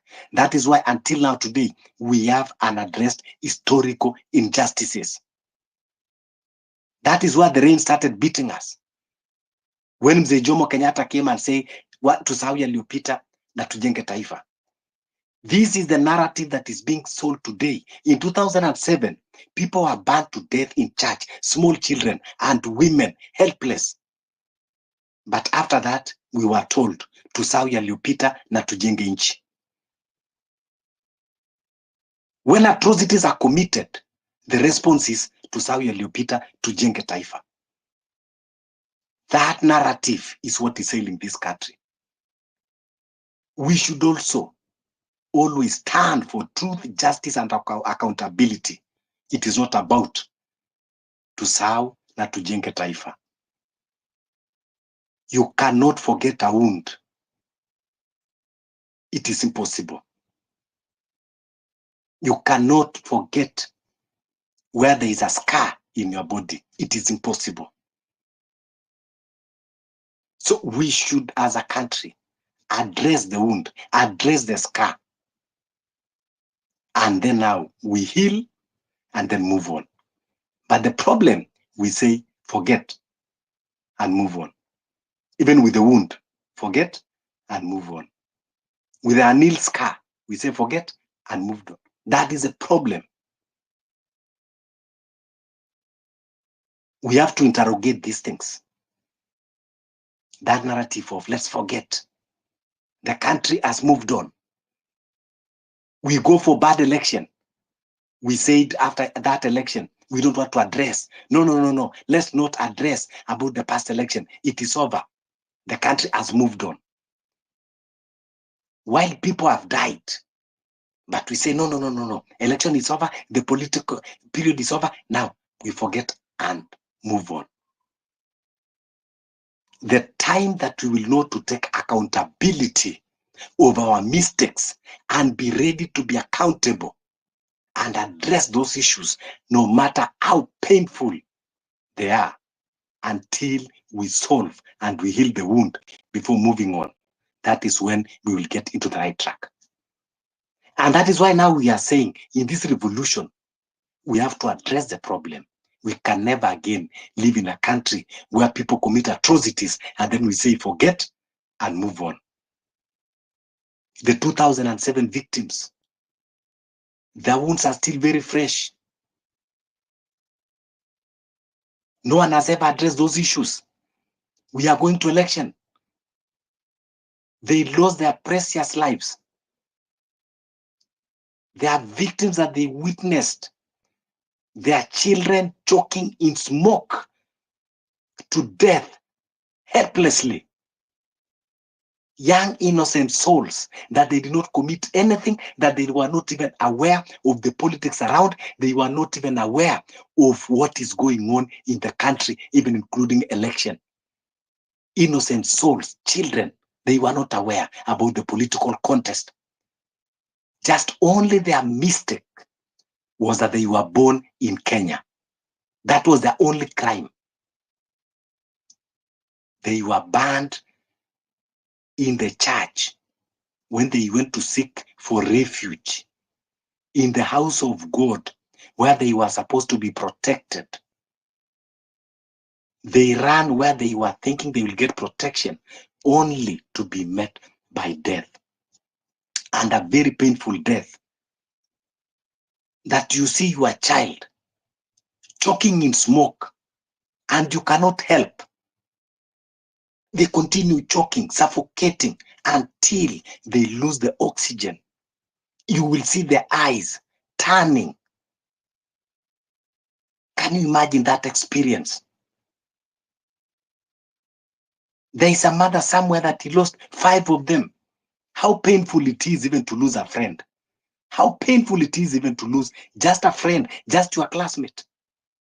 But this one, you are losing 5 of your bloodline, 5 children.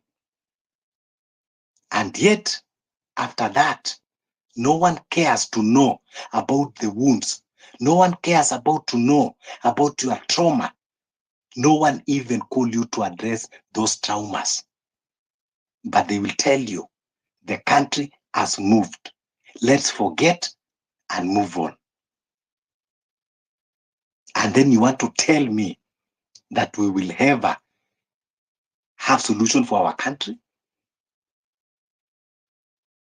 We are not yet now to address the extrajudicial killings that are happening. In every election, we lost people, even including those officers that are participating in the electoral process. But after electioneering year, we cannot address. We are told, let's forget and moved on. Ndio sababu hiyo nyimbo inasema baba alipotoka kule Ulaya akatuambia tusahau yaliyopita na tujenge taifa. And we stuck to that narrative. We commit something, alafu tunaambiwa tusahau na tujenge taifa. These are the things that now we need to elevate this kind of discussions.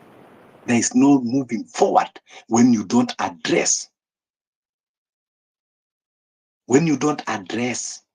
things that have haunted you in the past. If you don't address your past, you can never heal and you can never progress. We have to sit as a country. People who have gotten injustices, we have to give them justice. We have to reconcile with our past. We have to make everyone, those with wounds, we have to help them heal those wounds before now we say, now everyone is healed, let's join hands and move together. But we cannot be saying, let's forget and move on. So this revolution is not only about removing William Ruto regime, but that is why we need to drain the swamp. We need to drain the swamp, take this country to factory resetting, have now a sit down as a country, and now we discuss. We discuss first about the historical injustices, about the land injustices, about the extrajudicial killings. Everyone that have lost life, even in election. The tribal clashes. Those people that have lost their lives, the victims that are still alive. Some are wounded, some have been disabled. Some they just lost all their livelihood properties, and no one is talking about that. What we are just told is the country has moved on. Let's forget and move on. We cannot continue moving on with our past unaddressed wounds. We need to address everything and now move on. And that is why William Ruto, we went to street on June 2024. He killed people. He killed our comrades. But now, after that, he said, let's move on. We want to tell him that there is no moving on until those comrades and other people that have died, including Jacob Juma, all of them, even including those victims of 2007, every blood that has been shed in this country has to be accounted for. They are human beings, they are not animals. So until Kenyans, we have to understand our country. The blood that are lost keep hunting this country, and that is why we can never progress. Because you cannot tell me that you shed someone's blood and then we say, let's forget and move on. Those are souls. Those are living souls. Their spirits are tormenting and hunting this country. And that is why we can never progress. We need to address those issues and at least pacify those souls when we give them the justice they deserve so that they can forgive us now and we can forgive ourselves and this country will move. The reason why Rwanda today is progressing more than Kenya, Rwanda is doing better. It is because they were able to sit down and address those past atrocities, including the genocide. They sat down. The people who committed, they came out openly and confessed. They forgive each other, and those that went through justice, and that is why you see the country is progressing, because the spirits of even those departed have gotten their justice. That is the reality.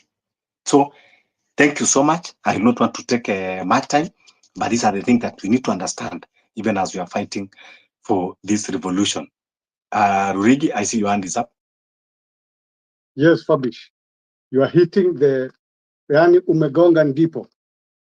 The problem of Kenya started there.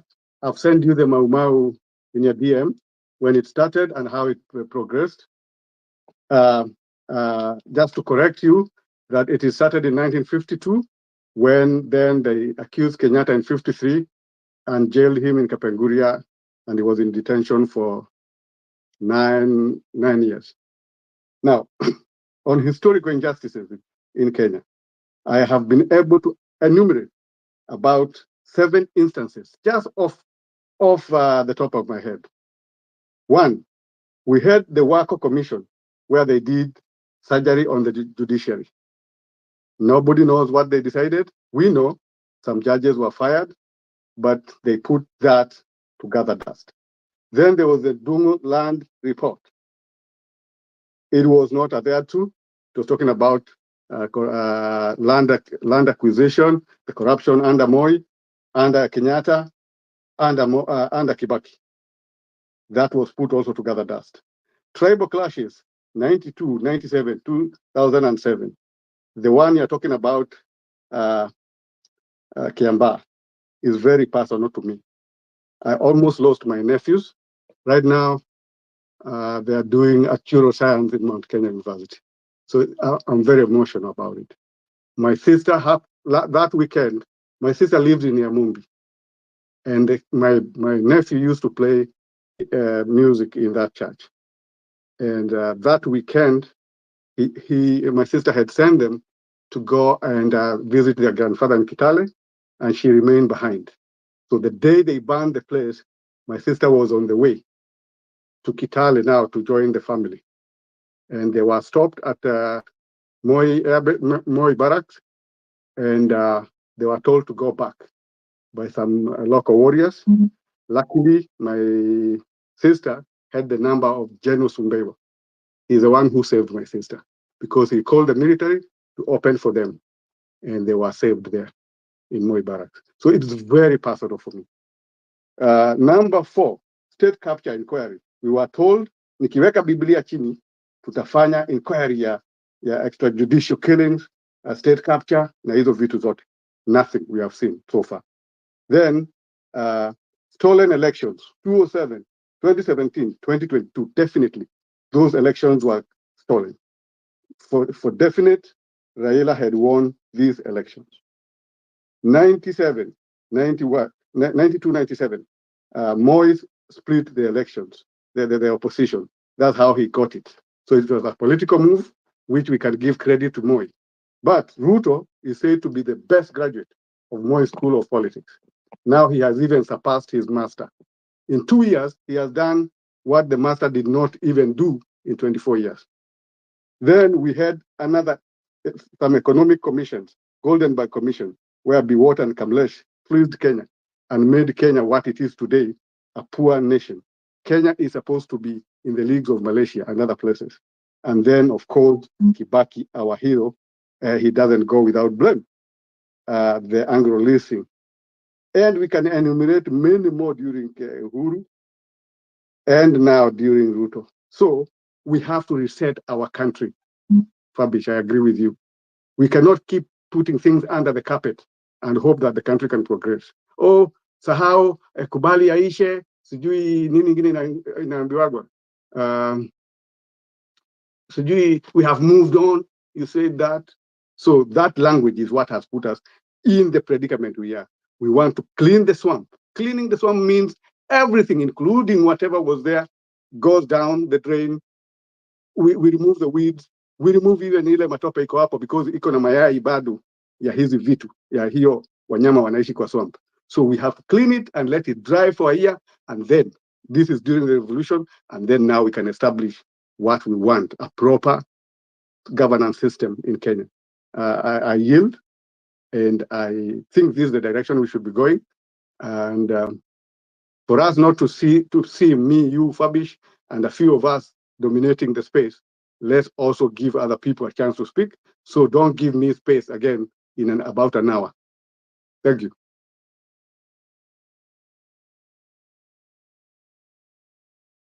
Back to you, Fabish.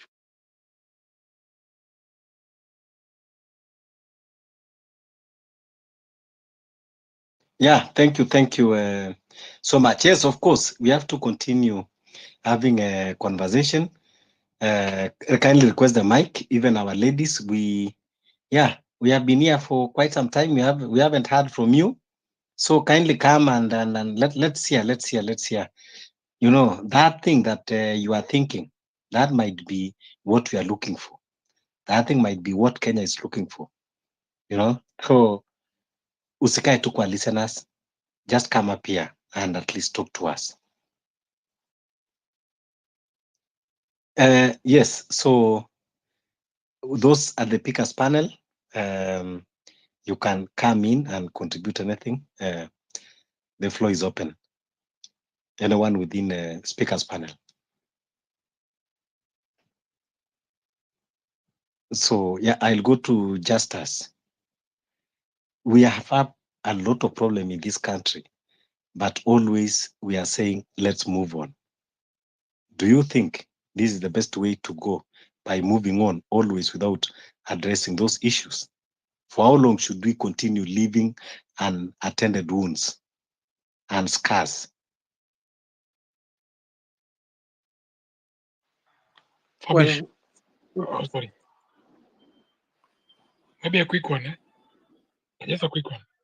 Yes, On that yes. issue, I think it's very, very important as part of our 1111 demands that we must have all atrocities, a commission of inquiry and reconciliation for all electoral injustices, electoral murders, assassinations, and protestations.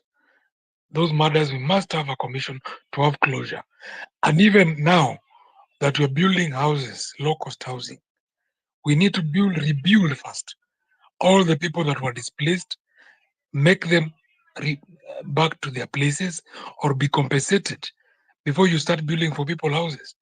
There are very many people who are displaced from Naivasha, many Luos, in Molo Kikuyus, in other parts, Nairobi, all the tribes. We need to have a closure on those matters by a special way of commission, of compensation, repatriation, and also reconciliation with the communities that were involved, so that those people are settled. How do you tell someone who was chased from, for example, Nakuru or Naivasha as a Luo, they came back to Kibera. Now you have come and brought Nairobi River. It has demolished their houses again, 30 meters apart, and you're telling them you'll pay them, you have not paid them. So, in other words, there's been a series of oppression by government, and we have swept it under the carpet, both for political reasons and for electoral reasons, mostly, and tribal reasons. We must settle those matters. That we are saying we must have a fresh start by compelling, after we sweep and drain the dam, we must have a fresh conversation, that of forgiveness, and build a new Kenya. Kenya where everybody matters, but not the Cornish kind of regimes that come in, cause mayhem, like Raila Odinga. Luo young people were killed in Kisumu fighting for him, fighting for electoral theft. Immediately after that, he goes to a handshake and says, let's how that, let's move forward. The country is bigger. Same thing has happened now, and it's going to happen again and again. So we must have a proper settlement of all past injustices, whether political, electoral, or community against community. That is part of our demands for New Kenya. Thank you. Thank you, thank you. Yes, that is the voice. We cannot continue always saying, let's move forward, let's move forward. And yet, we are leaving unattended, fresh wounds. People are crying. Yeah. So just as quick one, then we go to, or just hold on a bit, maybe on Honorable Mwangale, so that maybe whatever she raised also, so that you can have a response to all of them. Yeah, Mwangale. Okay, thank you very much. My name is Mwangale Agneta Nafuna. Yeah, I'm a student at Moi, and I love my country. I'm a patriotic Kenyan. So, okay, I've been listening to the speakers and whatever we are trying to discuss, and it's very important, and it's a time that such discussion should be every time, like in every place, with everybody, so that we can have this country, we can salvage this country. We are losing our own country.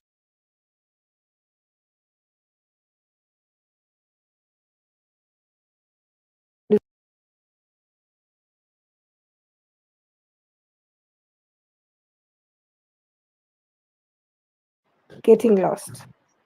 You know, um, one thing about Kenyans, one thing about us, tunataka kuzoea the problems that we're having. We want to get used to it. You know, it may happen leo, today it has happened, tomorrow it will happen. So you get used to it. You suffer until you reach a point where you just want to suffer and, you know, get used to suffering. And that's something that is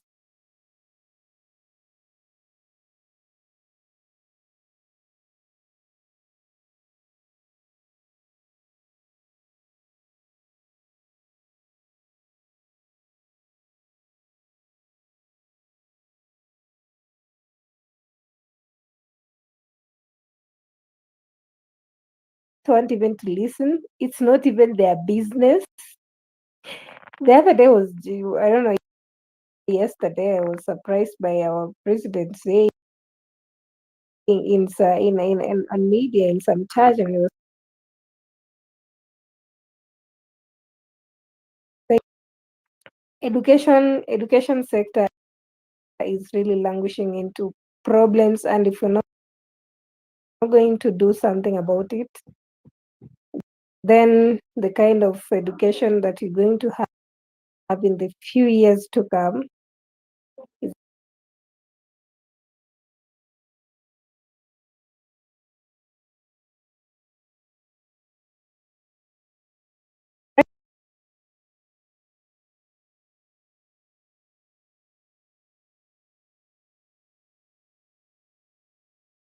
or two in the whole, you know, the whole system. Like for CBC, subjects that have never been taught ever nowhere. They are not teachers, have not been trained. You're forcing them to do whatever they don't know, and you expect quality education. They're not being paid on time, not motivated, not promoted, being threatened when they try to speak up their views, when they try to air out their problems. They're being threatened by being firing. And we want,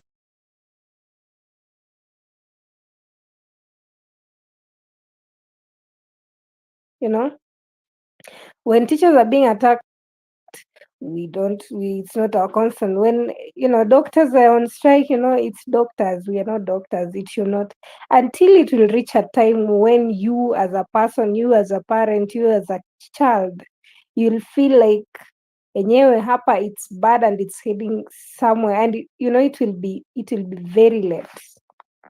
Because one, our children who are attending those schools, and if they're not going to have the quality of maybe education, I cannot say everything is fine, like the past education system was good or fine, but at least it produced some very nice people, some good educated people in the society, that you are enjoying the fruits of it. We don't know what's going to happen with these other cohort for the CBC, but you are silent, everything is fine. When it comes to high school, like the people from now primary school transitioning to high school, you don't know even now how going to be taught. I don't know the curriculum. They've been learning some different things. Now we were told, you know, you will be specializing in whatever you want to be, or whoever in whatever thing you want to specialize in. We've not had any schools, and we are not in position, we are not able, but we are still taking the children to school comfortably without questioning. We are just school, we are fine. When it comes to university is another disaster. The funding model is not working and we are silent. You know, it's affecting the students, so it's our business. We don't care. And we want to make it very, like, we are very comfortable, because not us, it's them. They are all Kenyans, and we are all Kenyans. If there is something bad, then it affects us. If your kid is maybe in primary school, someday they'll be in high school, another time they'll be in university. So you have to care, because by the time say you are crying, no, somebody else is crying. By the time it will be your turn to cry, then you will be in a total mess that you cannot even be heard. Going to be heard. We raised issues left, right, center. It ended that way. It's being implemented. Nobody's speaking, nobody's talking about. We're just busy about the Kindiki and the Rigathi Gachagua and the Murima and the other nonsensical issues. Very comfortable. For instance, in my own school, Moi University is closed more than 2 months. People are not being paid money, I don't know, was mismanaged. Students from across university, not across the country. You can't tell me university universal. It means bringing different people of different, dynamics together. These are Kikuyus, Luyas, Kambas, Taitas, and all other people from all the regions in the country. They're suffering. But now it's in Uasin Gishu or it's in Eldoret. It's for Kalenjins. We don't want to know about it. We don't care. Students are suffering. Others are dying of depression. We don't want to know that. We don't want even to. It's not our business, When it comes to health, people are dying daily because the system is low, it's not working, I don't know, whatever. But we want to be comfortable because, Satfanyaje, now what do we do? It's already being implemented. So let me tell you, one thing that you have to accept as Kenyans is that everything is going to be bad, and by the time you're going to realize, it's going to be late. The leaders you're going to elect back, those are the leaders who have stolen your own money. They're coming to give you 500, 200 bob and 300. Of course, if not you, then people back in the villages who are the majority. Most of us have the information, yes, but we are not willing to go and share. So at the end of the day, I'm an elite, you are an elite, you understand whatever is going on, but the major big population is back ushago mashambani huko hivyo. They don't know anything. They'll just be paid, then vote. You are the same person is going to suffer because of you not being responsible of your society and community. Because if you could share the information and you make them understand, then it would have saved the situation. You see? So as much as we people maybe on spaces, on internet and everywhere, we are trying to do whatever we are doing, Bana, let's make it trickle down. Because yesterday, every Kenyan doesn't want the rule, the system, the whole government system. Everybody doesn't want it. When they speak, they post, everything shows that they're not comfortable. That's it. But when it comes to when the president or the government officials are gathering somewhere, then they are running to be there. Very comfortable, smiling, welcoming, because we have reached a point where, no, what do we do?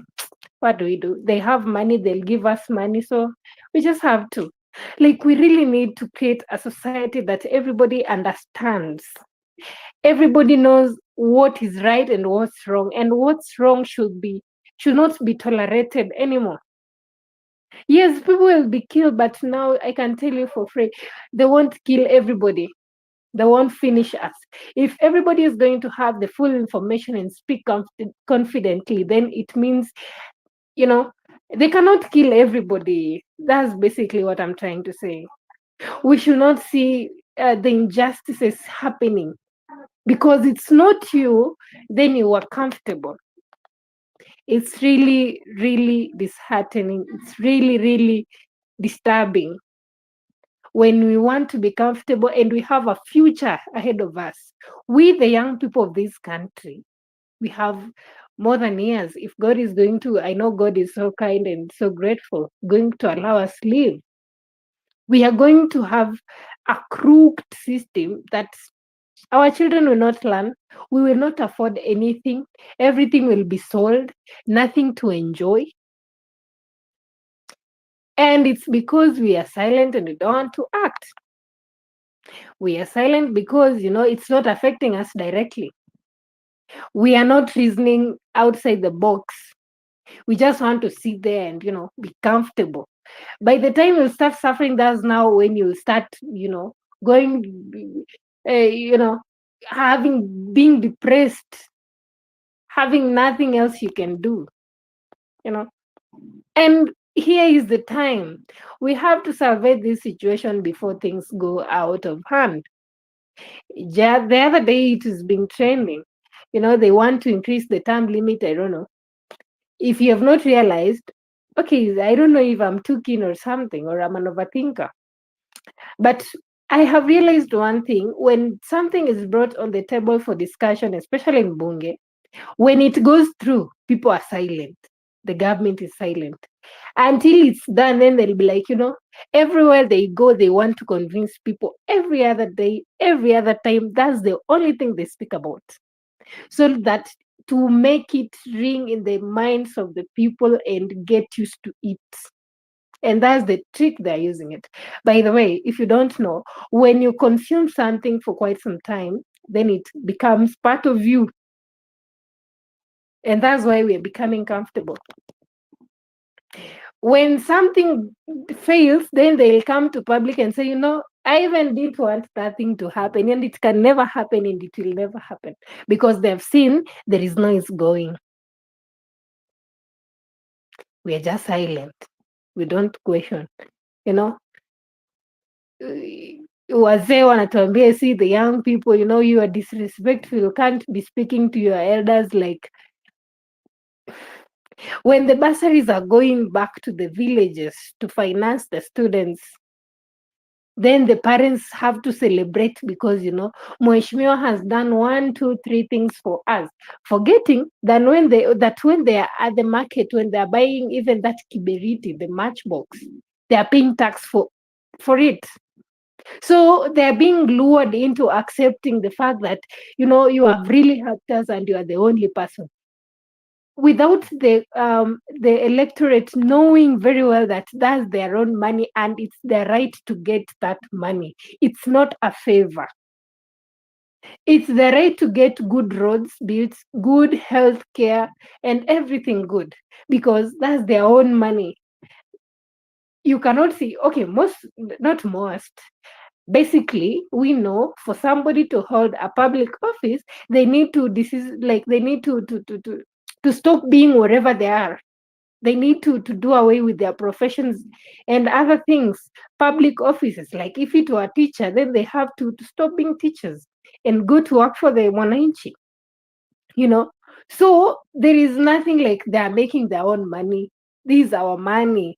And that's something that the people should understand, have to know that. So kwenye tumefika, wherever we are, we should start thinking about it. Think about 10 years to come. If Kenya Power will be gone, if every other airport's gone, health system is not working, education system is corrupt and crooked, there is nothing. By the way, another thing, by messing up with the health system of this country, it's trying to tell us that people are not going to get quality health care. People are going to die. Many people are dying already. We've seen on news and everywhere. People are dying. When you come to education sector, they want to frustrate students so that they cease to be the elites. The schools does not produce bright minds. You are disturbing the government, you people. We don't want bright people like you. We don't want people who are reasoning right. We want people who are drunk. We want people who cannot reason, who doesn't have brain. People who just sit there and wait for our 50 shillings to come around so that you can celebrate and call Mheshimiwa from day to day. And if you can try to digest that, I think our reasoning is going to change. Thank you for now. Thank you, Mwangale. And I hope this voice resonates with the comrades. And if possible, also, try to pass this message so that we can link with comrades, especially wale wa Moi. Tunajua mambo mengi leo, naona hata kuna wengine I think wale is it Kware ambao iko karibu. I don't know whether it is the same Moi. So I know many things have been happening there tangu hii regime. Okay, can I? Yes, go ahead. Yes, so not like some, like not so many things, a lot of things, like a lot. And sometimes you can feel traumatized because things happen, but there is nobody who is supporting. Like the people are silent, very silent. People who support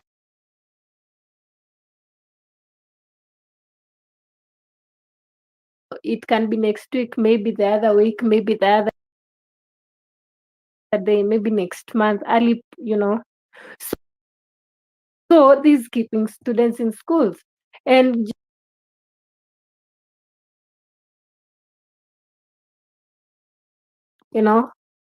and given that maybe they're not alone in their families, they have the siblings, tambiwa kaa kando kwanza as we deal with these other people. And there is no way ukonambia comrade to start a hustle. They don't have money, they're very broke. The help is still not helping, like, By the way, today we've lost 2 students, 2 guys, third year students, dead. Yesterday, we so, and for the last 2 months, we've lost around 7 students. 2 months. And as I'm speaking, I know it's 4th November, so it's okay, people dying is fine, comfortable, like nobody cares. It's normal. We should not treat this thing normal. We want to believe that if really, really, really we will, you people maybe on this space today, if you can think of it, that maybe it's not you or your son or your daughter or your brother or neither any relative.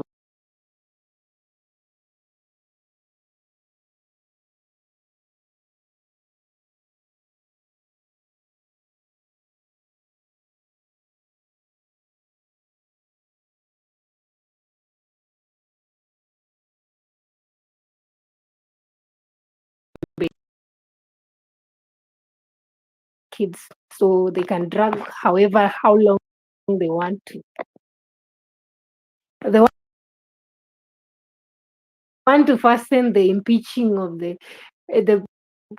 presidency and everybody, and they don't want to mind about more than 30,000 students, 30,000 students who are not in school.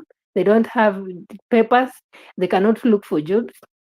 And at the end of the day, we have many graduates outside there. At least if they would have had that hope of having that paper or Jambi, at least we could be even competing with other people. Maybe they feel more confident and they maybe feel they have the ability to, So it's tough. Please help us spread this gospel. Let them open schools so that you can reduce these things. It's really disheartening, by the way. And of course, by students seeing other students die, it's really, I don't know. Kama hata pressure imepanda, mtu atakwambia huyu alidedi, then I don't see any need. I can also go, So like only to is that we can only win that through making the country know that it's not business. We are compromising lives of thousands of students at the expense of following up whatever is not even making sense to you. I saw some meme somewhere like, millions of Kenyans are celebrating one person getting job. And at the end of the day, those same politicians we are in in for them. Maybe a few are doing whatever is supposed to be done. A good percentage does not even know you. They don't even care, and they don't have any interest of knowing you, because you even sound like a liability. When having many friends, it will make them poor. I don't know, you know. So students have paid rent. Students are in school. They are trying to have hopes, like they'll open soon. Now they must pay rent, of course, because hata hizo shule ziko around within Moi, they are for maybe the workers of university. And when you see the workers have not been paid, maybe they're depending on the rentals around. So they also don't have options. We cannot blame them. They have not been paid for quite some months. So hata kama ndo we ni mwanadamu, like even if you are the person who is reasoning, side hustle itafail kama main job iko stable, ama like, you know, it does not even make sense. Like it's their right to be paid, and it's their right also to, you know, to have whatever they need to have rightfully. They have not stolen anyone's money. So please think about these students who are coming from, you know, all over the country, and please try as much as you can to air out and help them. Even if it's a hashtag, please try to, you know, to push it. We are going to lose very bright people, very reasonable people, na hivyo ndo serikali inataka, juu haitaki watu wamesoma, wanawasumbua. They don't even like, hakuna mtu anashughulika, like hakuna mtu ako mbio, people are just silent. Tunapewa tu hopes left right center. Ikifika hiyo siku they are cool, they are not speaking about anything, hivyo tu.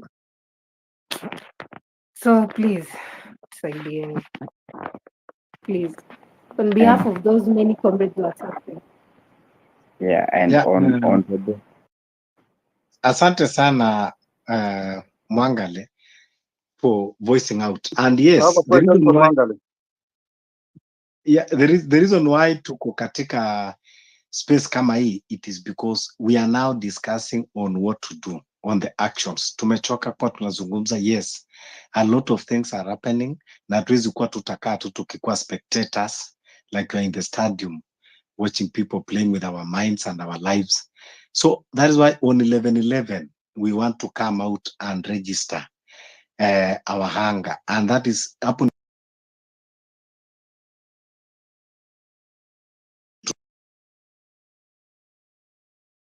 to these,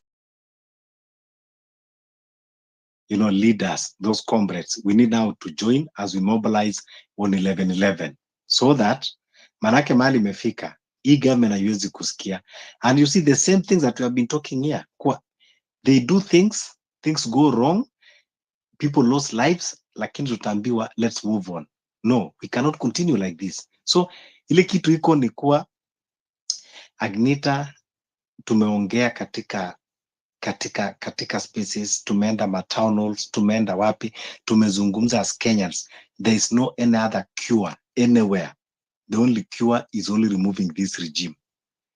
We have tried to cope up with this regime for the past 2 years. We have tried to talk to them, but they are tone deaf. We have tried to write memorandums. We have pushed hashtags. Nothing yet. Tumeandika my emails. We have even go step further, even occupying the parliament to show them how disgruntled we are. But after some few days, they wash it away and they take us back to where we are. So this country can never have any cure when we have William Ruto as president, no matter what we do. So we have now to revolt, come out strongly, never relent, and we make sure we kick him out of power so that we can be able to cure our country and have a country that dignifies life and uphold humanity. Yes, Savior, then we go to Kita and then Bernard. Kita, I've never spoken. Yes, just two quick questions from to Hon Mwangale. One question is personal. She doesn't have to answer. Is she related to the Elijah Mwangale family, either by clan or by family? Number two is the issue of student leadership, the unions at the university. What happened?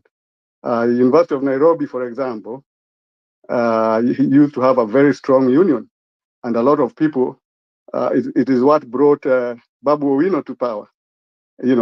So I know they have been divided, but what are the students doing? Because like in 1990, Moi had also removed the student union of the University of Nairobi and created like 8 campus representation.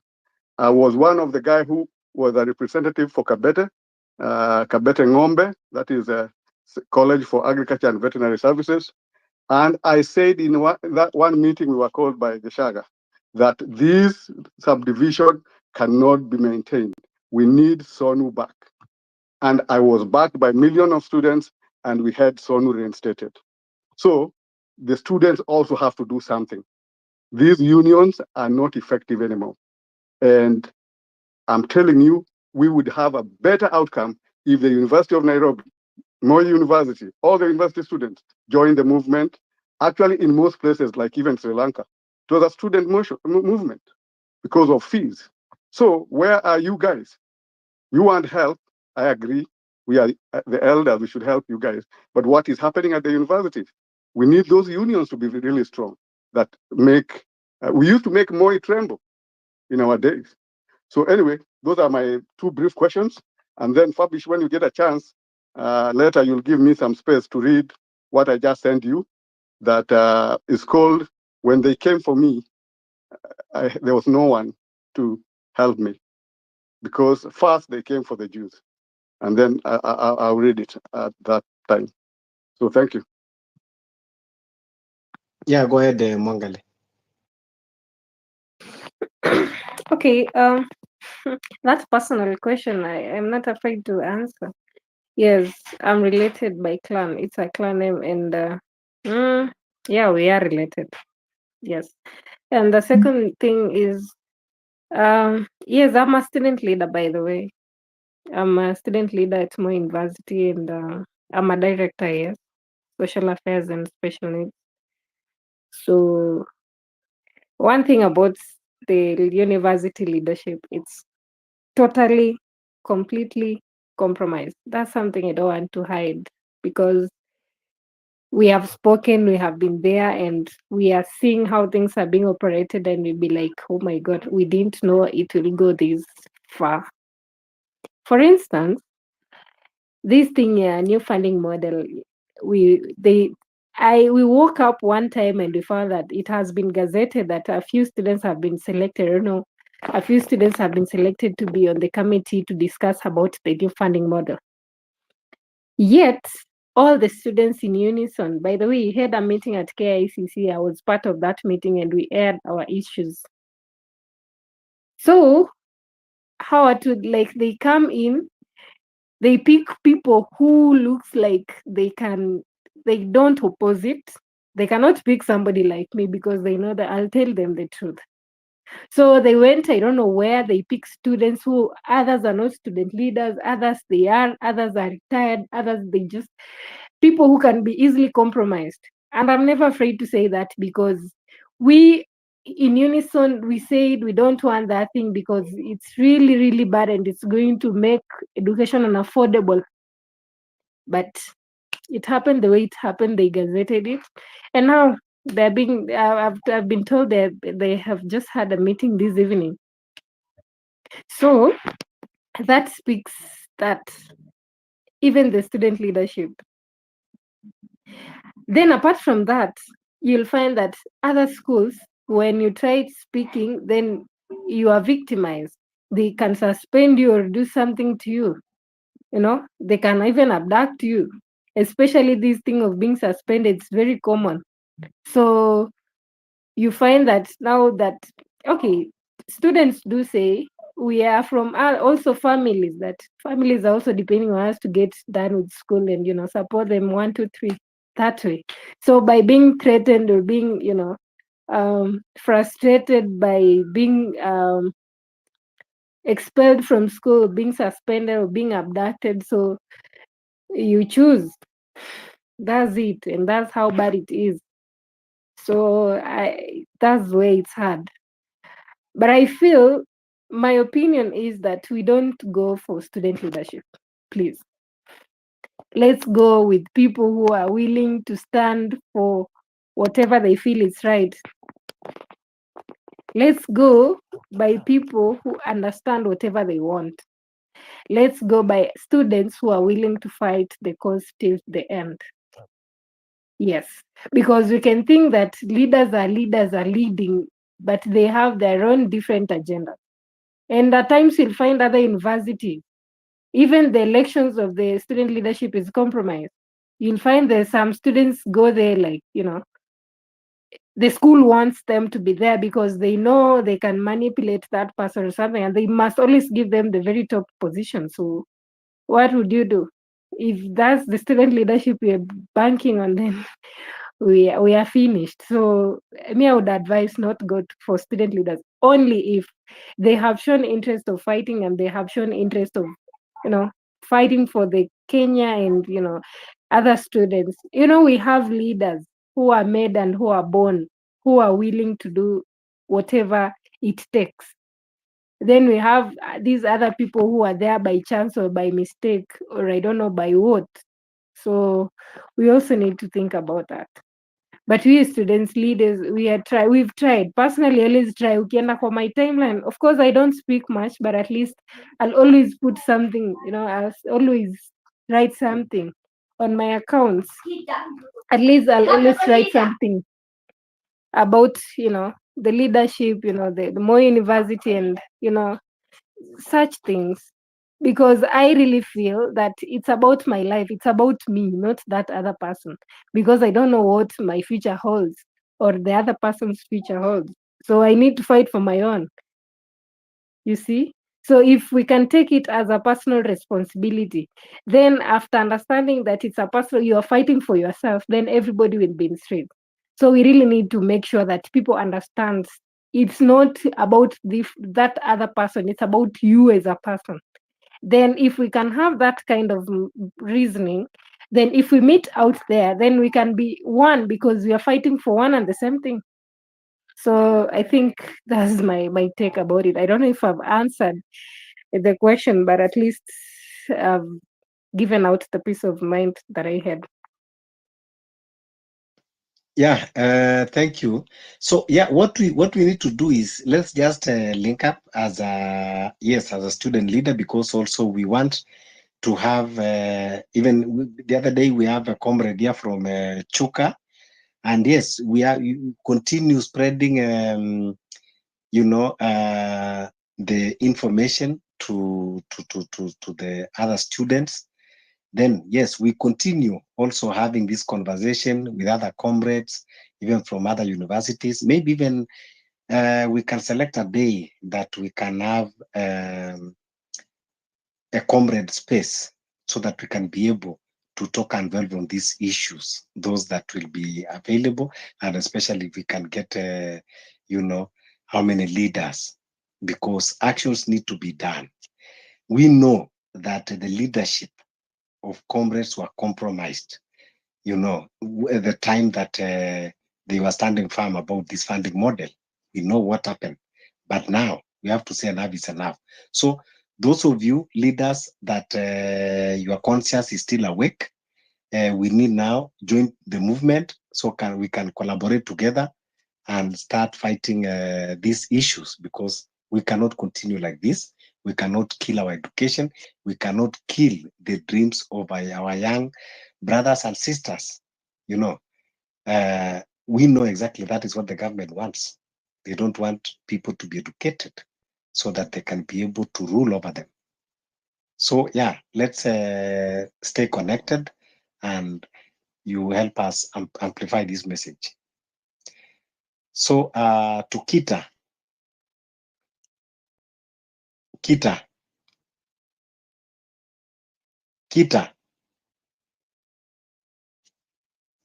Okay, I think maybe Kita.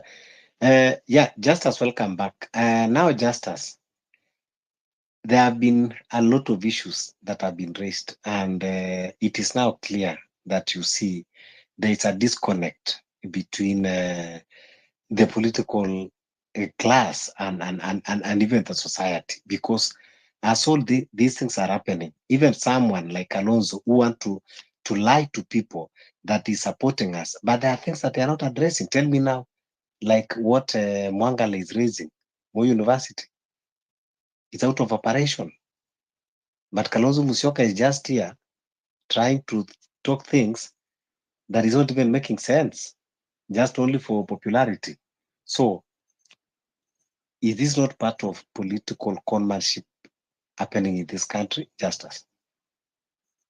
It's very sad, and thanks Mwangale for Honorable Mwangale for bringing this to the space. And we're in solidarity. I must agree with you that it's been systematic that they make Hello, sure. can you hear me? Yeah, someone is talking. Just kindly mute the mic. Kita, I had called you before. Let Justice finish, then I'll come back to you.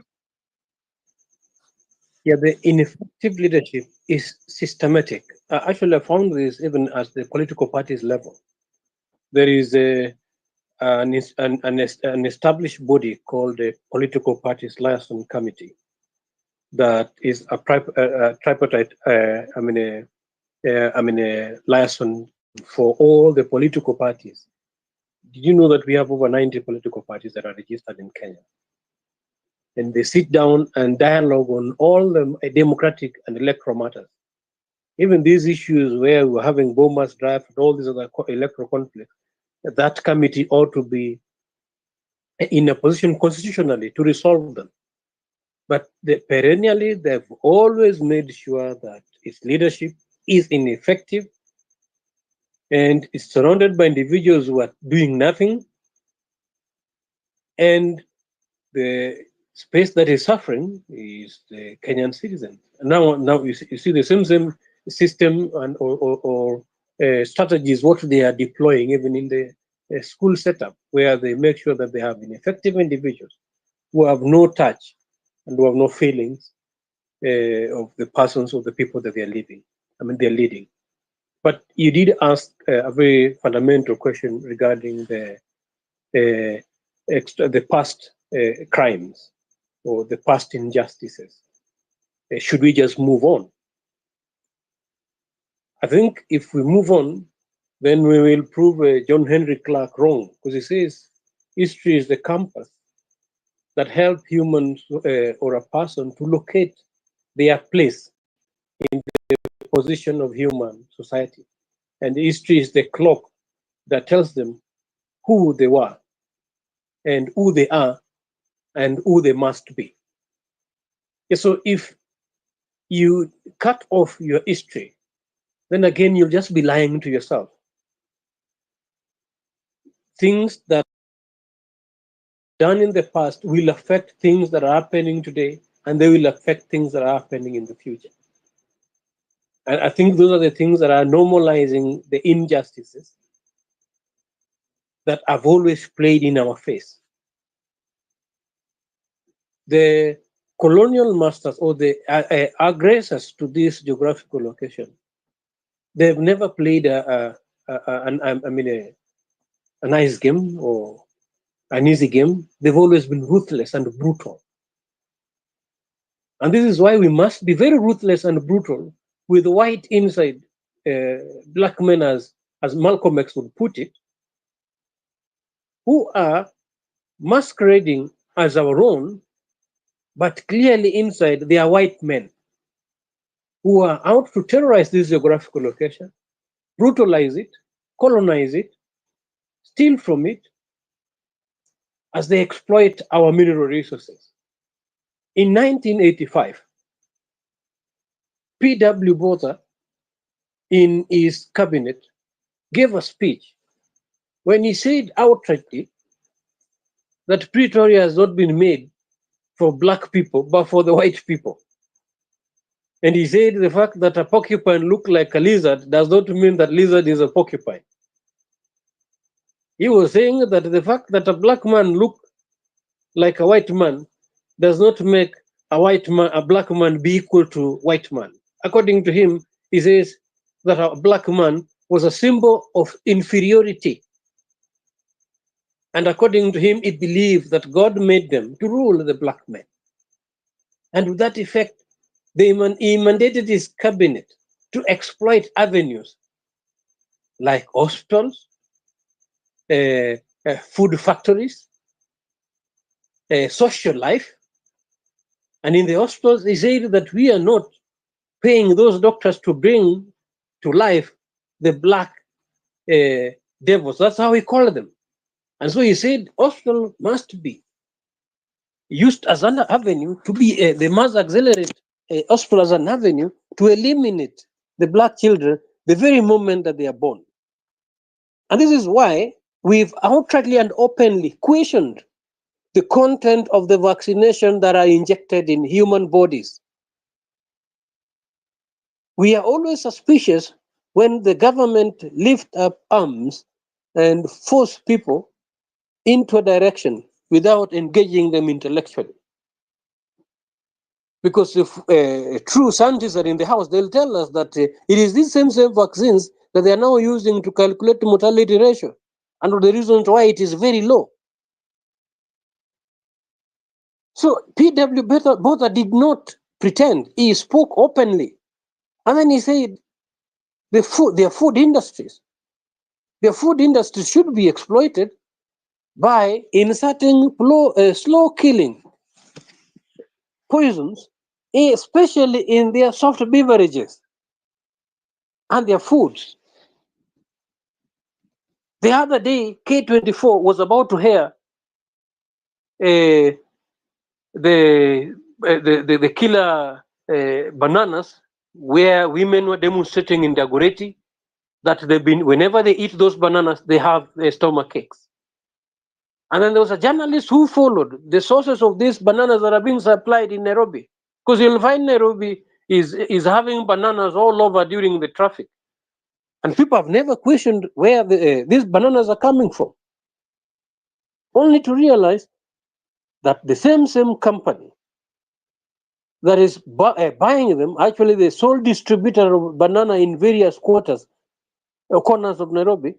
They buy these bananas from farmers, immerse them into a liquid substance, which actually has been proven to be cancerous liquid. And these are the things that they're using now to preserve the tomatoes, preserve the bananas. So you buy them thinking that they're looking so good, yet you're buying your own death. And when those journalists tried to air this story, it was killed. Yet we have Ministry of Health, which is doing nothing. The other time we raised issues about coronavirus, actually those who were vocal about it ended up dying. We're thanking the heavens that we are still alive. And both also said that they are going to employ the social lifestyle. And he did not miss his word. He said to his cabinet that a black man is dying to go to bed with a white woman. And a black woman is dying to go to bed with a white man. And he said that is an avenue that needs to be exploited. And guess what? They were hiring a sex squad from Europe. And this is why the white strand of HIV has a vaccine. It does not kill them. But when he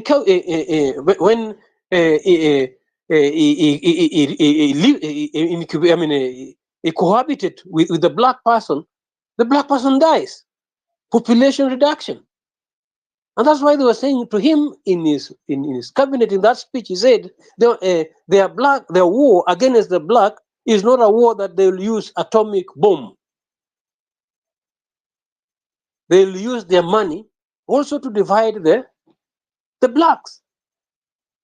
And also change the constitutions to make sure that the deaths of blacks bear minimal penalties. And this is the thing that we're seeing in our face. People are dying And there's no any legal consequences to the deaths of our comrades, to the deaths of our loved ones.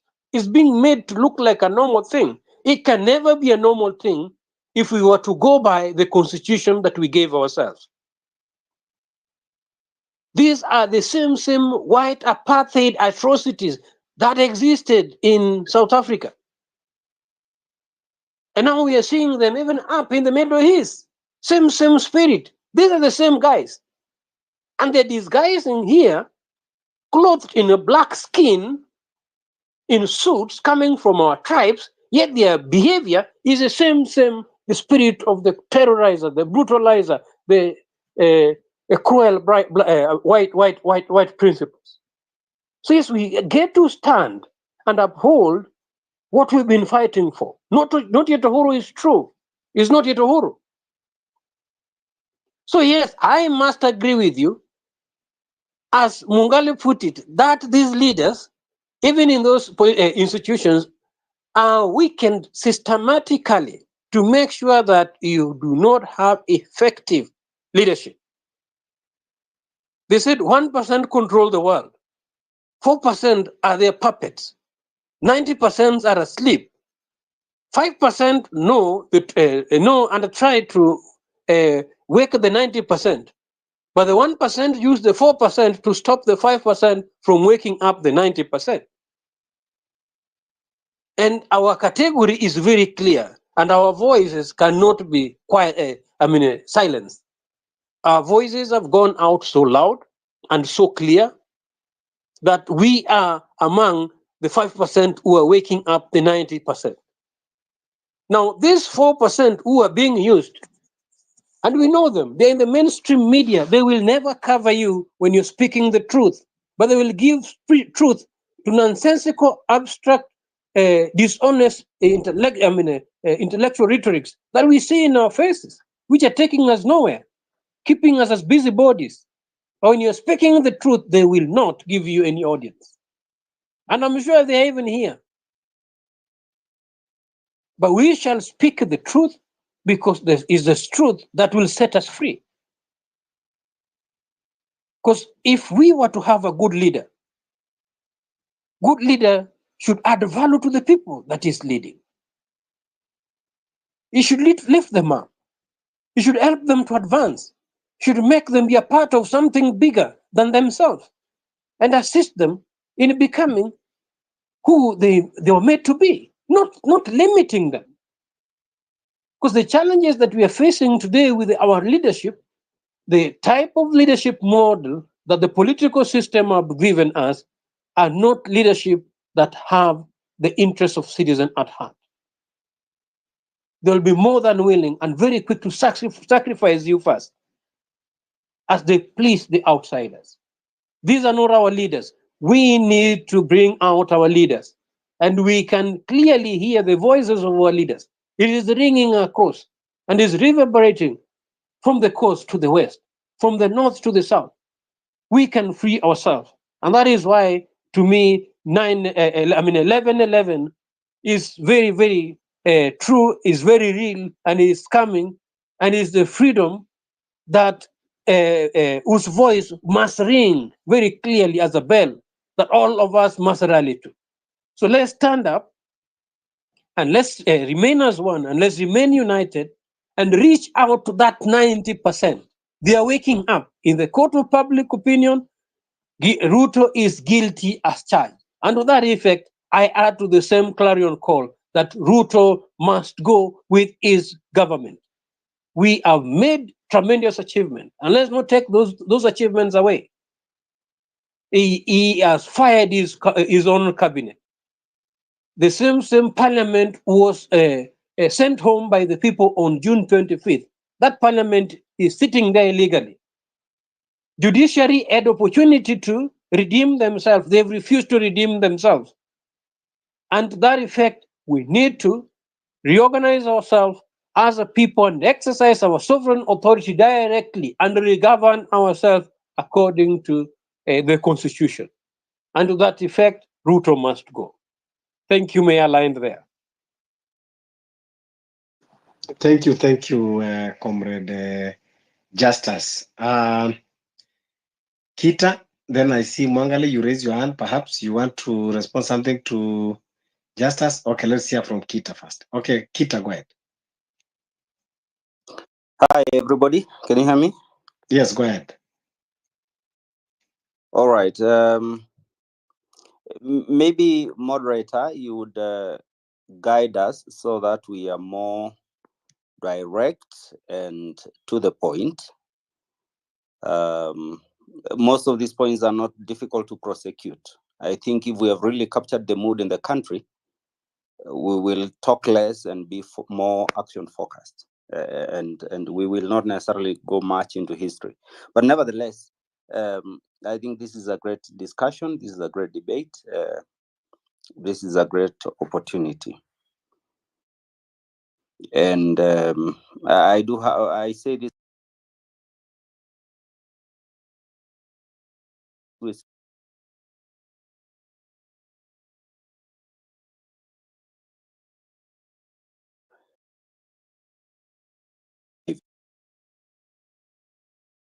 happening in Kenya, but as a citizenry, as a general population,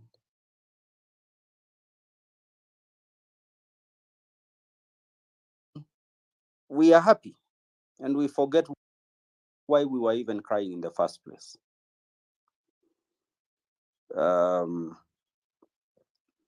A good example. Let me quote the most recent example. The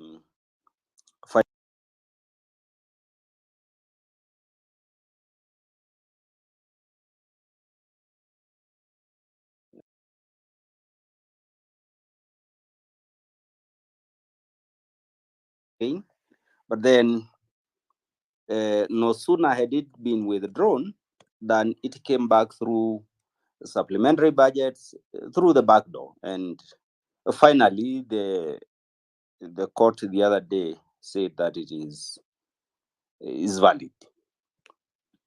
And the moment it was withdrawn, it was celebration. It's like we had been given a candy, a crying baby given a candy, and then you're happy. You even forget why you were crying in the first place. And now we have gone back to celebrating, and so much is happening while we are busy celebrating. Why does that happen to us Kenyans?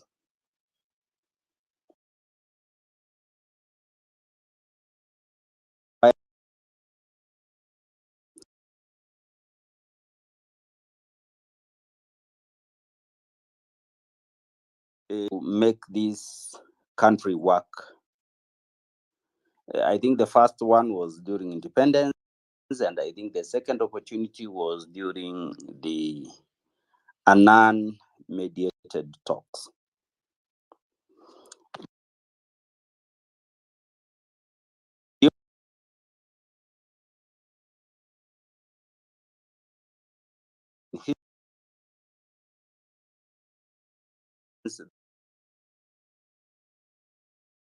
Mindset were running the country,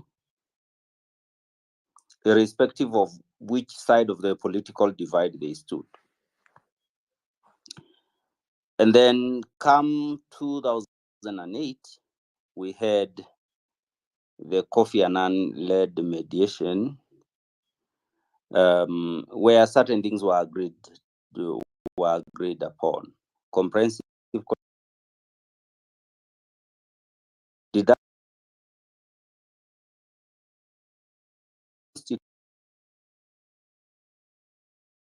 that, and then we were given this candy, a constitution, and we all went back celebrating and happy, and we forgot even why we were crying in the first place. A candy is sweet after all, because if you look at it, we forgot why we were crying because we did not follow through to ensure that there are so many glaring omissions. one time, I think I don't know whether it was justice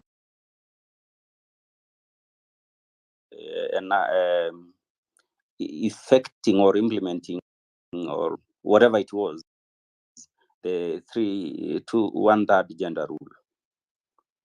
But we forgot, and we were busy with our candy, the new constitution, talking about it. It's one of the most progressive, most liberal. Then there was the issue of comprehensive electoral reforms. Again, a new electoral commission was given there.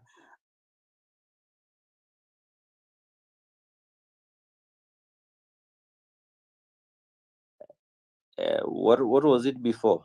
I don't know what it was, but then I think subsequently, after the non-mediated talks, it was renamed Independent Electoral and Boundaries Commission, just putting the word independent there.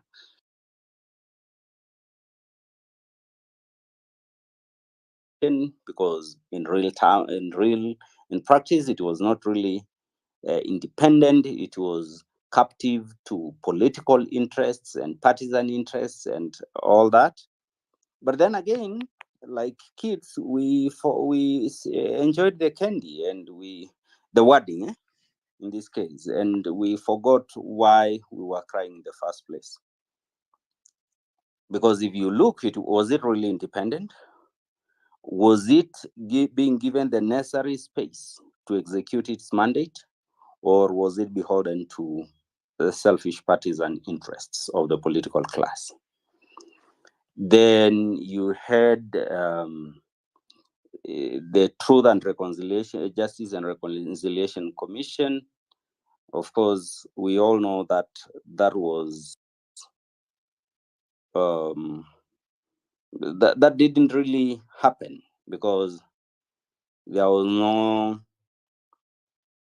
it was not done in the way we understand truth and reconciliation to be done, where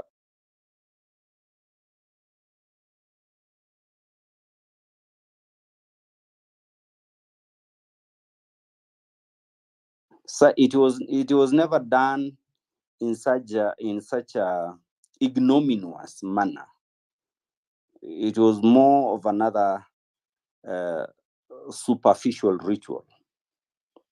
But there we were. Am I still being heard, moderator?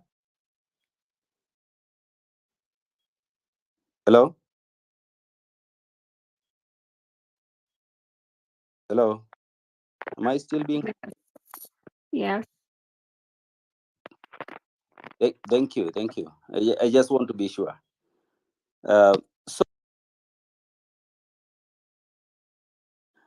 All those things that were listed, the several agenda, even land reforms that were listed during the Kofi Annan-led talks. If you actually look at most of these, nothing was executed to the letter. But Kenyans, we are so busy. We have forgotten about the people of Kiamba. We have forgotten about the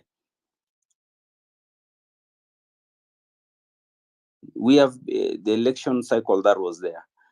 Those other election cycles that were way earlier than that, and whatever happened. We have forgotten about extrajudicial killings. Militias still roam the country, funded.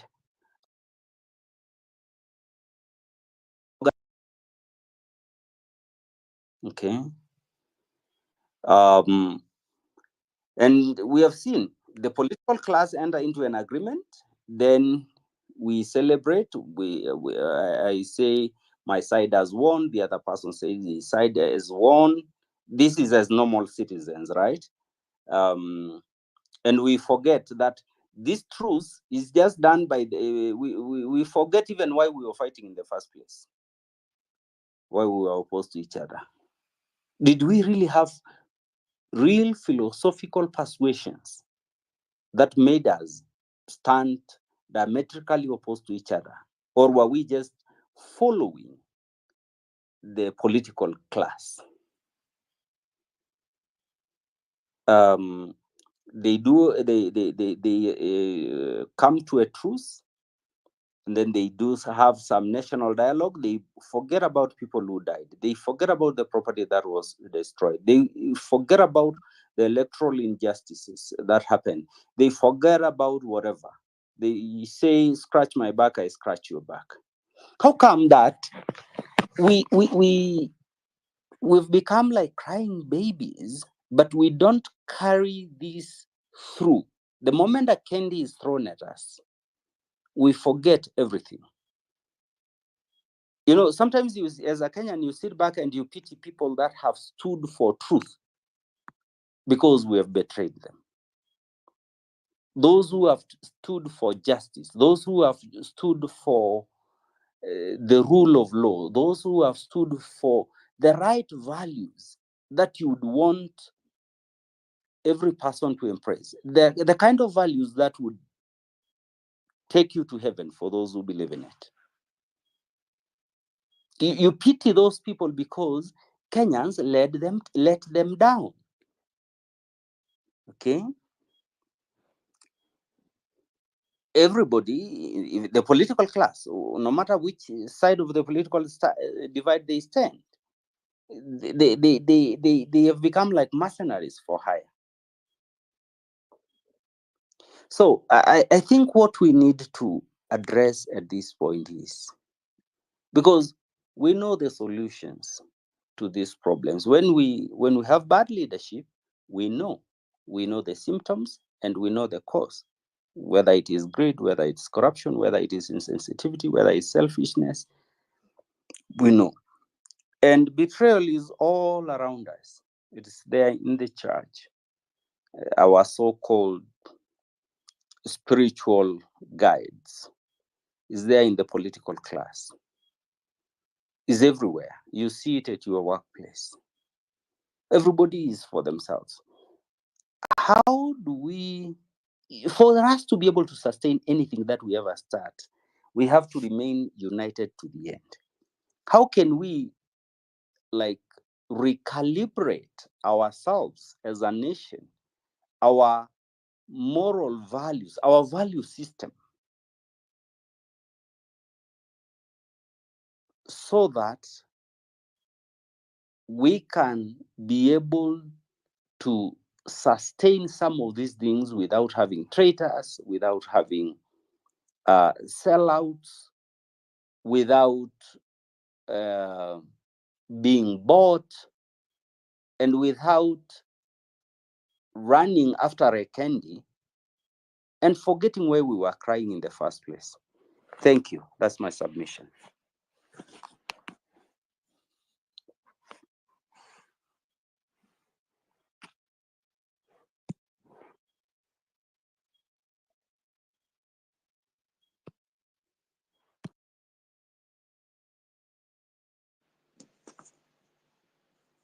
Mwangale, Honorable Mwangale, can go on.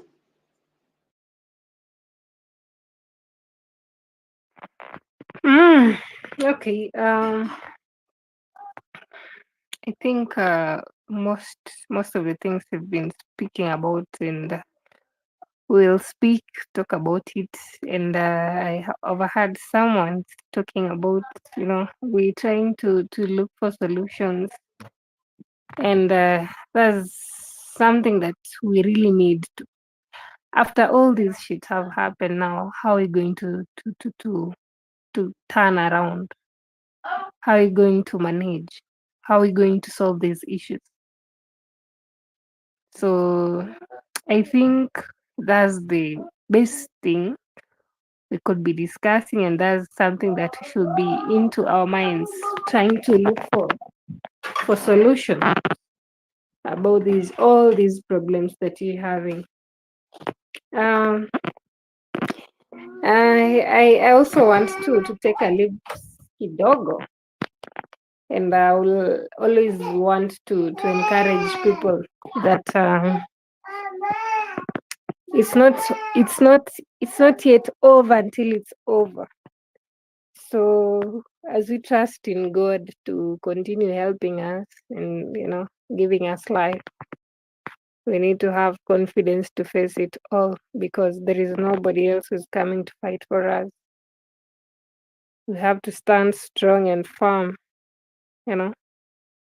We need to speak it confidently because there is nobody who is interested in speaking for us.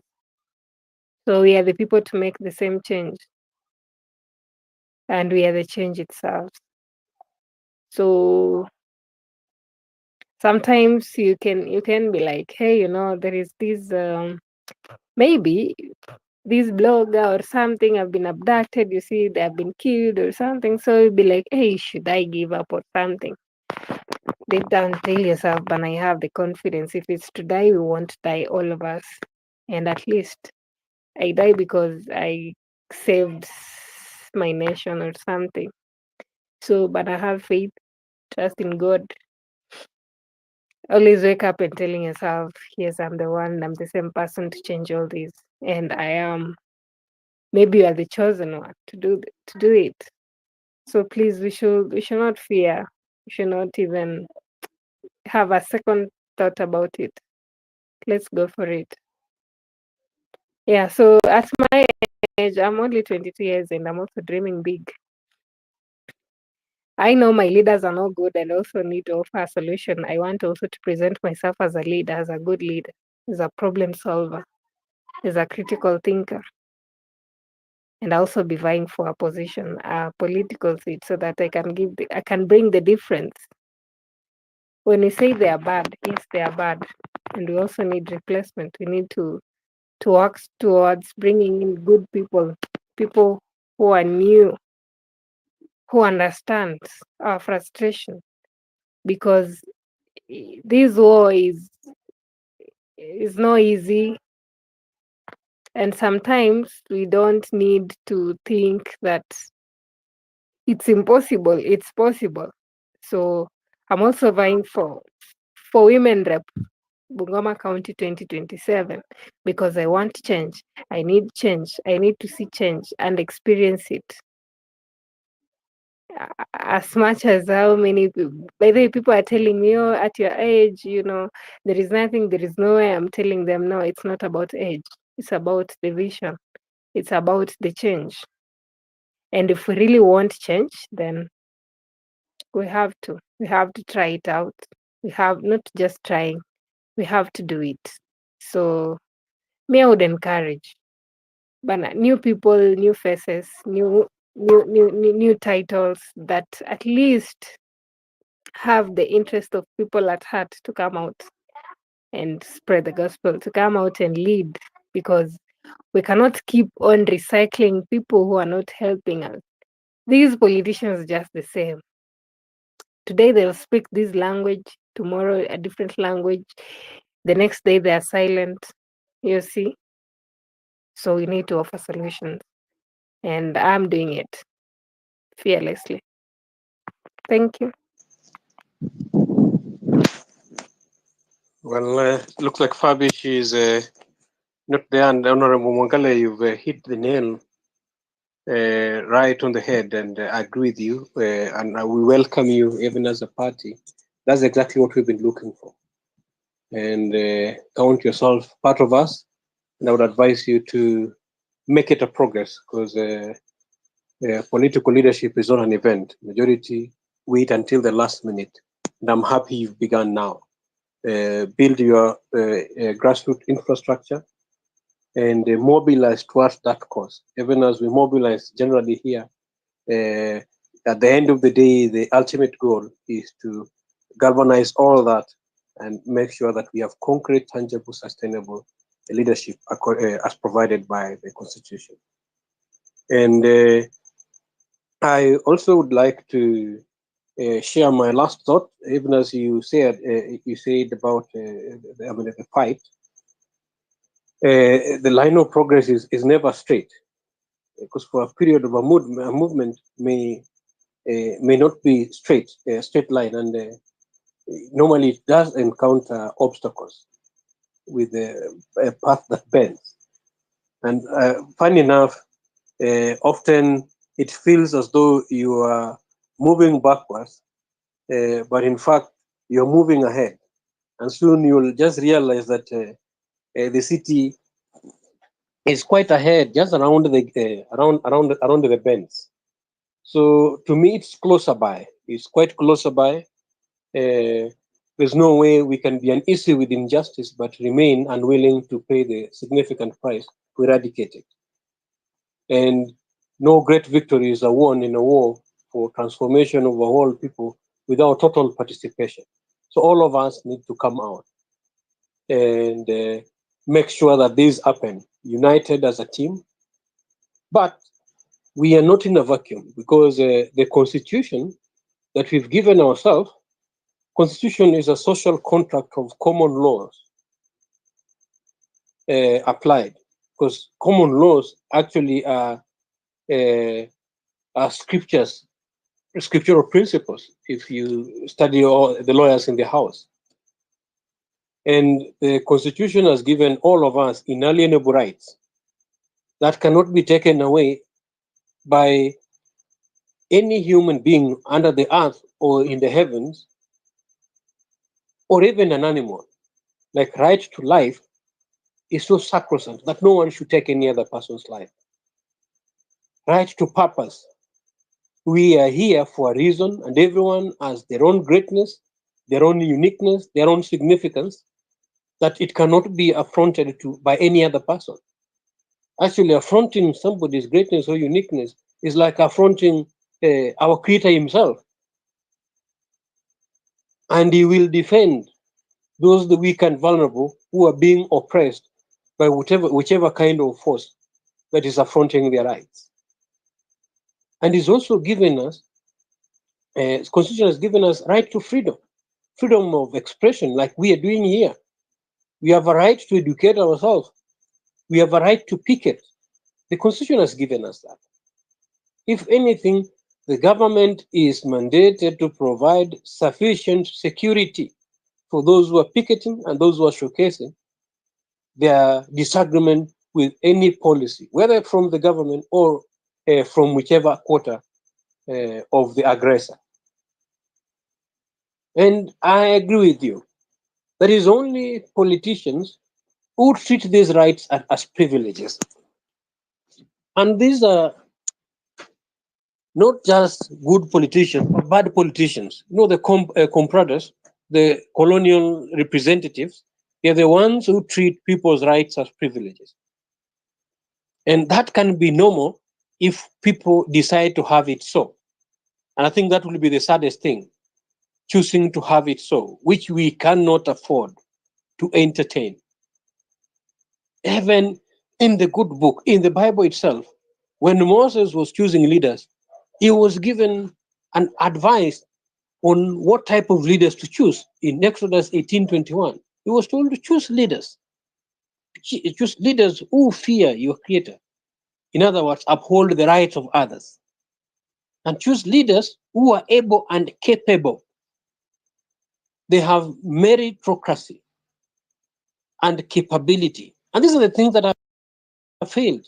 Why he was sending his cabinet at home is because they were not capable. And he has continued to confirm to us that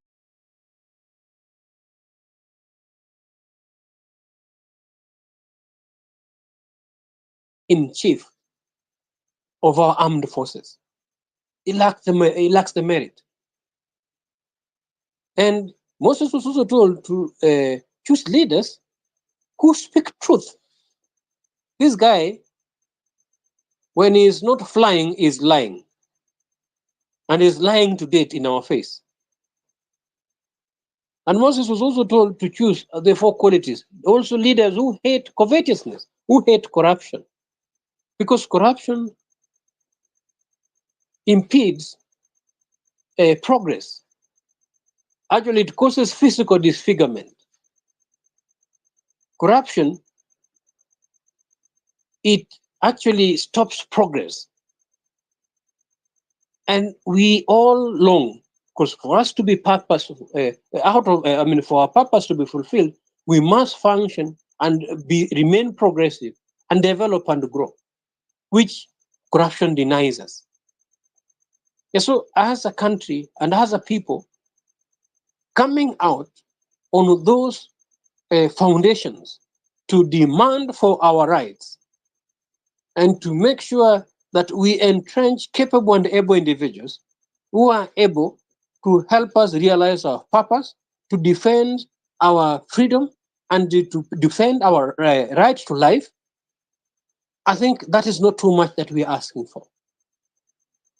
And to that effect, it is nearby, it is closer by. We cannot afford to give up. We've come along and we've climbed. As it stands right now, I can just say that we are at the peak. We are on top of the mountain. We can see this movement reverberating across the world. Just the other day, you saw what's happening, what is cross-cutting even in Africa. And this movement has reached to the Far East. We've seen Gen Zs are calling even in the West. And lo and behold, it began here with us. So Kenyans, we're not going to settle for less. Let's pull our socks for the last one last time. It is closer by, and let's respond to the rallying call so that we all together can come out and portray and express our unease with injustice that is occurring in our land. We cannot be uneasy with injustice and still remain unwilling to pay the significant price to eradicate it. I landed at that, and I may request us to join this later, and I'll allow Fabish to move forward, going forward. And I really appreciate the moment and the opportunity you have given us to listen to us. And I know a number of questions are still pending, but we will still have time, sufficient moment to address them. Bless you guys and have a good night.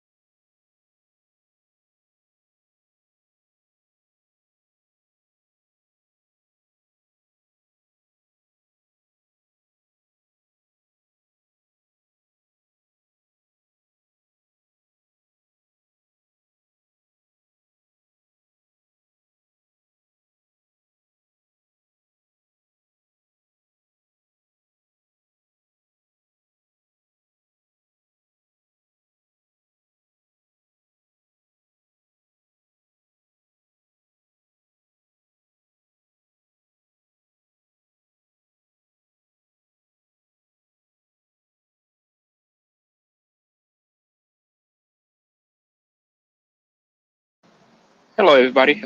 Kama mnanisikia, hebu nipatieni 100.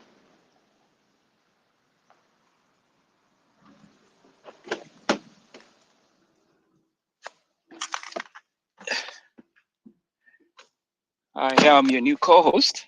Briefly, I just wanna know kama mnanisikia. Yes, Bernard, I see you. Thank you for confirming that. Thank you, Fabish. Thank you. So I'd like to. I was hoping to get the speaker who was on here before, Tita.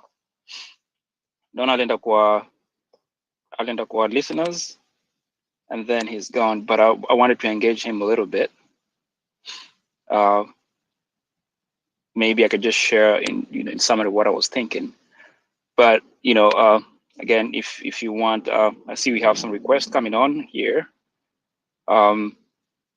Before I even put across my view, say everybody hi to everybody. Fabish, Honorable Mwangale, and then we have General Zatima, Oletundu, everybody else on the listener panel, people that I know. Hello. if you want to grab a mic, please request for a mic, and we'll let you speak. The one thing that I did not agree with the Mr. Kita is trying to say most of these points are valid, and I respect that. But at this point, hatuwezi tukasema kwamba Gen Z should have done this, should have done that, should have done A, B, C, D, should have. I disagree with that, and I really wish that he was on space or in space. Ningependa kumuuliza swali moja ama maswali mawili. So when we say, Gen Z should have done this, we cannot. Like my point of view is, we at least gotta allow, like we should be thankful that Gen Z were able to go on the streets and they're able to do what they did and allowed us to see what we are now seeing. We are on this space because of Gen Z. Let's be honest. Wacha tuonge ukweli. It is because of Gen Zs.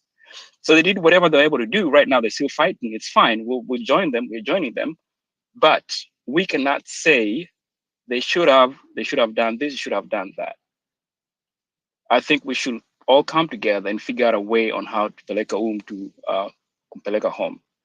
So Amo wherever he belongs. So I see Xavier. Xavier is on here. Welcome. And then I see Bernard. Bernard had his hand up. So I'll let Bernard speak first, and then Xavier can go next.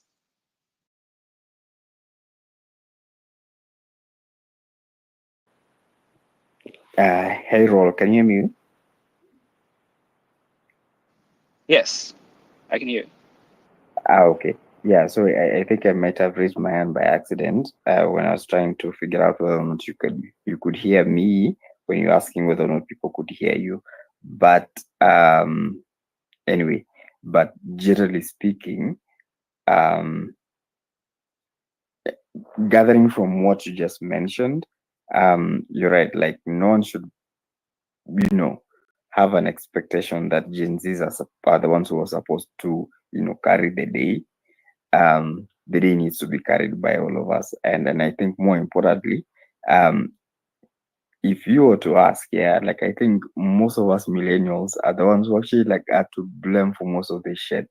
And we are the ones who actually should be putting our foot forward and being actually the ones who, try to convince our parents that who are now our Gen X's that they need to actually, break away from the chains of being, because like this is how I understand it. Yeah, like our parents are the ones who are shackled. Yeah, they're the ones who are like senior directors, blah blah blah, inside the government, or inside Kengen, or inside KPLC, or inside Safaricom, or inside one of these random companies that we see around. Yeah, they're the ones who are waking up every day trying to toil left, center, up and down. Yeah, and they're the ones who are very confused about like what the hell is happening. They're the ones who don't have the advantage of the education that most of us have had, and they're the ones who are really struggling to understand exactly when you go to mashinani now. Yeah, they are the ones who are sending their Gen Zs to school. They're the ones who are sending their millennials to school, and they're the ones who are hoping for the best, but also they're the ones who are easily gullible. They're the ones who do not understand like what the hell are we doing. Yeah, and I think that's the part that we need to communicate better. Yeah, which is this is not a Gen Z quote unquote movement. This is not a Nairobi people movement. This is a movement about like this is a sociopathic person who is in charge of our government, and this is someone who we need to remove, because we cannot have someone who is this terrible in charge of our government. And I think that's where we lose track. Yeah, that's where we lose track. We lose track because we think that there's a very specific delineation in terms of our generation differences, but I don't think so. Yeah, Bernard, I agree with you. I agree with you. So when you mentioned something about people, these parents, our parents, and this is one thing that worries me about is sometimes when we think about 2027 going to the ballot, some of you are aware of the sympathy votes, the last moment votes. So no matter how much civic education we give to them, and then the last minute, you siku kabla tuseme kesho kama ni kura, and then the day before, it's like there's that fear in them thinking that okay, tunapatia hii serikali na tunapatia nani uongozi? Are we giving better the devil that we have than people that we don't know? Like vijana wako hapa hivi is like we don't know, they've never led before. So I think we gotta do things a little bit different. But yeah, so Bernard, I hear you, and thank you for that submission. Ladies and gentlemen, let me give to Xavier. He's a great guy. He's lifting up his hand up, and I have listened to him before. Xavier, welcome, and continue. Thank you, Roji. Thank you very much. I was here under Rurigi Wanjehia. That is a political operator, but Xavier is a revolutionary. So I've come back in my real mantle. Thank you for that recognition. Let's get our accolades where we are living, because nobody knows about tomorrow. So thank you so much. I've been following. I think Publish is doing a great job. We had Hon Muriro. I think she has left. She is very, very persuasive. I would vote for her in Bungoma Women Rep if I lived in Bungoma. Now, a lot has been said. We don't need to rehash what has been said, but the bottom line is this, that anybody expecting the GNZs, first anybody who's thinking this is a GNZ thing is already amechelewa na wakati. Hii kitu imeshaenda kwa gen zote, and now it is going more into what we are calling a people's revolution. So expectation that GNZ will do this. In fact, we should be thanking them. Me personally, I am Gen X. I have GNZ children. I have alphas, and I even have some betas. Sorry, I'll have to. So can you hear me? I lost you guys, but I can see Bernard and. Can you hear me? Xavier speaking, so I'll come back in. Maybe I can hear you. I don't know. Yeah, I can hear you very well. Hello, can you hear me? Javier, nakusikia vizuri sana. Asante. Kwa hivyo nilikuwa nikisema ya kwamba tunaendelea vizuri, na wakati huu si wakati wa kusema generations. Generation hiyo imepitwa na wakati. Hii ni watu wote, Wakenya wote. Even octogenarians can join us. For example, if Baba had behaved himself, he could be here with us. But Baba has chosen expediency and nusu mkate. So he has joined the so-called Broadway's government. It's not a broad-based. And that is an illegal arrangement in parliament. How can you have ministers from the opposition, and then the same ministers want to have a voice in parliament? That is so corrupt. That is prostitution of politics. And that is what Baba has done. He eventually has shown us what Miguna has been saying. This guy is a conman. I used to chew Miguna about it. He even has blocked me several times because of that. I asked him, why do you always expose Baba and say that he's a conman, he's a coward, stuff like that? But it has been proven beyond measure. And so we are very lucky that the scam of the Kenya politics has come together. They are now floating. It's just us to skim them out and forget about them. All of them are in it, including this Kalonzo, who is pretending here that, oh, I am the opposition leader. Opposition to what? You know what you did in 2007? You know what you did. You stole Raila's vote and handed it to Kibaki. I'm a Kikuyu, and I can dare say that. Raila won that 2007. Fair and square. But again, we cannot live there. We have to forgive. and never forget. In other words, what we were discussing a few minutes ago is the many commissions, about 9, 10 of them we have enumerated, that were just commissioned and nothing happened. Our government, the government that is coming, ought to go back to historical injustices, starting with the Truth and Reconciliation Commission, go ahead onto the Wako Commission, Ndungu Land Report, Tribal Clashes Reports, State Capture Inquiry, which we were promised by Zakayo akiweka Biblia chini, he has done nothing. Stolen elections of 2007, 2017, 2022, 97 and 97, 92 were opposition was defeated by Moi Square because they split between Kibaki and Jaramogi, Kibaki and Matiba. Anglo-leasing scandals, that was the only blemish on Kibaki's. Although we give him some quite good things on politics, but political management, he failed. How could he let Uhuru and Ruto come after him? They were going to ruin everything he did. So who now can recognize what Kibaki did? Except just the superhighway. Other things are just negative. So he failed on that account. And now, so that I can end my rant as Xavier, you know, on the other handle, I'm the professional politicians. That picture I have there is what I used when I was running for Nakuru Town East Member of Parliament. And I almost got it, but UDA did me a number. I was with Kenya Kwanza under KK Party, Chama cha Kazi, CCK. But this guy put us under the bus. That's a story for another day. But there is a comment here I wanted to read. Matea has put it in. I can't see him here. I hope probably he read for us. This is about the movement and speaking out for others. That we are asking people not to allow just people to be arrested on the street and you are watching, they are taking selfies. That is very, very ignorant. You have to mount those Subaru boys. We want to see on 11/11, several of those Subaru boys turned upside down and bound in those cars. If possible, if they escape on foot, stone them.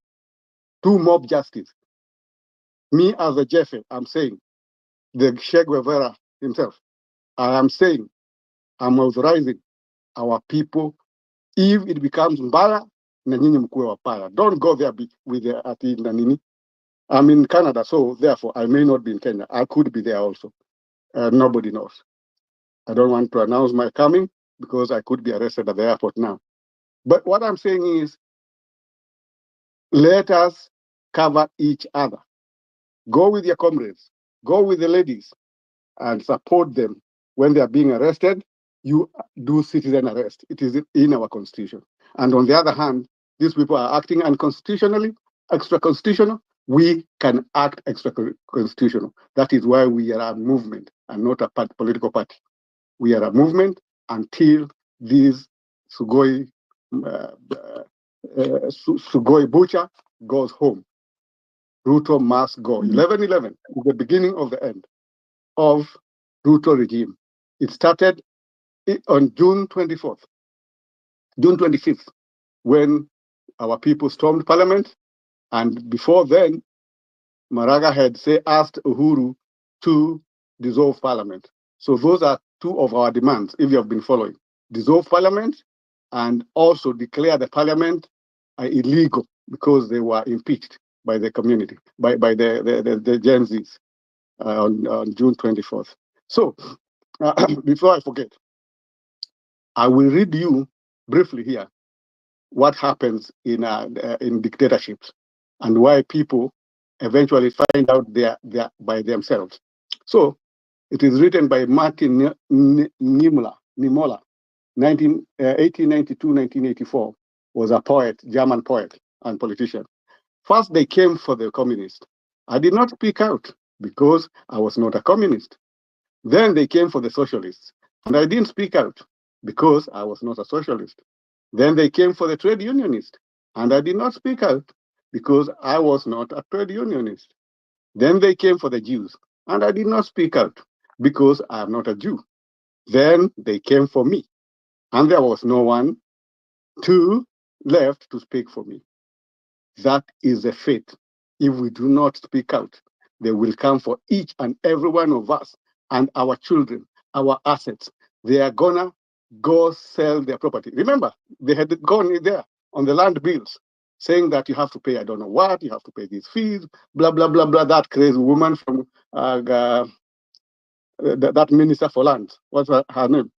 The crazy old lady who slapped an IEBC official, and then she still remained a parliamentarian. Yeah, the lady for Kandara. So those are crazy people. There's no parliamentarian. Those are just, nobody should call them waheshimiwa. Hawa ni waizi wa miwa. Waizi wa miwa na sukari ya Kenya. Wapumbafu, wakwende. Anyway, I end my rant. Roji, thank you for the favor. And everybody will have to continue until the end. It may take several years. It may take several months. We never know. It could take even 7 days. Just we have to keep trying. From 11/11 to the 22nd of November, we could achieve something. I'm in the spirit and I'm seeing the move. There is a move. Won't you guys recognize it? Thank you. Xavier, thank you so much for that submission. Stay put. I may have a question for you. But yeah, thank you so much. So, Bernard, ulikuwa umeinua mkono. Did you want to say something? It was by mistake again. No. Yeah. You're right. Like I did, but I think most of what's heavier said Bernard, actually was answered. Can you hear me? I don't know if you're talking or not. I cannot hear you. Can you hear me now? You can hear him. Bernard? You can hear Bernard. Okay. You can hear me now? Is he talking? Yes, he's talking. Okay. Okay. Javier, can you hear me? I just want to make sure that I'm not talking Yes, to I can hear myself. you, but maybe if the co-host is not hearing you, it would be a good idea to drop and then come back on. But if you can give your submission. I don't know. Give your submission. Let me do that. Let me drop up and come back. Yeah. Roji. Bernard is coming Go back. ahead. Okay. So while he's still coming back, we have a new speaker on the panel, Zulu. Before you go ahead, this one thing I want to ask you, Mr. Xavier. So clearly this constitution, whatever reforms you're having about this constitution, is not working for Kenya or in Africa in particular. So is there anything you can think about, any form of government leadership you can think about that would redeem Africa? Obviously, whatever we're using is from, the British, when we were colonized, and this is what has been happening. We've been using it for such a long time, and it's not helping. So just in general, is there any kind of leadership, any kind of constitution you can think about that it may not be tomorrow, but Kenyans may start thinking about?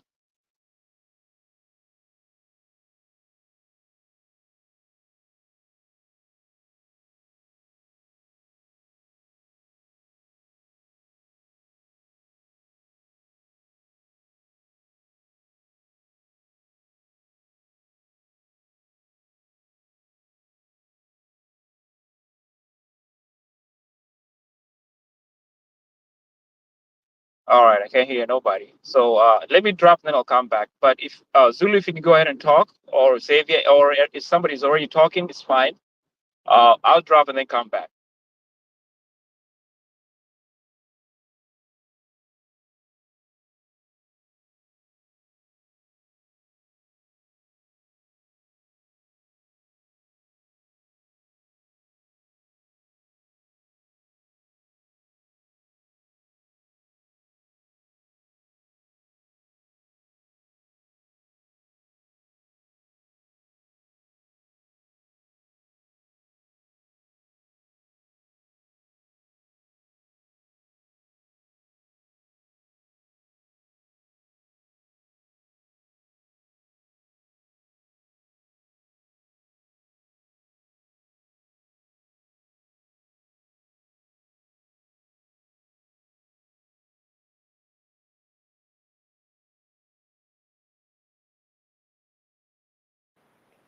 Javier, can you hear me?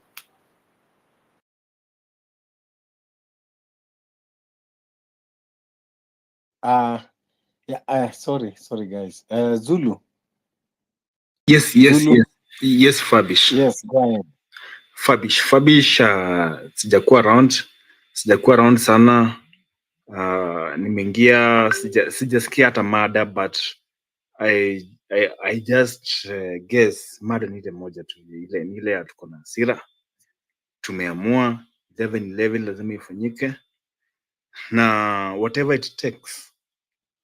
Mimi kwanza nafanya juhudi zangu sana, na mimi badala ya kuongea sana kwa space sana, mimi nimerudi pale Kaponzweni, nimeenda nimeinject, na nilianza from the family unit.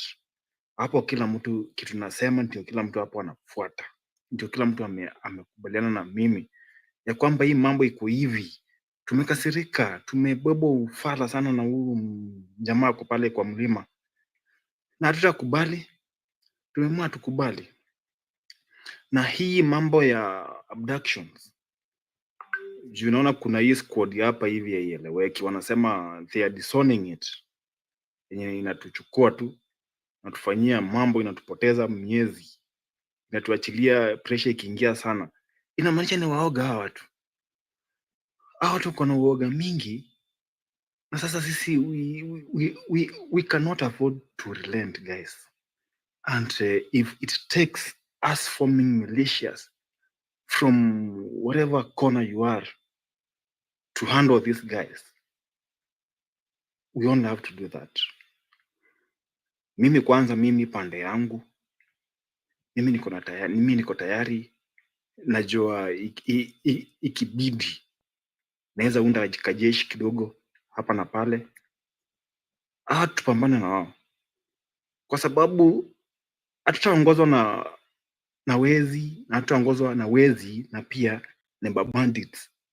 Wanatuokota vile wanataka, wanatufanyia vile wanataka, sisi tukae tu tunyamaze? Hapana, hatutakubali. And if it takes paying the price with my life, I don't care. I'm not afraid. They can do whatever they want, but we are leaving no stone unturned. Na hii kungoja 2027, it doesn't matter. Si lazima hata tufike huko. Mambo inaweza badilika between now and 2026, kwa sababu 2026 we are all sure wataanza kutumia hizo tactics za Banana Republic.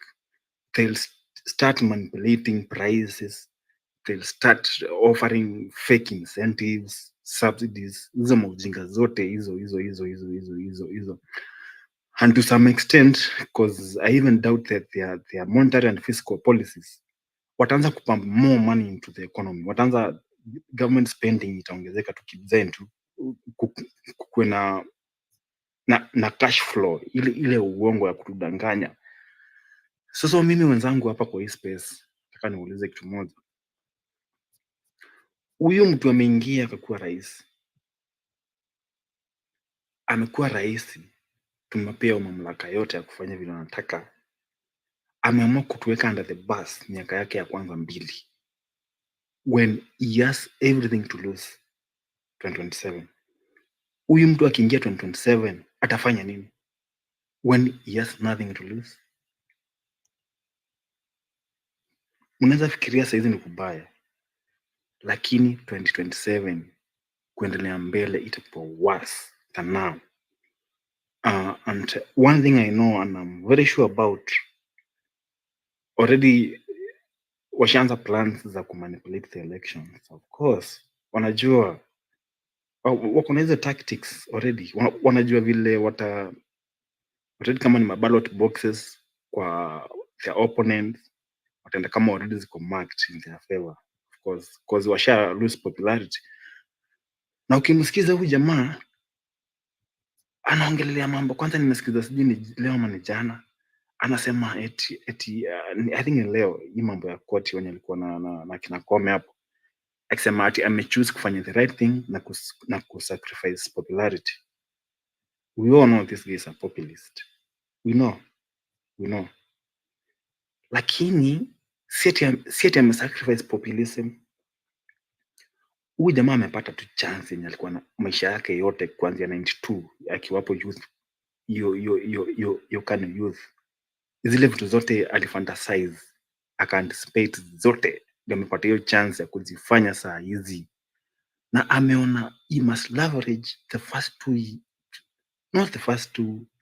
the initial years of his leadership ku actualize his dreams zote zinamekuwa nazo kwa maisha yake. Sasa unashangaa why should you jeopardize the lives of people who are living now to accumulate wealth you don't need now for generations 10, 11, 12, 13, 14 generation ahead of us who can still have a chance to make their own money and to create their own wealth. Why should you compromise people who are already alive today? Eti kwa sababu unataka you won't want to create wealth. Hata hujui una create wealth ya kufanya nini.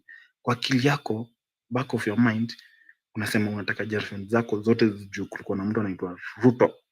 Alikuwa na pesa mingi na alitutengenezea wealth. Mbona watu wakufe saa hizi na watu wateseke saa hizi? Kama uko na akili timamu, I think that's the highest point of stupidity. Mpaka hata kwetu sisi nyinyi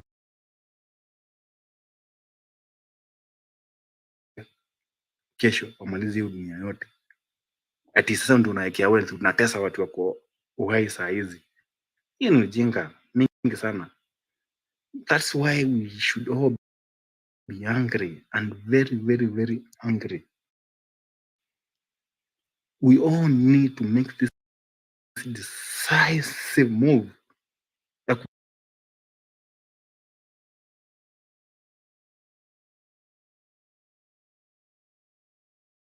ama tujamua, kwa sababu one thing about movements like this,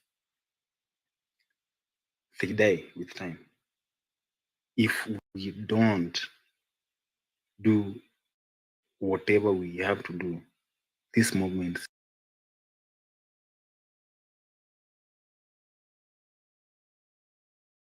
are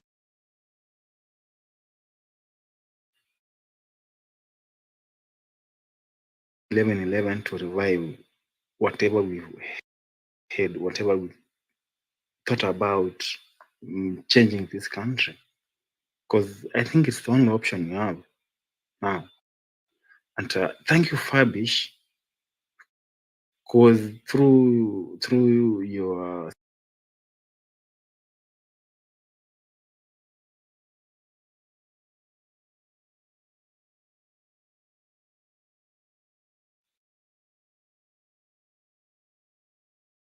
to engage, and like I said when I was starting, inaanzia pale nyumbani. Hata si lazima nyumbani hapo kuna bibi ama watoto ama brothers na sisters. Kwa niona tumefanya kitu ya muhimu sana. Tumeanza kusambaza hizi posters. We are sharing. I've been sharing. For some reason I have several accounts, X accounts. Yeah. Na nazishare sana kwa those other accounts, kwa sababu we need to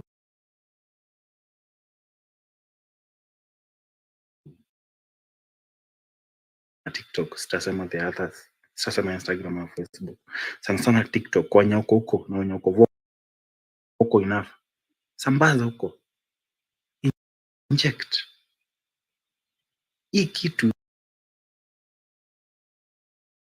to make it happen. We have no choice now, and by the virtue of us being here, all of us, we assume we are reading from the same script.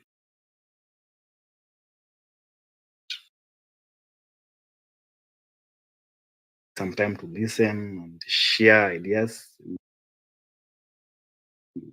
with our friends here. Allow me to end here and nisikize kidogo. I still have so much to say, but tutaongea tu tukisonga mbele hapo. Asante.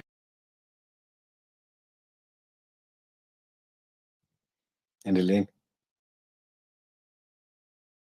Sawa, Fabish, asante. So Zulu, yeah, nice submission. One thing, kuna kitu ambayo inanikasirisha sana. Kenya ilifika wapi mpaka watu wanachukuliwa kwa matatu?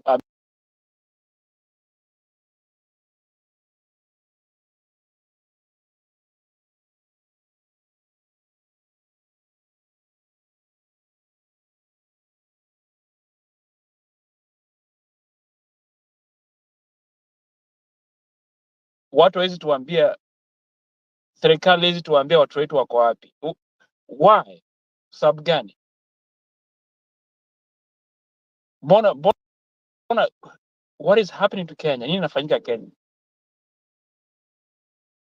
So, naona Bernard umeinua mkono, so sijui kama uko na point ama it's Yeah, Roji, kuna like kusema I feel like I was about to like give up.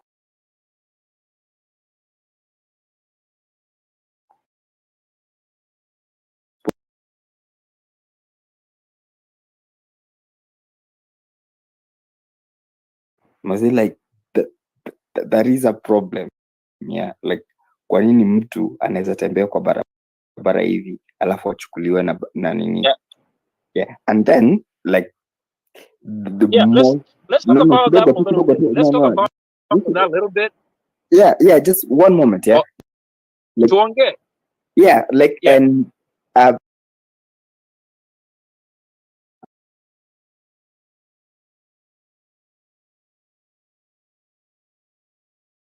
like you are abducting people, yeah, like unapata watu kwa nini inaitwaje, like wherever they are in their own homes or wherever they're existing, and you are picking them up, and more importantly, like when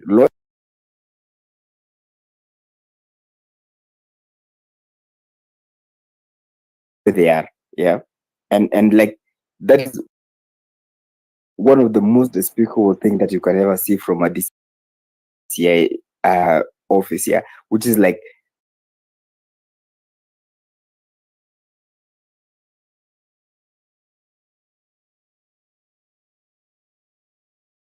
the normal like police system, yeah, like and you find these guys are just like going around and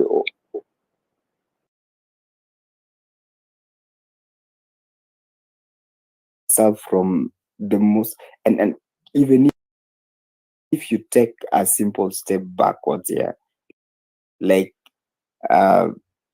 their bodies inside of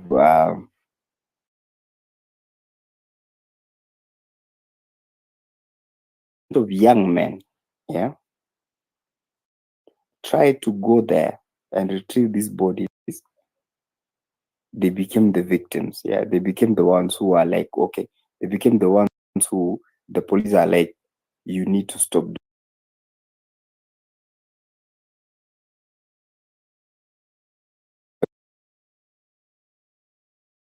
quarry, yeah, and that's something that we should not even ignore for a second, yeah.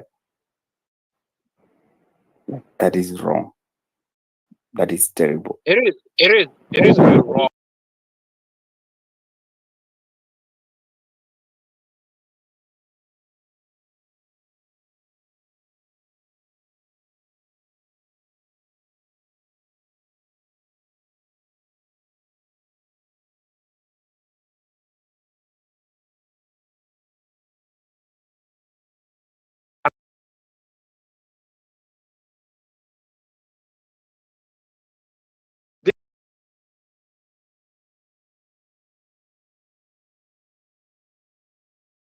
You ongea, this free speech. Ongea, they will not come pick you up.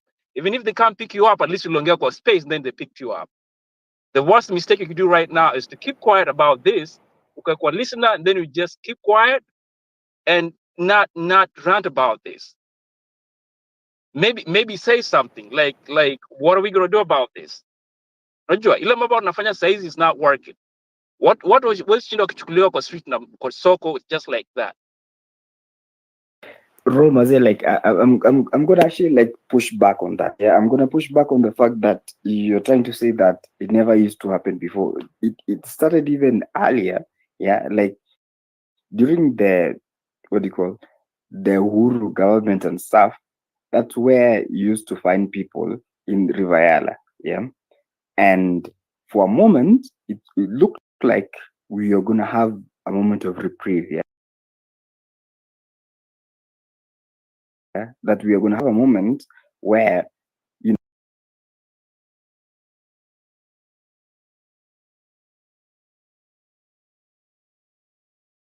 what I mean by that is, hawezi pata msee penye hafai kukua. Yeah. And we started to find people where they're not supposed to be found. Yeah. And we found a whole bunch of people inside a sewage system. If you could please indulge me. Yeah. Like wase walipatikana ndani ya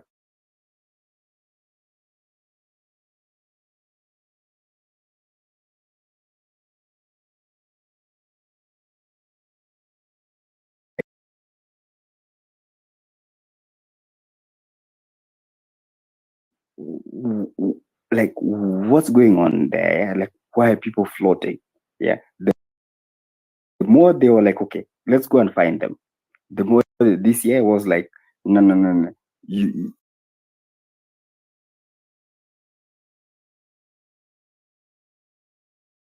do not look. Do not look. Do not look. Do not look. Yeah. And it's terrible, yeah.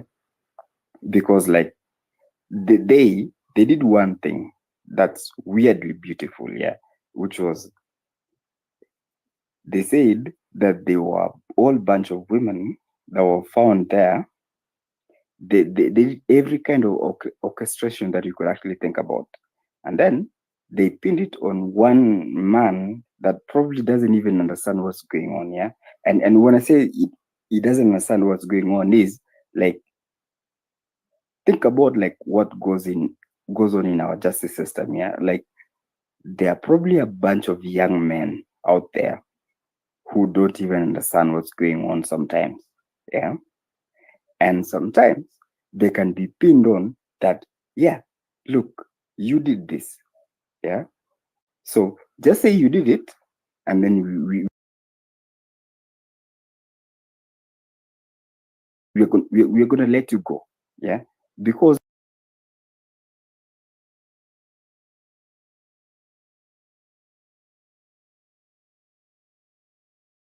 before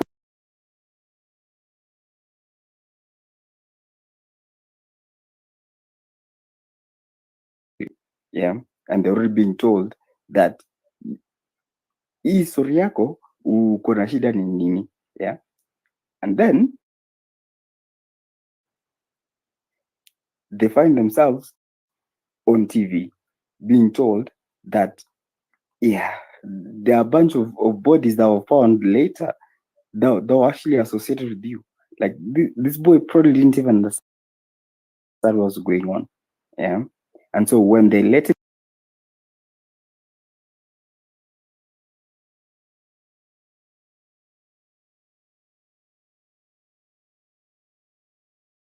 and ask the kind of questions that we're asking right now, yeah, the kind of justice system that we're asking right now of like, can even just young men like those ones who probably had simple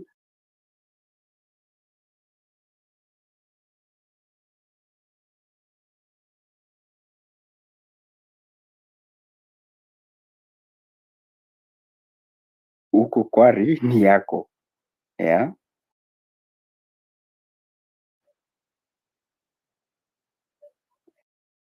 And I think for me, this is the most despicable.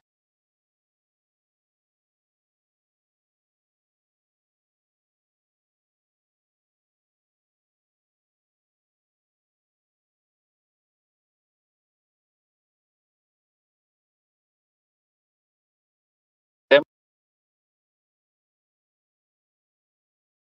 an arrest warrant.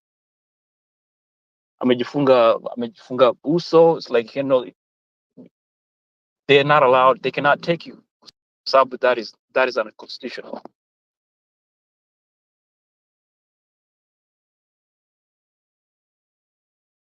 Wanajaribu is in case kama kuna watu wamekuja kuchukuliwa, and then it's like wanapiga kelele and then try to fight back. So there are few Kenyans who understand that is not right.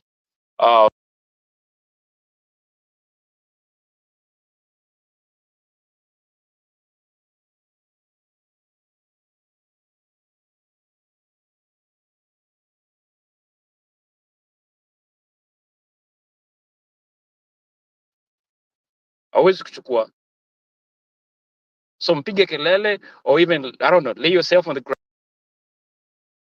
ground or something, so it's hard for them to lift you up or something.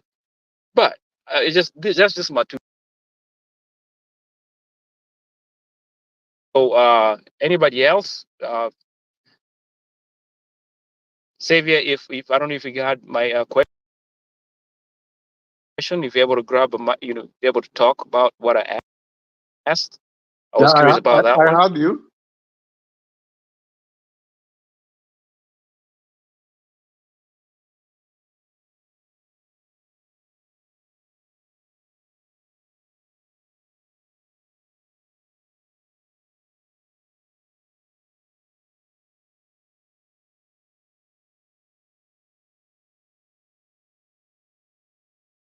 Gonna be out there when those people come to you. Act even mad. Go on the floor. Grab somewhere. Grab even his balls. Whatever you will be able to do.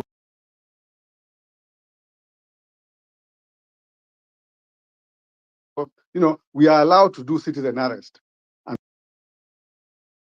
And on the other hand, even if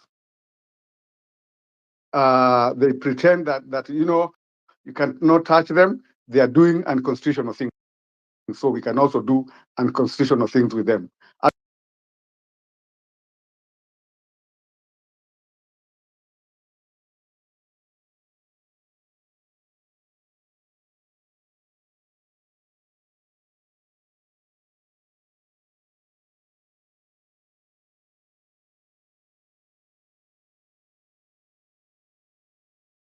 Get the guys out and lynch them. I'm sorry to use that language, but that's what they're doing to Kenyans. So if we have a chance, we do it. If we do that to three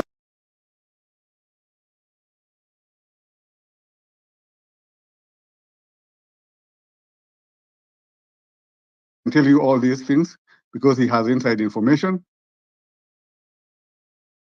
The first IG of police is the one at State House now as the senior advisor on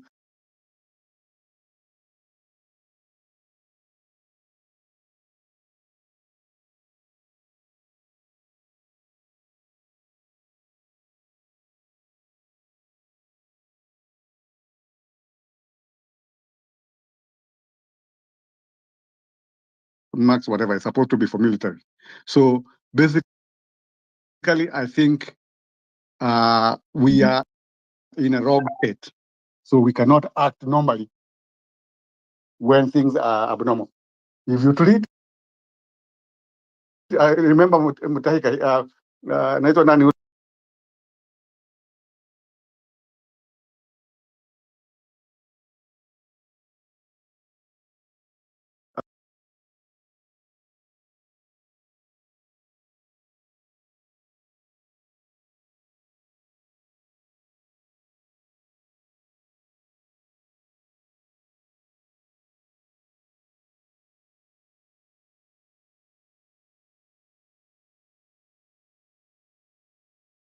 respectfully, like I kind of differ with you because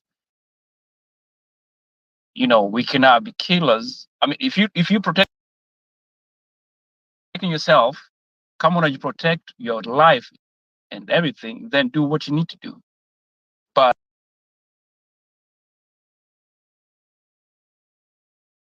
we cannot turn into to what we are trying to avoid. So I hear you that. Yeah. But what I'm saying is, yes, go hard. Don't go like you're dealing with a normal situation. Go hard. The way if you're caught by thugs in your own private life.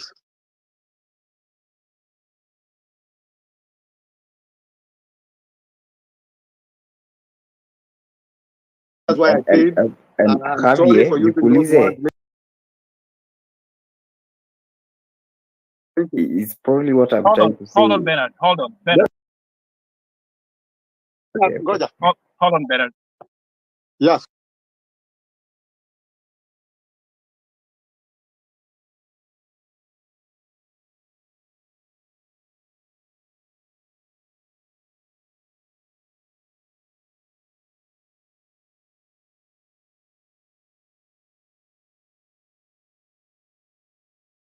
Sometimes it reaches that point.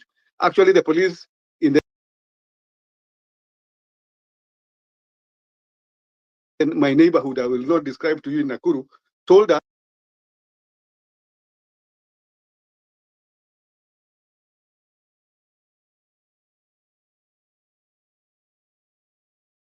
luckily I had put walls everywhere. So they went from one unit to the other one and they were trying to break stones. Are those people I should be merciful to? I was abroad, and that's why I went back to Kenya. When I had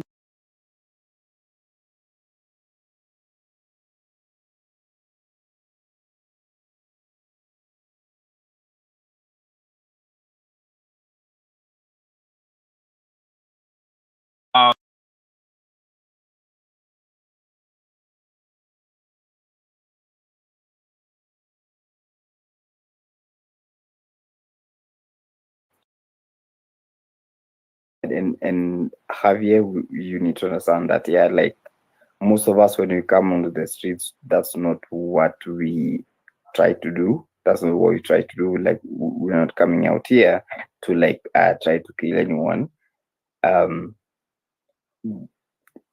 For me, as a millennial, when I come out on the streets, I come out with a very simple understanding, which is that there's something that's breaking out. And when I say that there's something that's breaking out, I mean that either someone is trying to steal from me, or someone is trying to misrepresent me. And I'm trying to address you, Javier, directly here. And Maze, like,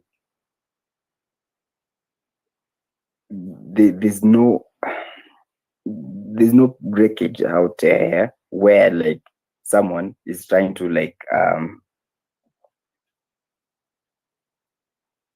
rape someone or something like that, unless if the system completely is breaking down. And if the system is completely breaking down, then we have an even bigger problem. But like, you don't believe the system is broken down, Bernard? You don't believe with those killings and the president himself saying it's only femicide and nothing happening? You don't believe the system is broken down? You think you're going out there for a party? I really agree with you, by the way. I really agree with you, Javier. I think today I'm gonna agree with you, and I'm gonna agree with you completely. And I'm gonna agree with you because like these things are happening even more and more and more.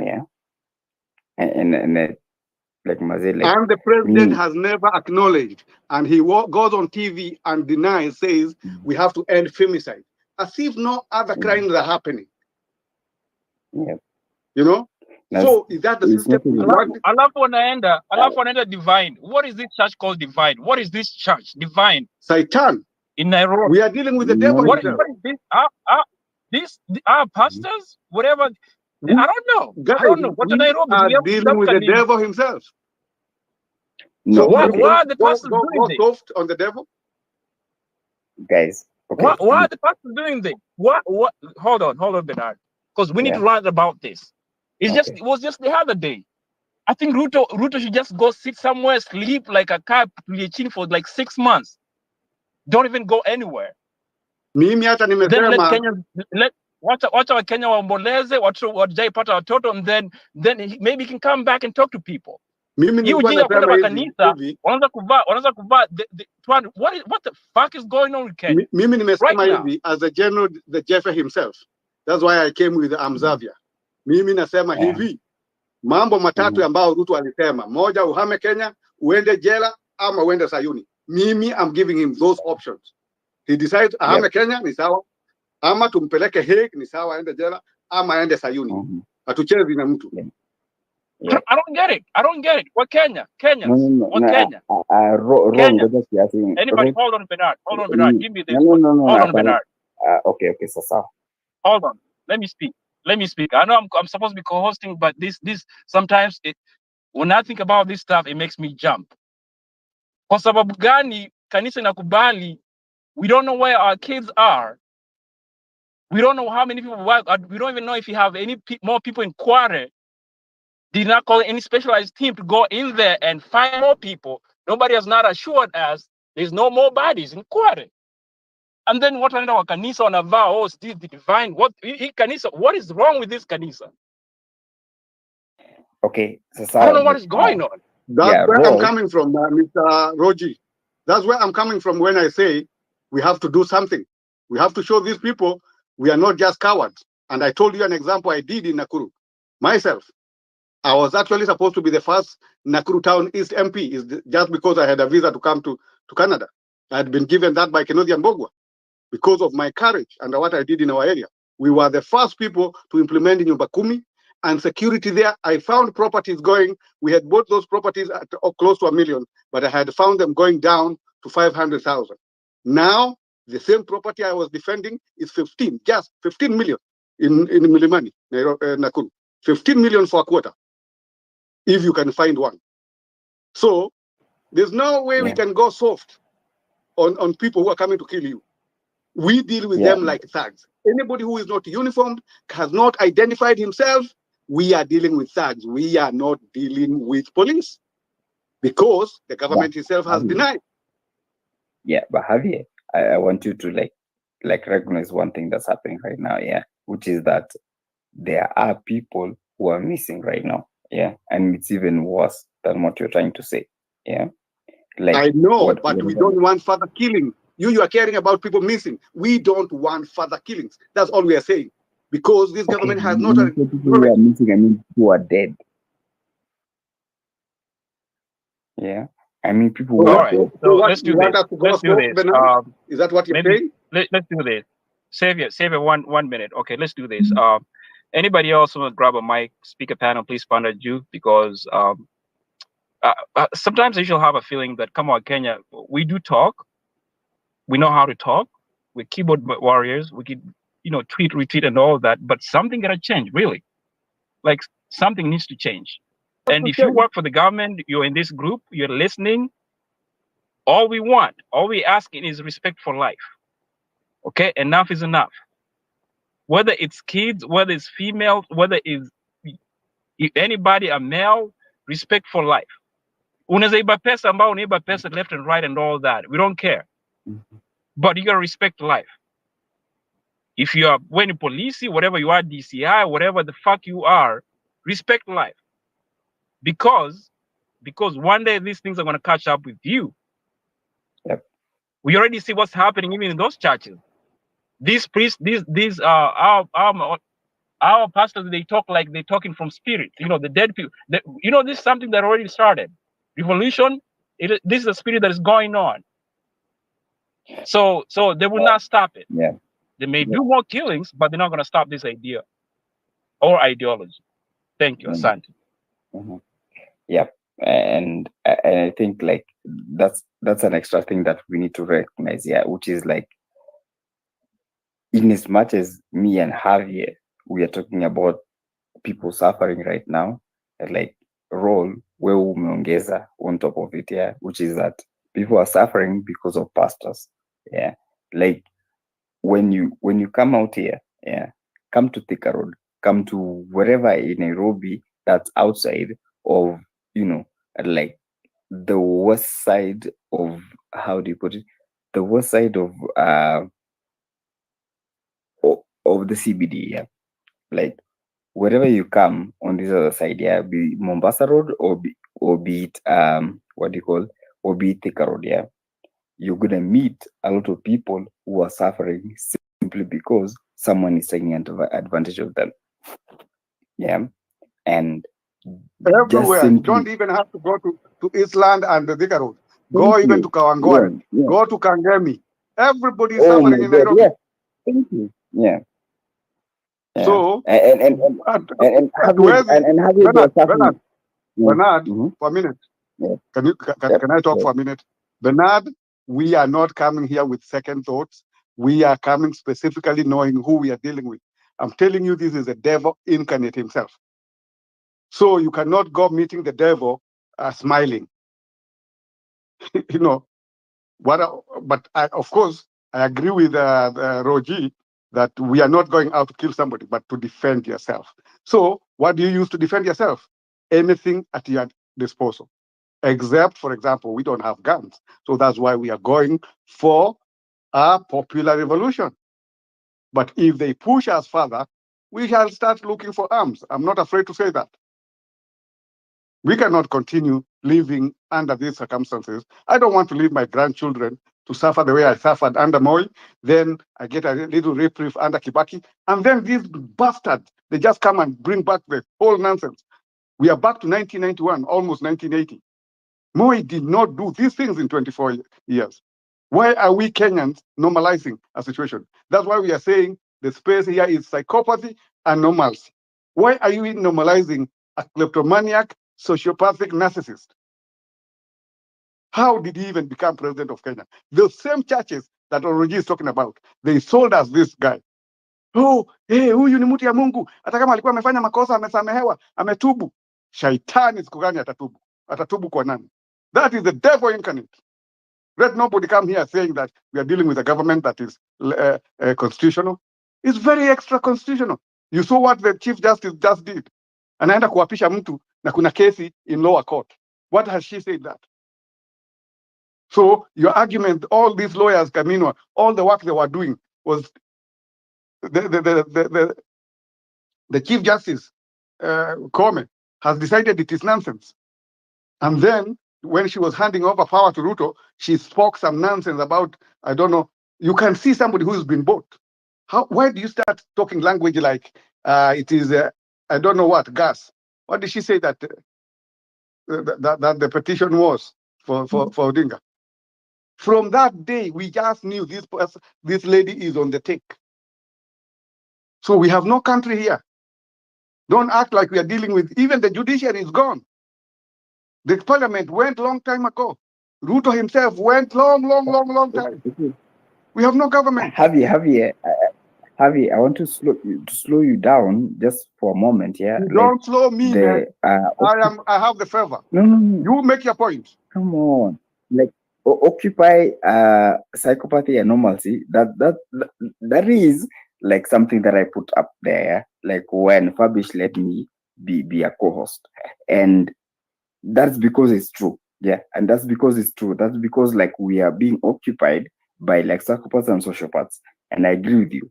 Yeah, and come on, like we all agree here in this particular space. Yeah, that everyone out here like is worried about like where we are heading. Yeah, and we are worried about like exactly who the people that we have up there, regardless of whether or not we put them up there or whether or not they ended up there. Yeah, like even when like the most like ridiculous human being like Kindiki, yeah, ends up there and saying simple things like, yeah, the difference between like national and public interest. Like that is a very pedantic thing to actually like, oh, like there's no difference between those two things, yeah. And more importantly, like Kindiki and Ruto were both at the Hague. Kindiki was the lawyer of Ruto, yeah. Like, let's not lose track of that, yeah. And now that's president and deputy president. We are fucked. Tusisahau hizo vitu ndogo ndogo ka hizo, by the way, and that is why I put it up there, yeah. Great. Therefore, Bernard, I think let's talk solutions. Let's not. This is called polemics. Now, what we are engaged in. Let's not go on polemics. Let's go to real issues. How are we going to organize going forward? We have how many days? 7 days to 11/11. That's what we should be talking about. Not reminding us. Everybody in this space now knows where the problem is. Those history we are talking about. That these guys were in Hague. All these things we have them. So can we concentrate on solutions going forward? How are we going to fund the people going out? How are we going to support? Something like that. That's what we should be heading towards. But rehashing the past is like preaching to the choir. You've heard that statement? When the bishop, the pastor is preaching to the choir first believed in Christ by the time they come to sing in church, at least most of them. So you cannot keep preaching to the choir, oh, believe in Jesus. No. You preach to the new people who are coming. So let's go ahead and decide and come up with solutions. We have 7 days to go. And this is not a mean feat. We should be deciding, for example, people don't congregate in one place. That is one of the ideas I'm having.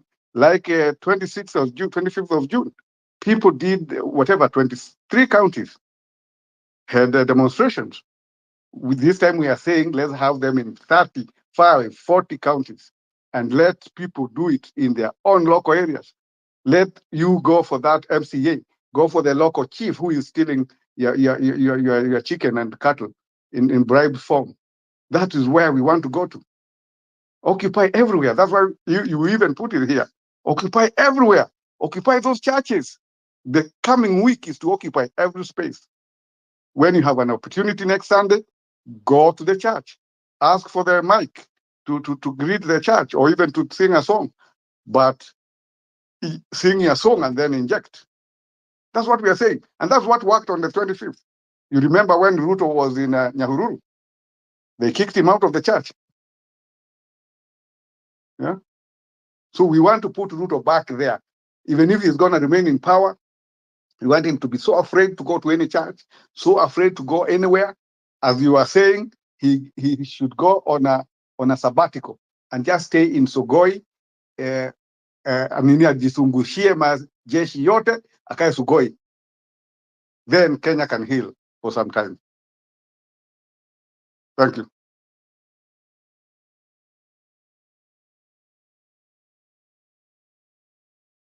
Roji, umelala tena? Hello?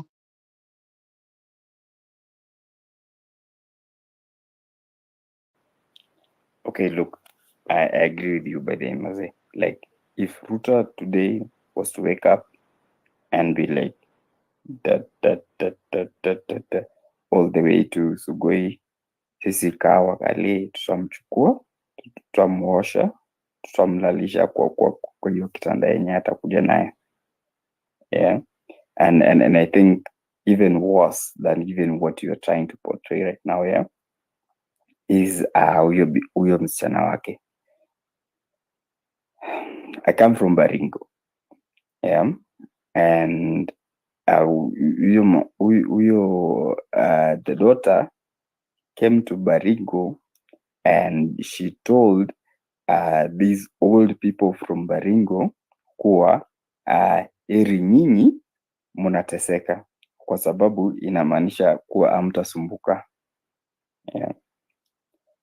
The first girl came to Baringo and told people kuwa heri nyinyi kwa sababu, yeah. I have the video, but I can play it in front of you people if you want it. Hebu Yeah. ngoja. Umefanya hata nilikuwa nimesizia kwanza. Yaani, you know, you have to play that video. You have to play that video. Alikuja kwa hizo Batorimo. It's where I come from, yeah. Like this woman, this girl came, yeah. Akakuja vizuri sana na akaambia hao watu, yeah, kuwa mnateseka, lakini ni vizuri mnateseka, yeah, kwa sababu mnateseka ndio nyinyi si kama watu wengine, yeah. Watu wengine wanasumbua, yeah. Lakini nyinyi as in, it's like What was she if saying? you look at Where's the video? Tuchezee your video ya okay, UDT. all right, let me get to the video. Alikuwa anamaanisha nini, by the way? What was she saying? Alikuwa anamaanisha like, unakumbuka like in Matthew like heri nyinyi wale mnateseka. Heri wale wana nini sababu ufalme ni wao. Exactly. So let me get it for you. He has taken Kenyans as fools. That lady with enough forehead to land a helicopter. See Kenyans. No, but we are proposing. Me personally, I'm proposing her to be the next CS, internal security. Na Mama Rachel naye apewe nini? A creative ministry of religious interlopers and yes, and intercessors and intercessors ministry. I don't know. Yeah. Na yule mwingine yenye Muganda mwenye Tanzanian Nigerian husband, yeye na nini Yahoo, aleta Yahoo boys, ministry of Yahoo boys, money from nowhere, create money, create the economy. Apewe hiyo kazi ya Taptengele, akuwe na manage Taptengele Hustler Fund. Hii nani aondolewe, huyu mzee ya Kakamega, wapewe hiyo ministry na nani msichana ya Taptengele, hiyo anaitwa nani, the first daughter who is married in Nigeria. Na nafikiri hapo ndio walitoa hii juju yenye inasumbua huyu mzee. Juju ilitoka huko West Africa yenye inasumbua nani? Inasumbua Ruto. Because Ruto was not this person. He was not this person before the elections. I don't know what happened. I'm gonna find this for you. Is actually.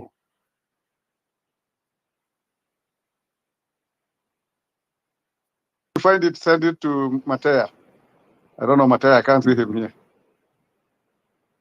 He's gonna play it for us.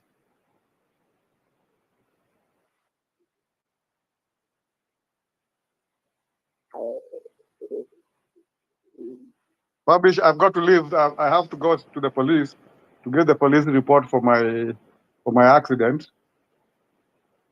Naulizwa na my insurance people, so they keep calling me. That's why I keep dropping from the stairs. It's okay. All right then. I'll keep listening, but then I will follow if I find you guys still going on.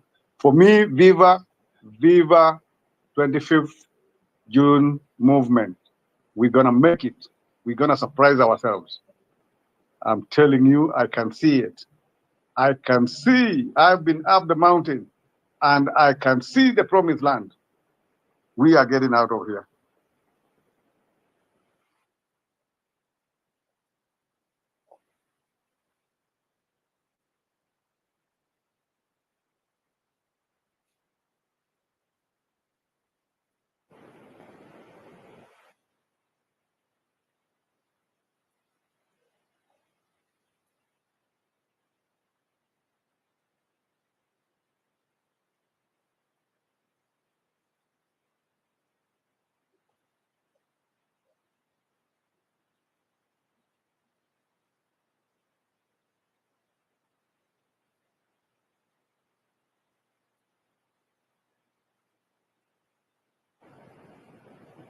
Hello, everybody.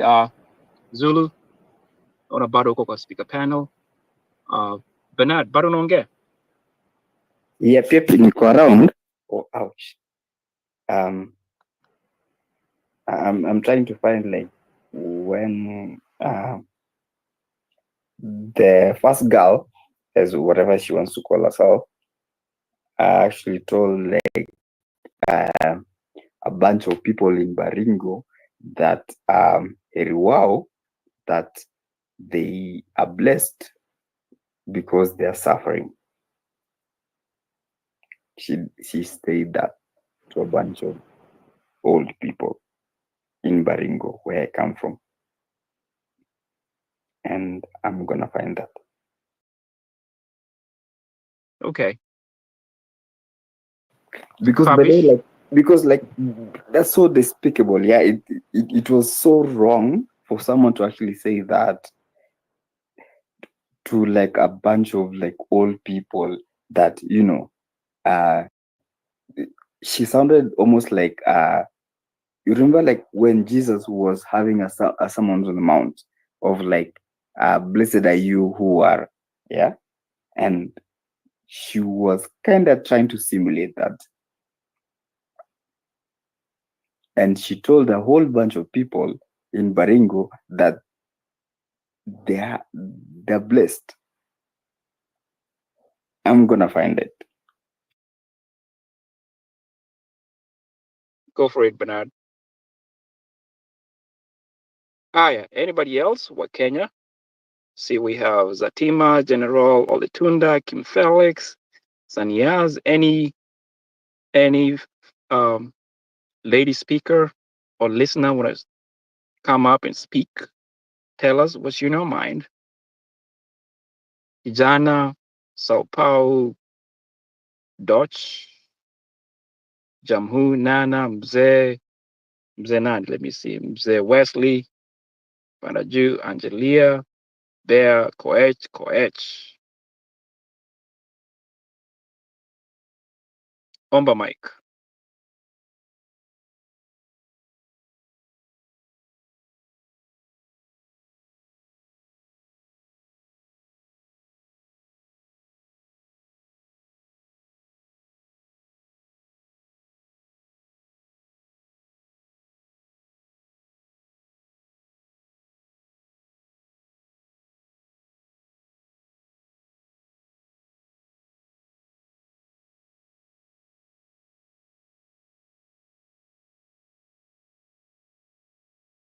All right. While we still wait for people to speak, one other thing I gotta mention is Safaricom.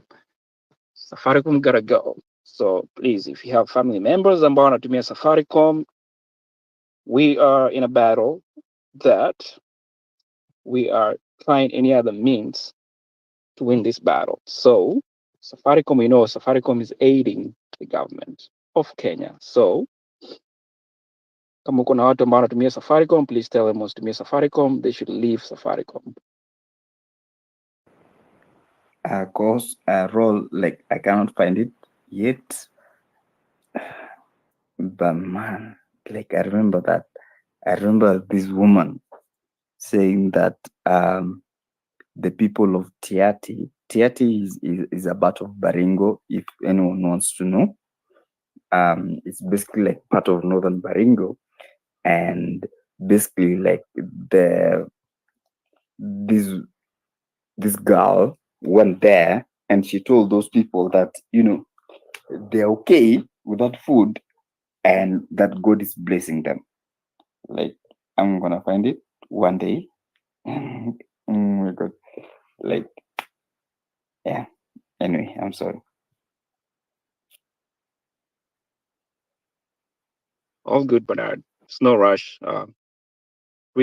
Right now, the speaker panel is pretty much empty. So take your time and put whatever you get, be able to share it. Please do it.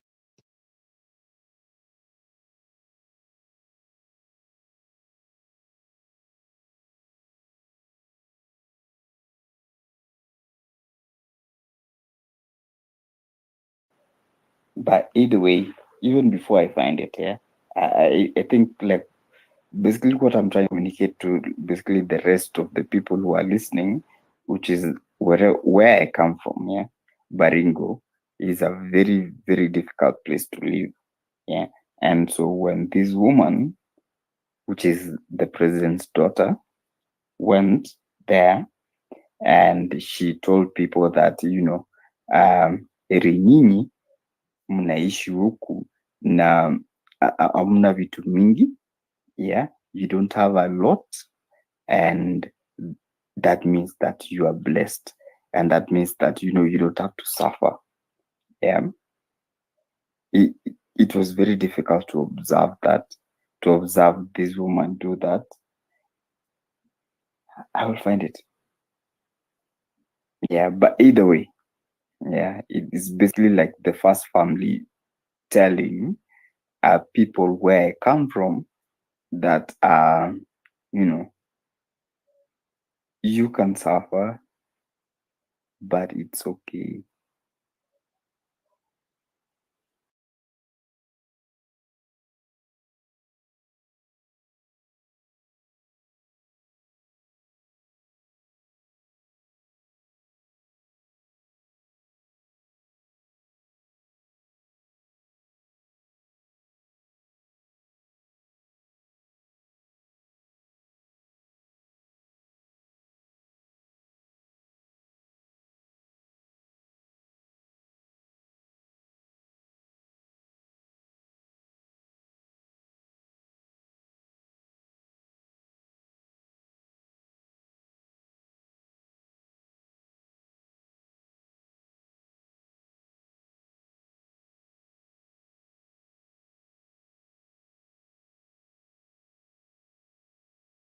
Babish, Mr. Host, napatikana.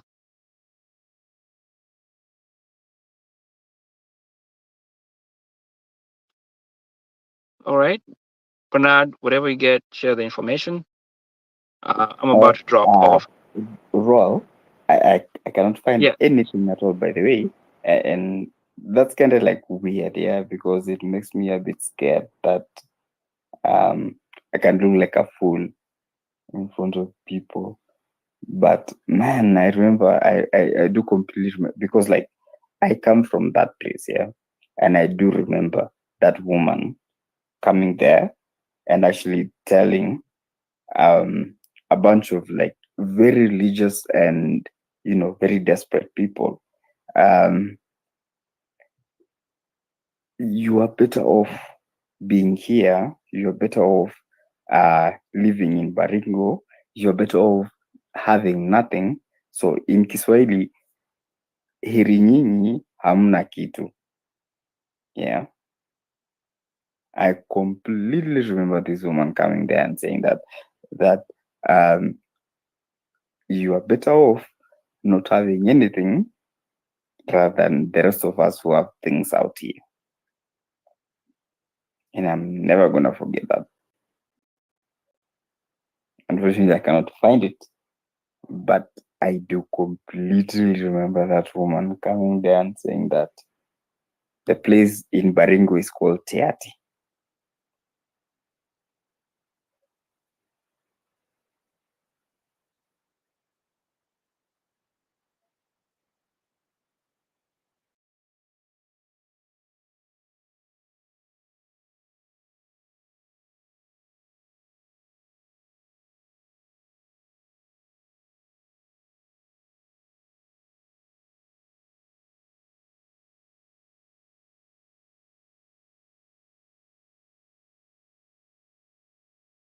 All right, ladies and gentlemen, I'm about to drop off. I'll still have my cell phone on. There's a network. If kama mtu anataka pande speaker, ombe speaker, and then the microphone I'll give it to you. But for now, I'm gonna go ahead and drop off. Just be in the background. Thank you so much for listening.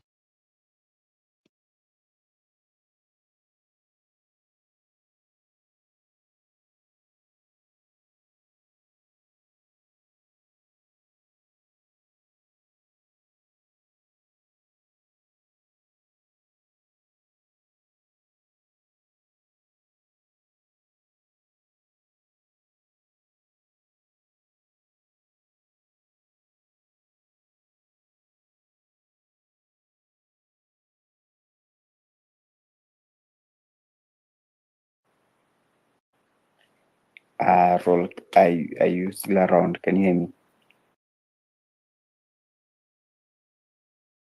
Yeah, go ahead. Can you make me the co-host? Maybe I can try to help Fabish. Is he around? Or should I just like leave?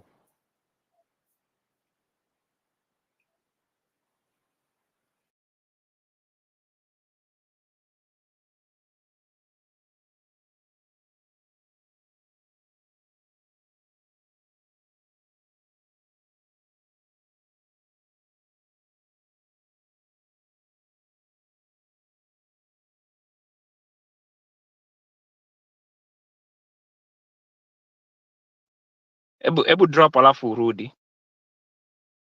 Oh, there you go. Let's see.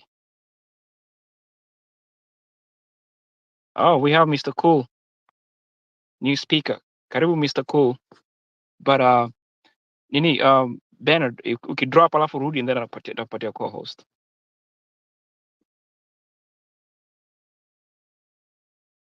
Mr. Cool, welcome. Karibu.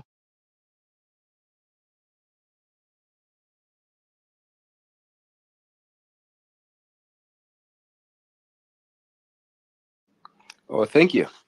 How are you guys doing?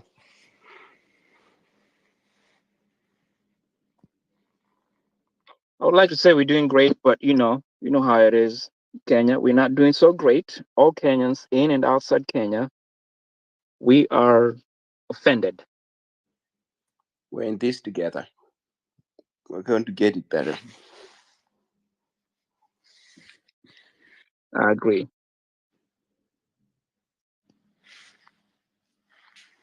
Let's keep pushing. What's your thought? About everything? About anything.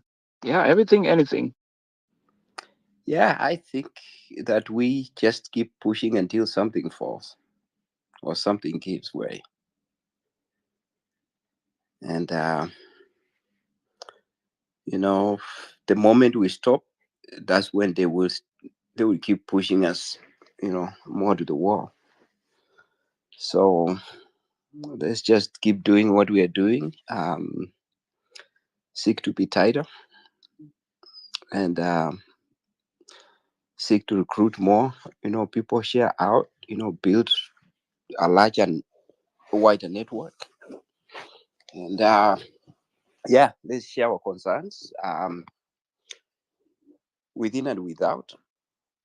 And that's the best we can do right now. Just keep resisting, As far as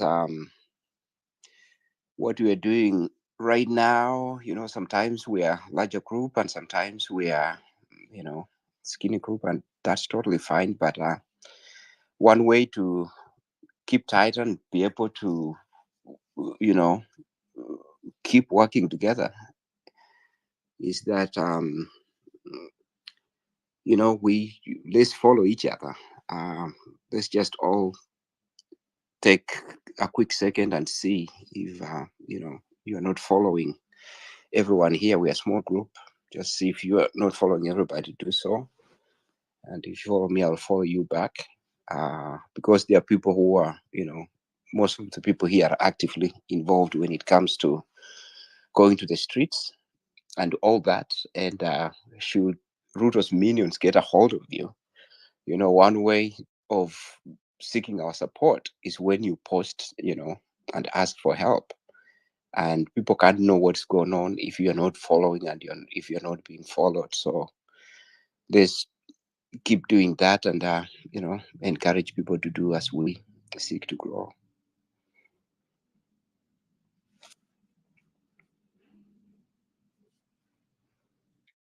Yeah, I agree, Mr. Cool. Follow. I just followed you back. So yeah. So listeners on here, speakers, tafadhali mtaki kufuata fuata neni. That's how we keep information and keep updated about what is happening. Yes. Home and abroad. So good point. And we gotta keep on fighting this fight. Yeah. Every single day. Mm-hmm. Yeah, but Mr. Cool,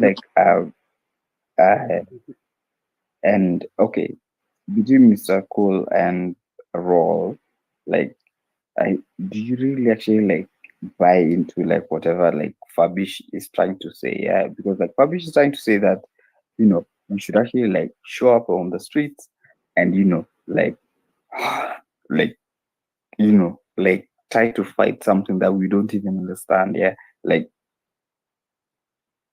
can we actually do that? Can we actually like fight this system as it is right now?